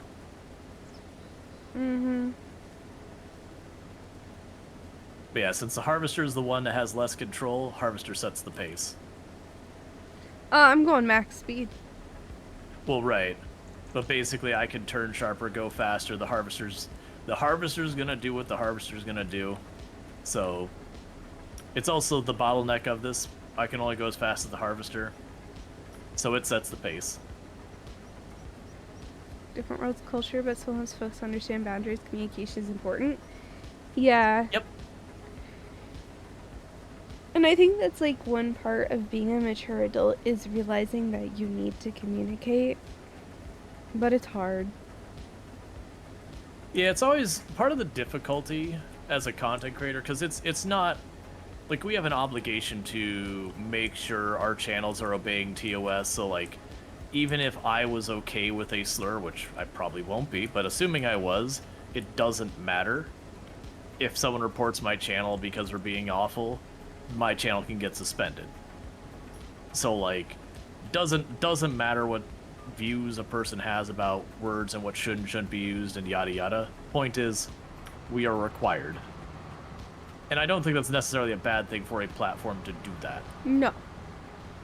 Because they got to protect their own butts legally and not get a horrible reputation and do all that stuff. And very genuinely, it makes it a better experience for everyone involved. There's a reason I won't touch kick. Like, just period. Can't say I've ever had to report a streamer? Yeah. It's pretty rare. But freedom of speech? Well, I mean, the government's not involved, so it's fine. Your freedom of speech has not been punished by anyone. That's only government. Strictly and exclusively. Yeah, it is always interesting though when it makes its way over to me, hearing about like some kind of drama, some streamer did XYZ thing. Yeah, usually my response is, like, unless it's someone in my circle that's like, oh, hang on, wait a second. If they're doing this, then maybe I might want to reconsider my association with them, or like reach out to them and be like, hey, like, that's not okay, man, or like, whatever. I haven't had to do that, thankfully, but that could be a thing. But if it's like, oh yeah, this other really famous streamer did this awful thing, it's like, cool, I guess, but, you know, For me, it's usually that doesn't like, really affect me. huh, I'm surprised they're willing to even try. That's my usual reaction. Oh yeah, no, Luke, it doesn't mean I'm like, oh, you're not allowed to swear. That's actually, swearing is not against anything in TOS on Twitch. You can swear all you want, as long as they're not derogatory slurs. Or threatening people, or anything else that breaks TOS. You want to drop F-bombs? Go absolutely to town. You'll have a lot of people be like, alright, this is a bit much, maybe I don't want to watch, because that is actually a thing. Yeah, no, there are channels that definitely push boundaries too. There's definitely been creators who I like, you know, I don't have a problem with swearing and all that. I mean, we have people in our own stream team that swear a bunch.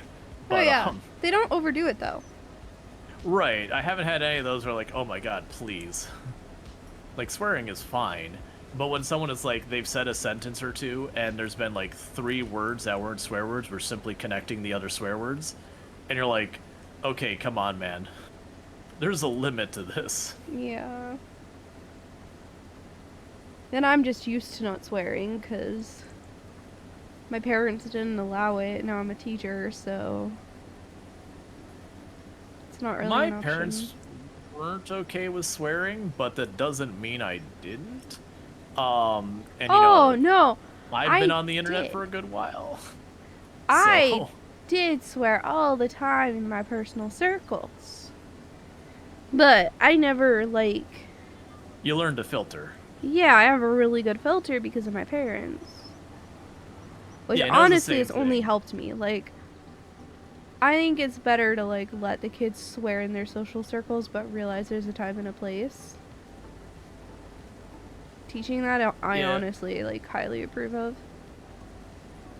Yeah, no, like, I definitely swore a lot when I was younger, to, like, probably mid to upper 20s is kind of when I started really tapering off the swearing. Like, I still do it, but to me, swearing is a tool now. I mean, don't get wrong, like, I smash my thumb with a hammer, and I'm probably gonna cuss. Oh, me But, too. you know, that's different. Or, like, But as far as, like, day-to-day conversation, you've heard me in games, something that, like, really throws me off happens, and I've done it. yeah. Yeah, no, it happens. But, like, I've been a public speaker for a long time, and it is a thing. Whether or not it should be is certainly a whole conversation you can have. But if you're sitting there and you're having a professional speaking engagement and you're just dropping random swears and all that kind of stuff, it really, really, like, people will view you as being lower intelligence. Again, whether or not that's fair, there's a whole conversation to be had there, but it doesn't matter whether it should or shouldn't be. The fact is, it is what it is. And you will not be taken as seriously if you can not, like, communicate effectively without constantly dropping swears all over the place. And then also dealing with, like, teaching and all that. Obviously, if I'm just cussing the entire time I'm teaching my students, that's certainly not going to reflect well on me professionally. Oh yeah, in And then professional plus, workplaces, like sometimes there's a culture where it's okay to swear, but usually it's not. well, Ardine, I wouldn't even say it's necessarily talking different that's the issue. There's, I don't know if this is like a broader culture thing and all that. There is a view that, you know, people who resort to violence, people who resort to bullying, people who resort to insults and, you know, swearing usually, like, even if the swearing is not an insult in itself, a lot of swears, that's where they come from, is insults and that kind of stuff. That you view a person who behaves in that way as potentially being, like, brutish and, you know, the kind of person who you're going to have a conversation, be like, no, I think this is a better idea because X, Y, Z, and they'll go, no, you're stupid. And you're going to view that person as less intelligent. Now, I'm not saying that's a thing, but there is a connection between that kind of behavior and people who swear a lot. It's not fair to judge people in that manner because they swear a lot, but there is a commonality there that some of the people in category A fall in B enough that people make that connection.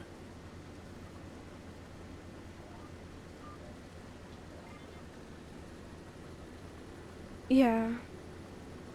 But like, no, in the school setting though, like, in our very tight-knit group where we have a meeting every single day for like 45 minutes, there's the occasional swear word that comes out when one of us is really passionate. But like, Oh, we would never swear in front of our boss. We would never swear in front of the students. And this is like once every like 3 weeks, one of us will swear. yeah, well, that's sort of circling back to me, like, even in a professional setting, there is a time and place for swearing. Like, genuinely a useful place for swearing. To me, it's a tool. Because, like, if you're someone who has a reputation of you're generally kind, you almost never swear, all these kind of things, and you pop in there and you drop an F-bomb, you can hear a pin drop. Everyone's like, oh crap. Yeah, Like, I what did that the other day. Oh my gosh, I just got like really heated about something, and a swear just kind of came out in the middle of one of our small group meetings, and I just went, "Oh, I'm sorry. I didn't mean to. I'm sorry." Yeah, now for me it was the one that sticks out in my head, like, deliberate intentional use for a swear for a purpose of emphasis, is I was dealing with a really crappy boss. And we had all sorts of practices and policies to help keep our bug counts down and to be able to work effectively and blah blah blah. It was just stuff like having automated testing and all that. So it's quality stuff. Mhm. And the boss in question, and he won't say this, but it was very clear from the outside, felt his job was threatened because he was having more and more and more of the stuff he was being, like, he used to do, being taken over by this process. And so he finally went to the point, it's like, okay, we don't have time to do the process anymore. Like, we just need to get stuff done. And he kept pushing back, and I kept pulling him aside because I was the team lead, being like, hey, we're skipping all this testing. It's starting to really reflect in our code quality. We're getting way more bugs. We're not doing the things to keep it done. Like, we are going to have problems if we keep on this path. And, Why? like, you know, I can't override him. Why'd you stop moving? I had to check the map. Mm. But, so eventually, hey, Red Hawk, thanks so much for the raid. I do appreciate it. I hope you had yourself a good stream. But I go check out Red Hawk Black Sheep, another fantastic content creator. Good times to be had. What were you playing and all that good stuff. But to pick up where I was talking, I've already forgotten which way it's going. The opposite. You can go forward. Forward's fine. But yeah, so as well as things that like finally, you know, things were actually starting to be becoming a problem where we're starting to get a lot more bugs because Turn right. Turn right. But we were starting to get like more bugs. Things are getting hard to move forward because we weren't doing all those like little side things you do to keep code moving in a good way. And at the next intersection, turn left. But it was just one of those things that, you know, he pulled this meeting together and he's like, we're not what's the word he used? We weren't going to accept mediocrity anymore. Like, we were gonna get this stuff up. And, you know, it's like, we've been really letting the bugs get up. We're not gonna accept this mediocrity. And I like just stood up in a meeting. I'm like, I never raised my voice. I never really argue. I was like, you do not effing talk to my team this way. Is like, I have been warning you that this has been coming for months, and you have ignored it and ignored it and ignored it, and you will not be tossing us under the bus for this. Go straight. So it's like, yeah, I can actually see the field on my left, so I'm just turning. Oh, it's not that field. Well, then we're gonna go off-roading. Not really, it's not really that bad. I'll have to go around this.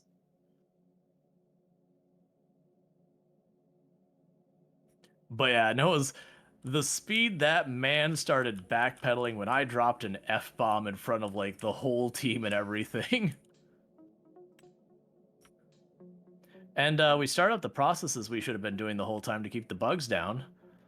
Because like, I am going to hold you up that we're not accepting mediocrity anymore. So we're going to do the things that we know worked because we were doing them. Ooh. But yeah. But if I was someone to raise my voice and drop swears all the time, that would have been barely a blip. But because that's just something I didn't do, like, just absolutely had him like, oh crap. Like, you know, is Raw gonna go up here? Am I about to get like shanked by him? Like, what's going on here?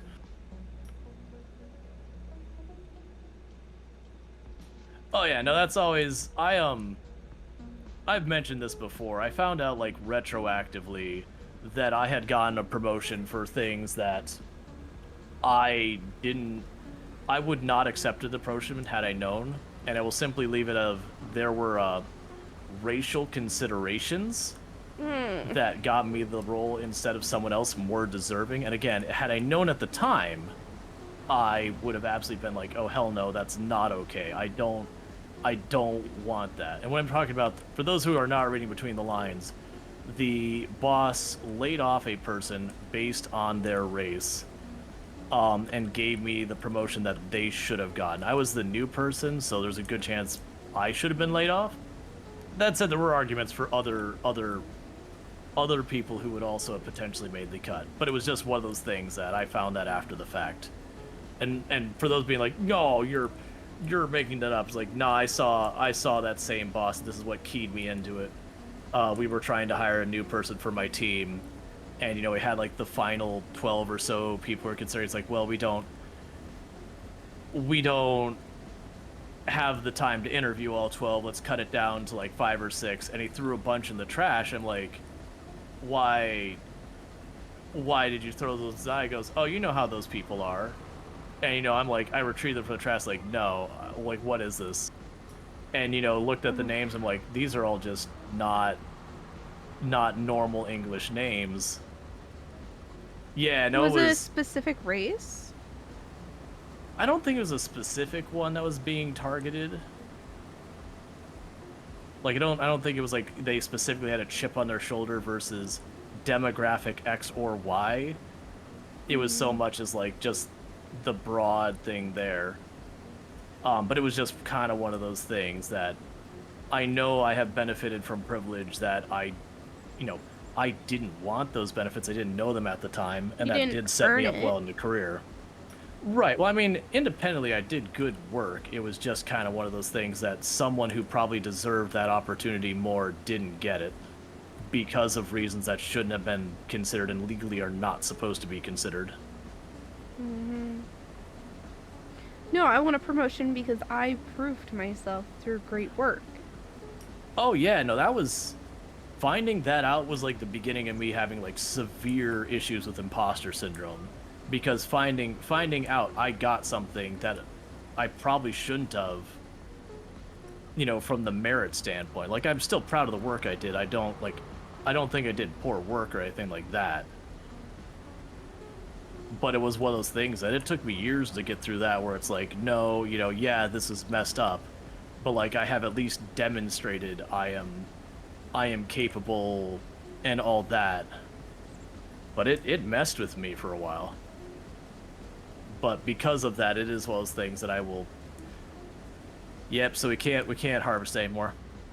Contract done. Oh, It's a thing that happens when you have multiple. You don't get to necessarily ride out the whole way. okay. And thank you for the compliments on the shirt as well. Do do you all get what it's actually referencing? Wait, That is the question. looked. Let me go look. It is very solidly a reference to something. It's pretty. And if you're trying to look closely for like different shapes or symbols or something, that's not going to help you. The colors kind of give me Ponyo vibes. Give you what vibes? Ponyo? It's a Ghibli film. Ah, well, it's not that. What is it? I will say it is Star Wars. Oh, yeah, I wouldn't get it.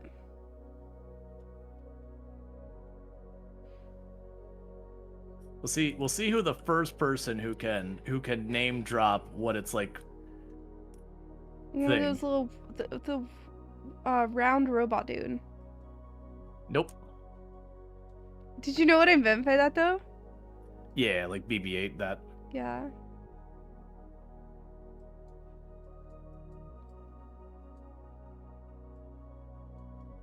There you go. The 0HC having it.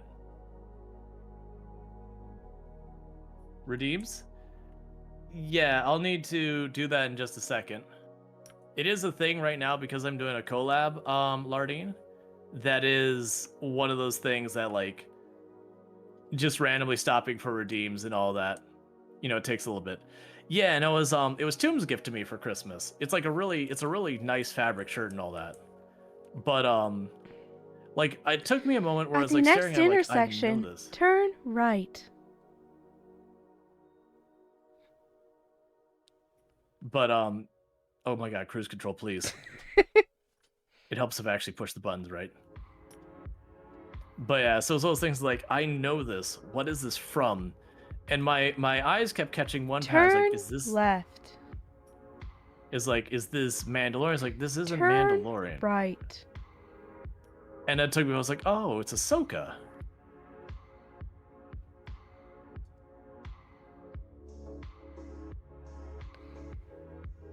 At the next Luke, intersection, turn right. Yeah, Luke, keep in mind I primarily stream on Twitch. I do also stream on YouTube, but very generally the live streaming experience on YouTube is, if we're being kind and gentle, absolutely flaming hot garbage. So like we have like 150 or whatever number of people over here Twitch hanging. So it is kind of one of those things that if you're looking for live streams and you're on YouTube, you are getting the this has gone rancid, it's watered down, someone has forgotten it, it's been sitting in the back of the fridge for a couple of months and is technically its own life form now version of live streaming, unfortunately. Yeah. Also, when we finish this, I'm gonna need to exit. Well, My that's body's perfectly being fine. a pain in the butt. Hey, no, you go recover. You push yourself, and then you just stay sick longer. Yeah, no, it was that one right there. Okay, you got it. It's not sick, it's just I streamed too long yesterday and my voice is dying. Yeah, no, that's like I said. Take your time, do your recovery, do all that stuff. And so let's see what her final payment is.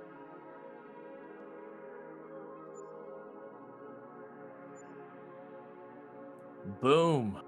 $93,000. That was the reason I was going to buy that field at the beginning of the day, and I'm like, wait. That's like $25,000 in those 2 contracts alone. Yeah, we're gonna go ahead and get that money first, because that's just gonna give us a much bigger starting.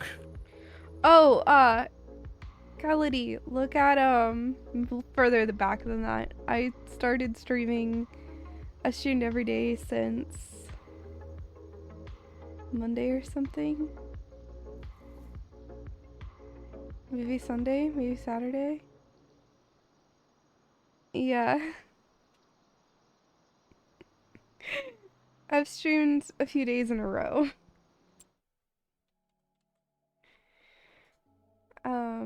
But it's like I'm on winter break, and as a teacher, I can't stream during the school year because the thing about teaching is you go home, you are completely exhausted. You rest for an hour, now you need to go grade all of your papers and plan the lesson for tomorrow. I didn't meet the actress for Ahsoka, like the live action one, but I have met the voice actress for Ahsoka from like Clone Wars and all that. Real fun person. Also, fun fact, if you've ever seen the brands Her Universe or Our Universe, that's how she pivoted. Like when the Clone Wars was starting to wind down, she actually got her own brand that was like just nerddoms, but actually quality clothes regardless of age, gender, whatever. They're just, and it's not like just unisex all of it, but like actually being what happens if you actually made Star Wars shirts for women that didn't suck. Spoiler, people spend a hell of a lot of money on it. For 10 weeks? No, it's not 10 weeks and 3 weeks off. It's a lot more than 10 weeks and then 3 weeks off.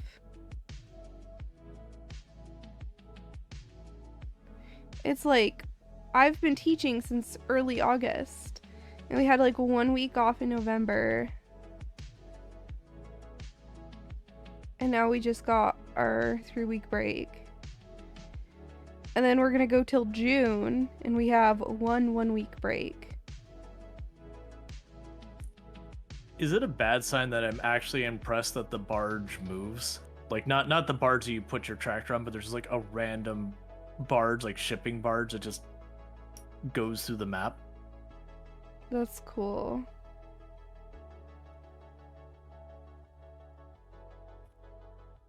All right, but yeah, no, if you're ready to wrap up, what we can go ahead and do is, this is actually not a bad stopping point, because this will probably give us enough time that the next time we play, we end the same in-game day, we can probably set up a field and maybe not, well, I'm not sure what plants this month, but like get something started the next one, so it's a pretty good time. Mm-hmm. And it also gives me enough time that I can switch over to Project Zomboid and do Project Zomboid things. Yeah, no, so I'm just peeking at my streams though from the past, like, so I started streaming Sunday and I haven't taken a break, right? Sunday was a 9-hour stream. Oh, wait, that was the wrong day. Sunday was a 6-hour stream. Monday was a 10-hour stream.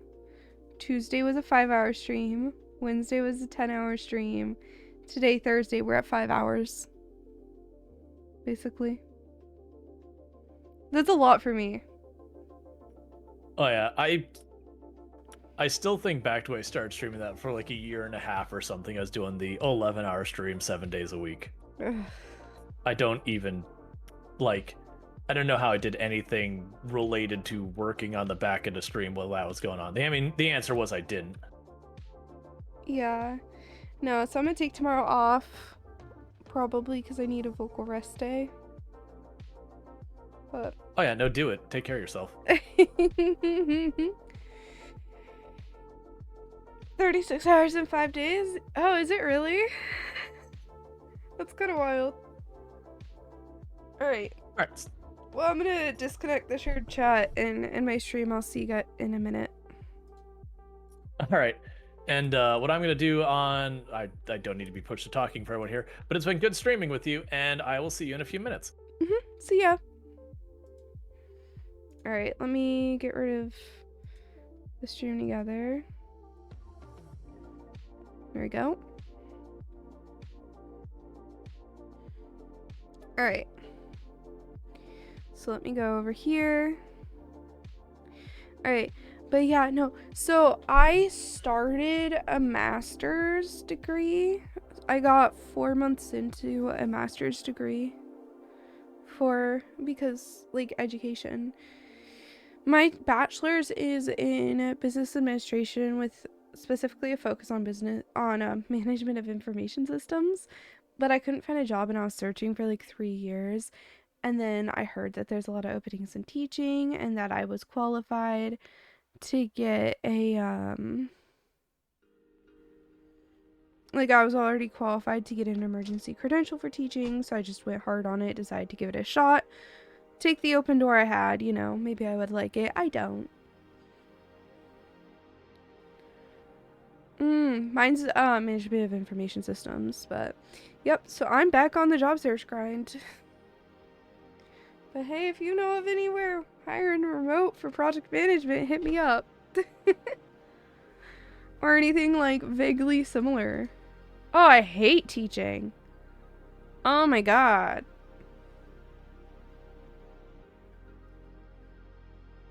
I do not like it. The kids are mean.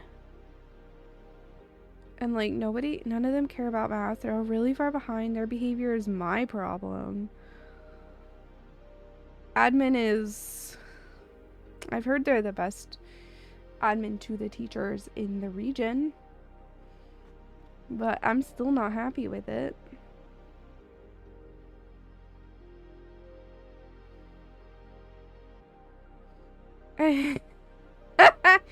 Andy. I'm hoping I find something. Like, if I have to, I'll do another year of teaching, but I'm really hoping things work out in a way so that even if I don't land something, we can float for a little bit while I try to find something I actually want. It's definitely something that, like, matters to me. Because, also, hi Mathano, we're ending right now, but... yeah, no, I don't like teaching. I cry pretty much weekly. I am constantly crying.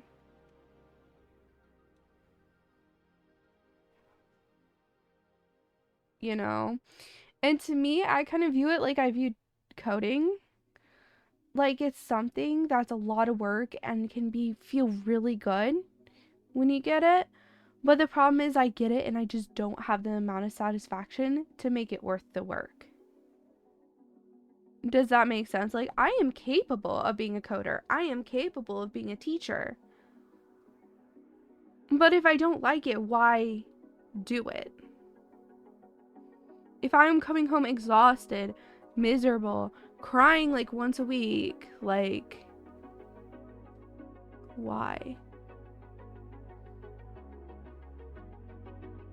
You know?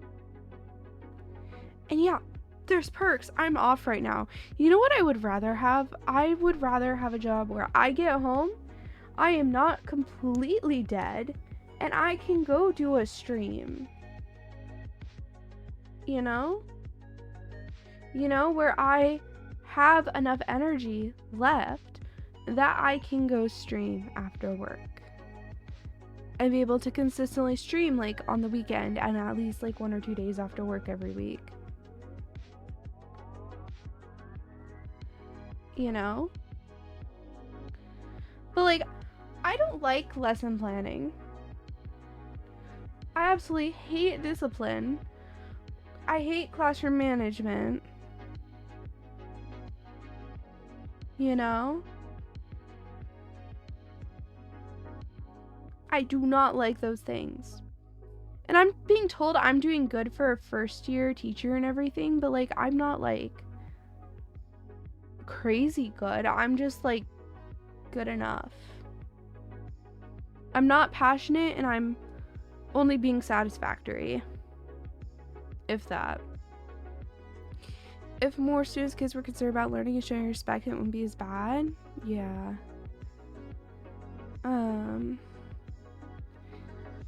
You know, it probably wouldn't help me because I need a job.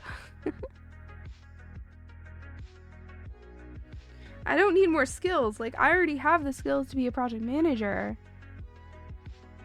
I just can't land a position. I kid you not, I got to probably like 10 final interviews while I was job searching. And at the end, we went with someone who has a little more experience.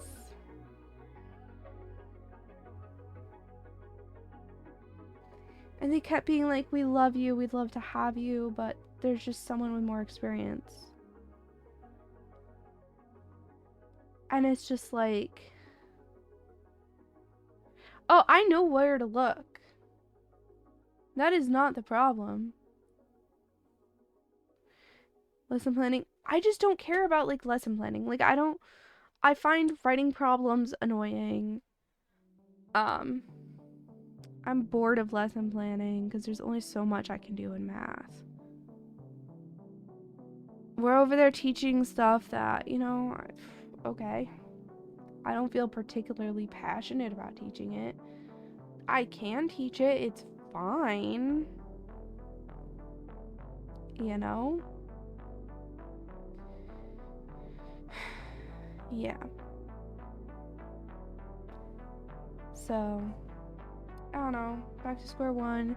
I'm doing some like looking in my area just at like all jobs to kind of see what's around, and there has been some kind of interesting like business positions that like I wasn't seeing before because I didn't have the right search terms, but that actually look pretty interesting. So I might do some applying to those. You know, I'd also love to be an event planner. Project manager, event planner, anything of that kind of nature. Where you're taking a bunch of moving pieces, you have like what the client wants and you're making it happen. And I like that portion of teaching too, when they're like, okay, you need to cover all of these parts for this test. I like labeling out all the parts and kind of strategizing how I'm going to cover them. But once I go to the actual like in-depth lesson, the day-to-day lesson, I don't like planning it. I like planning the overarching thing.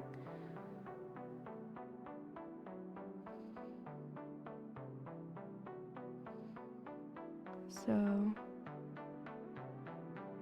oh, the Rimrolled Hot Potato does count as project management experience, but it's not in like an office, and they're wanting experience in an office. And my own passion project, while amazing, not enough.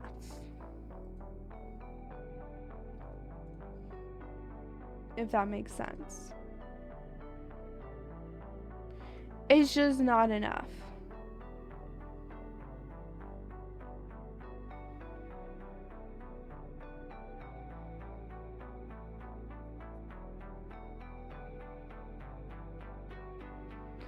Yeah, the issue is like actually landing something.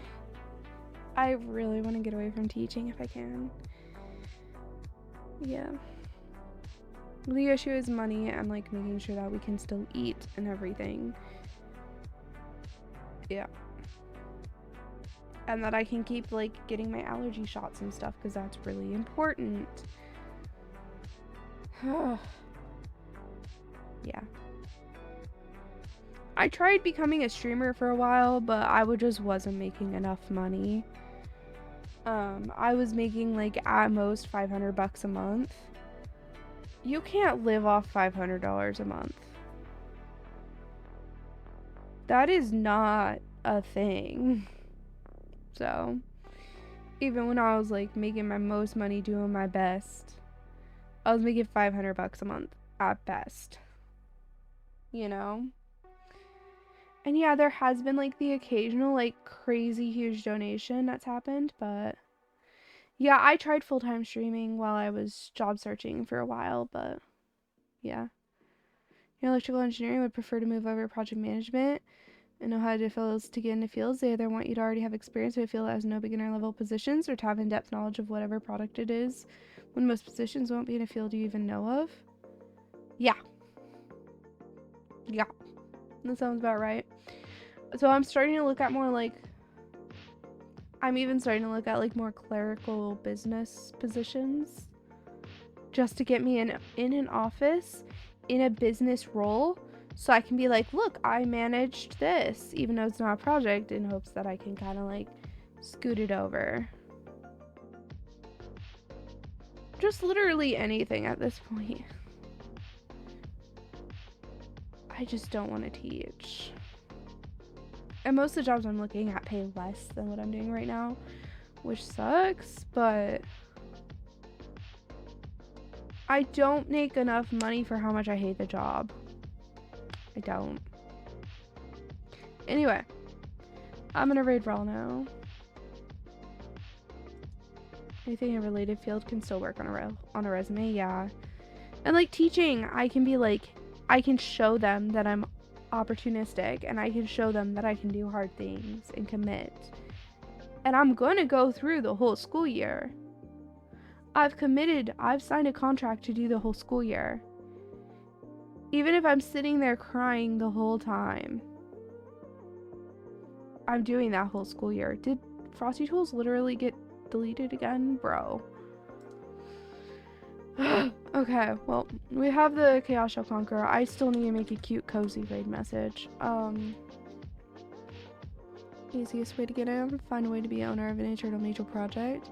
When you get results, start job hunting unless they offer you a position. Yeah. I'm also like, from what I can tell, my job as a teacher is kind of looking like they're gonna be forced to let me go.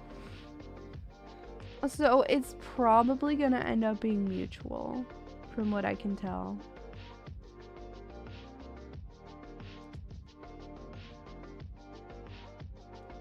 So, yeah. But I had a door open and I tried it, and you know what? I don't regret it. You know? You get an opportunity and you give it a shot. And that is what I did. Anyway, we need a raid. Yeah, I've gotten feistier with it too lately. I've gotten really feisty with my attitude about this, but yeah.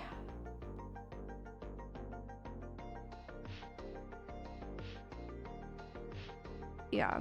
Hey, I gave it a shot and I didn't think it would be for me, and it wasn't, but I learned so many skills. I proved that I can be a very valuable member of a team. I can work great. Yeah. Anyway, I will be live again on Saturday. We'll be actually starting at noon Pacific, 4 hours earlier than we started today. I'll be doing a collab with, well, my boyfriend won't be streaming, but he'll be on it, and then 2 of our friends. So, we'll be doing Played Up. It'll be really fun. Anyway, I'll see you guys later. Bye-bye.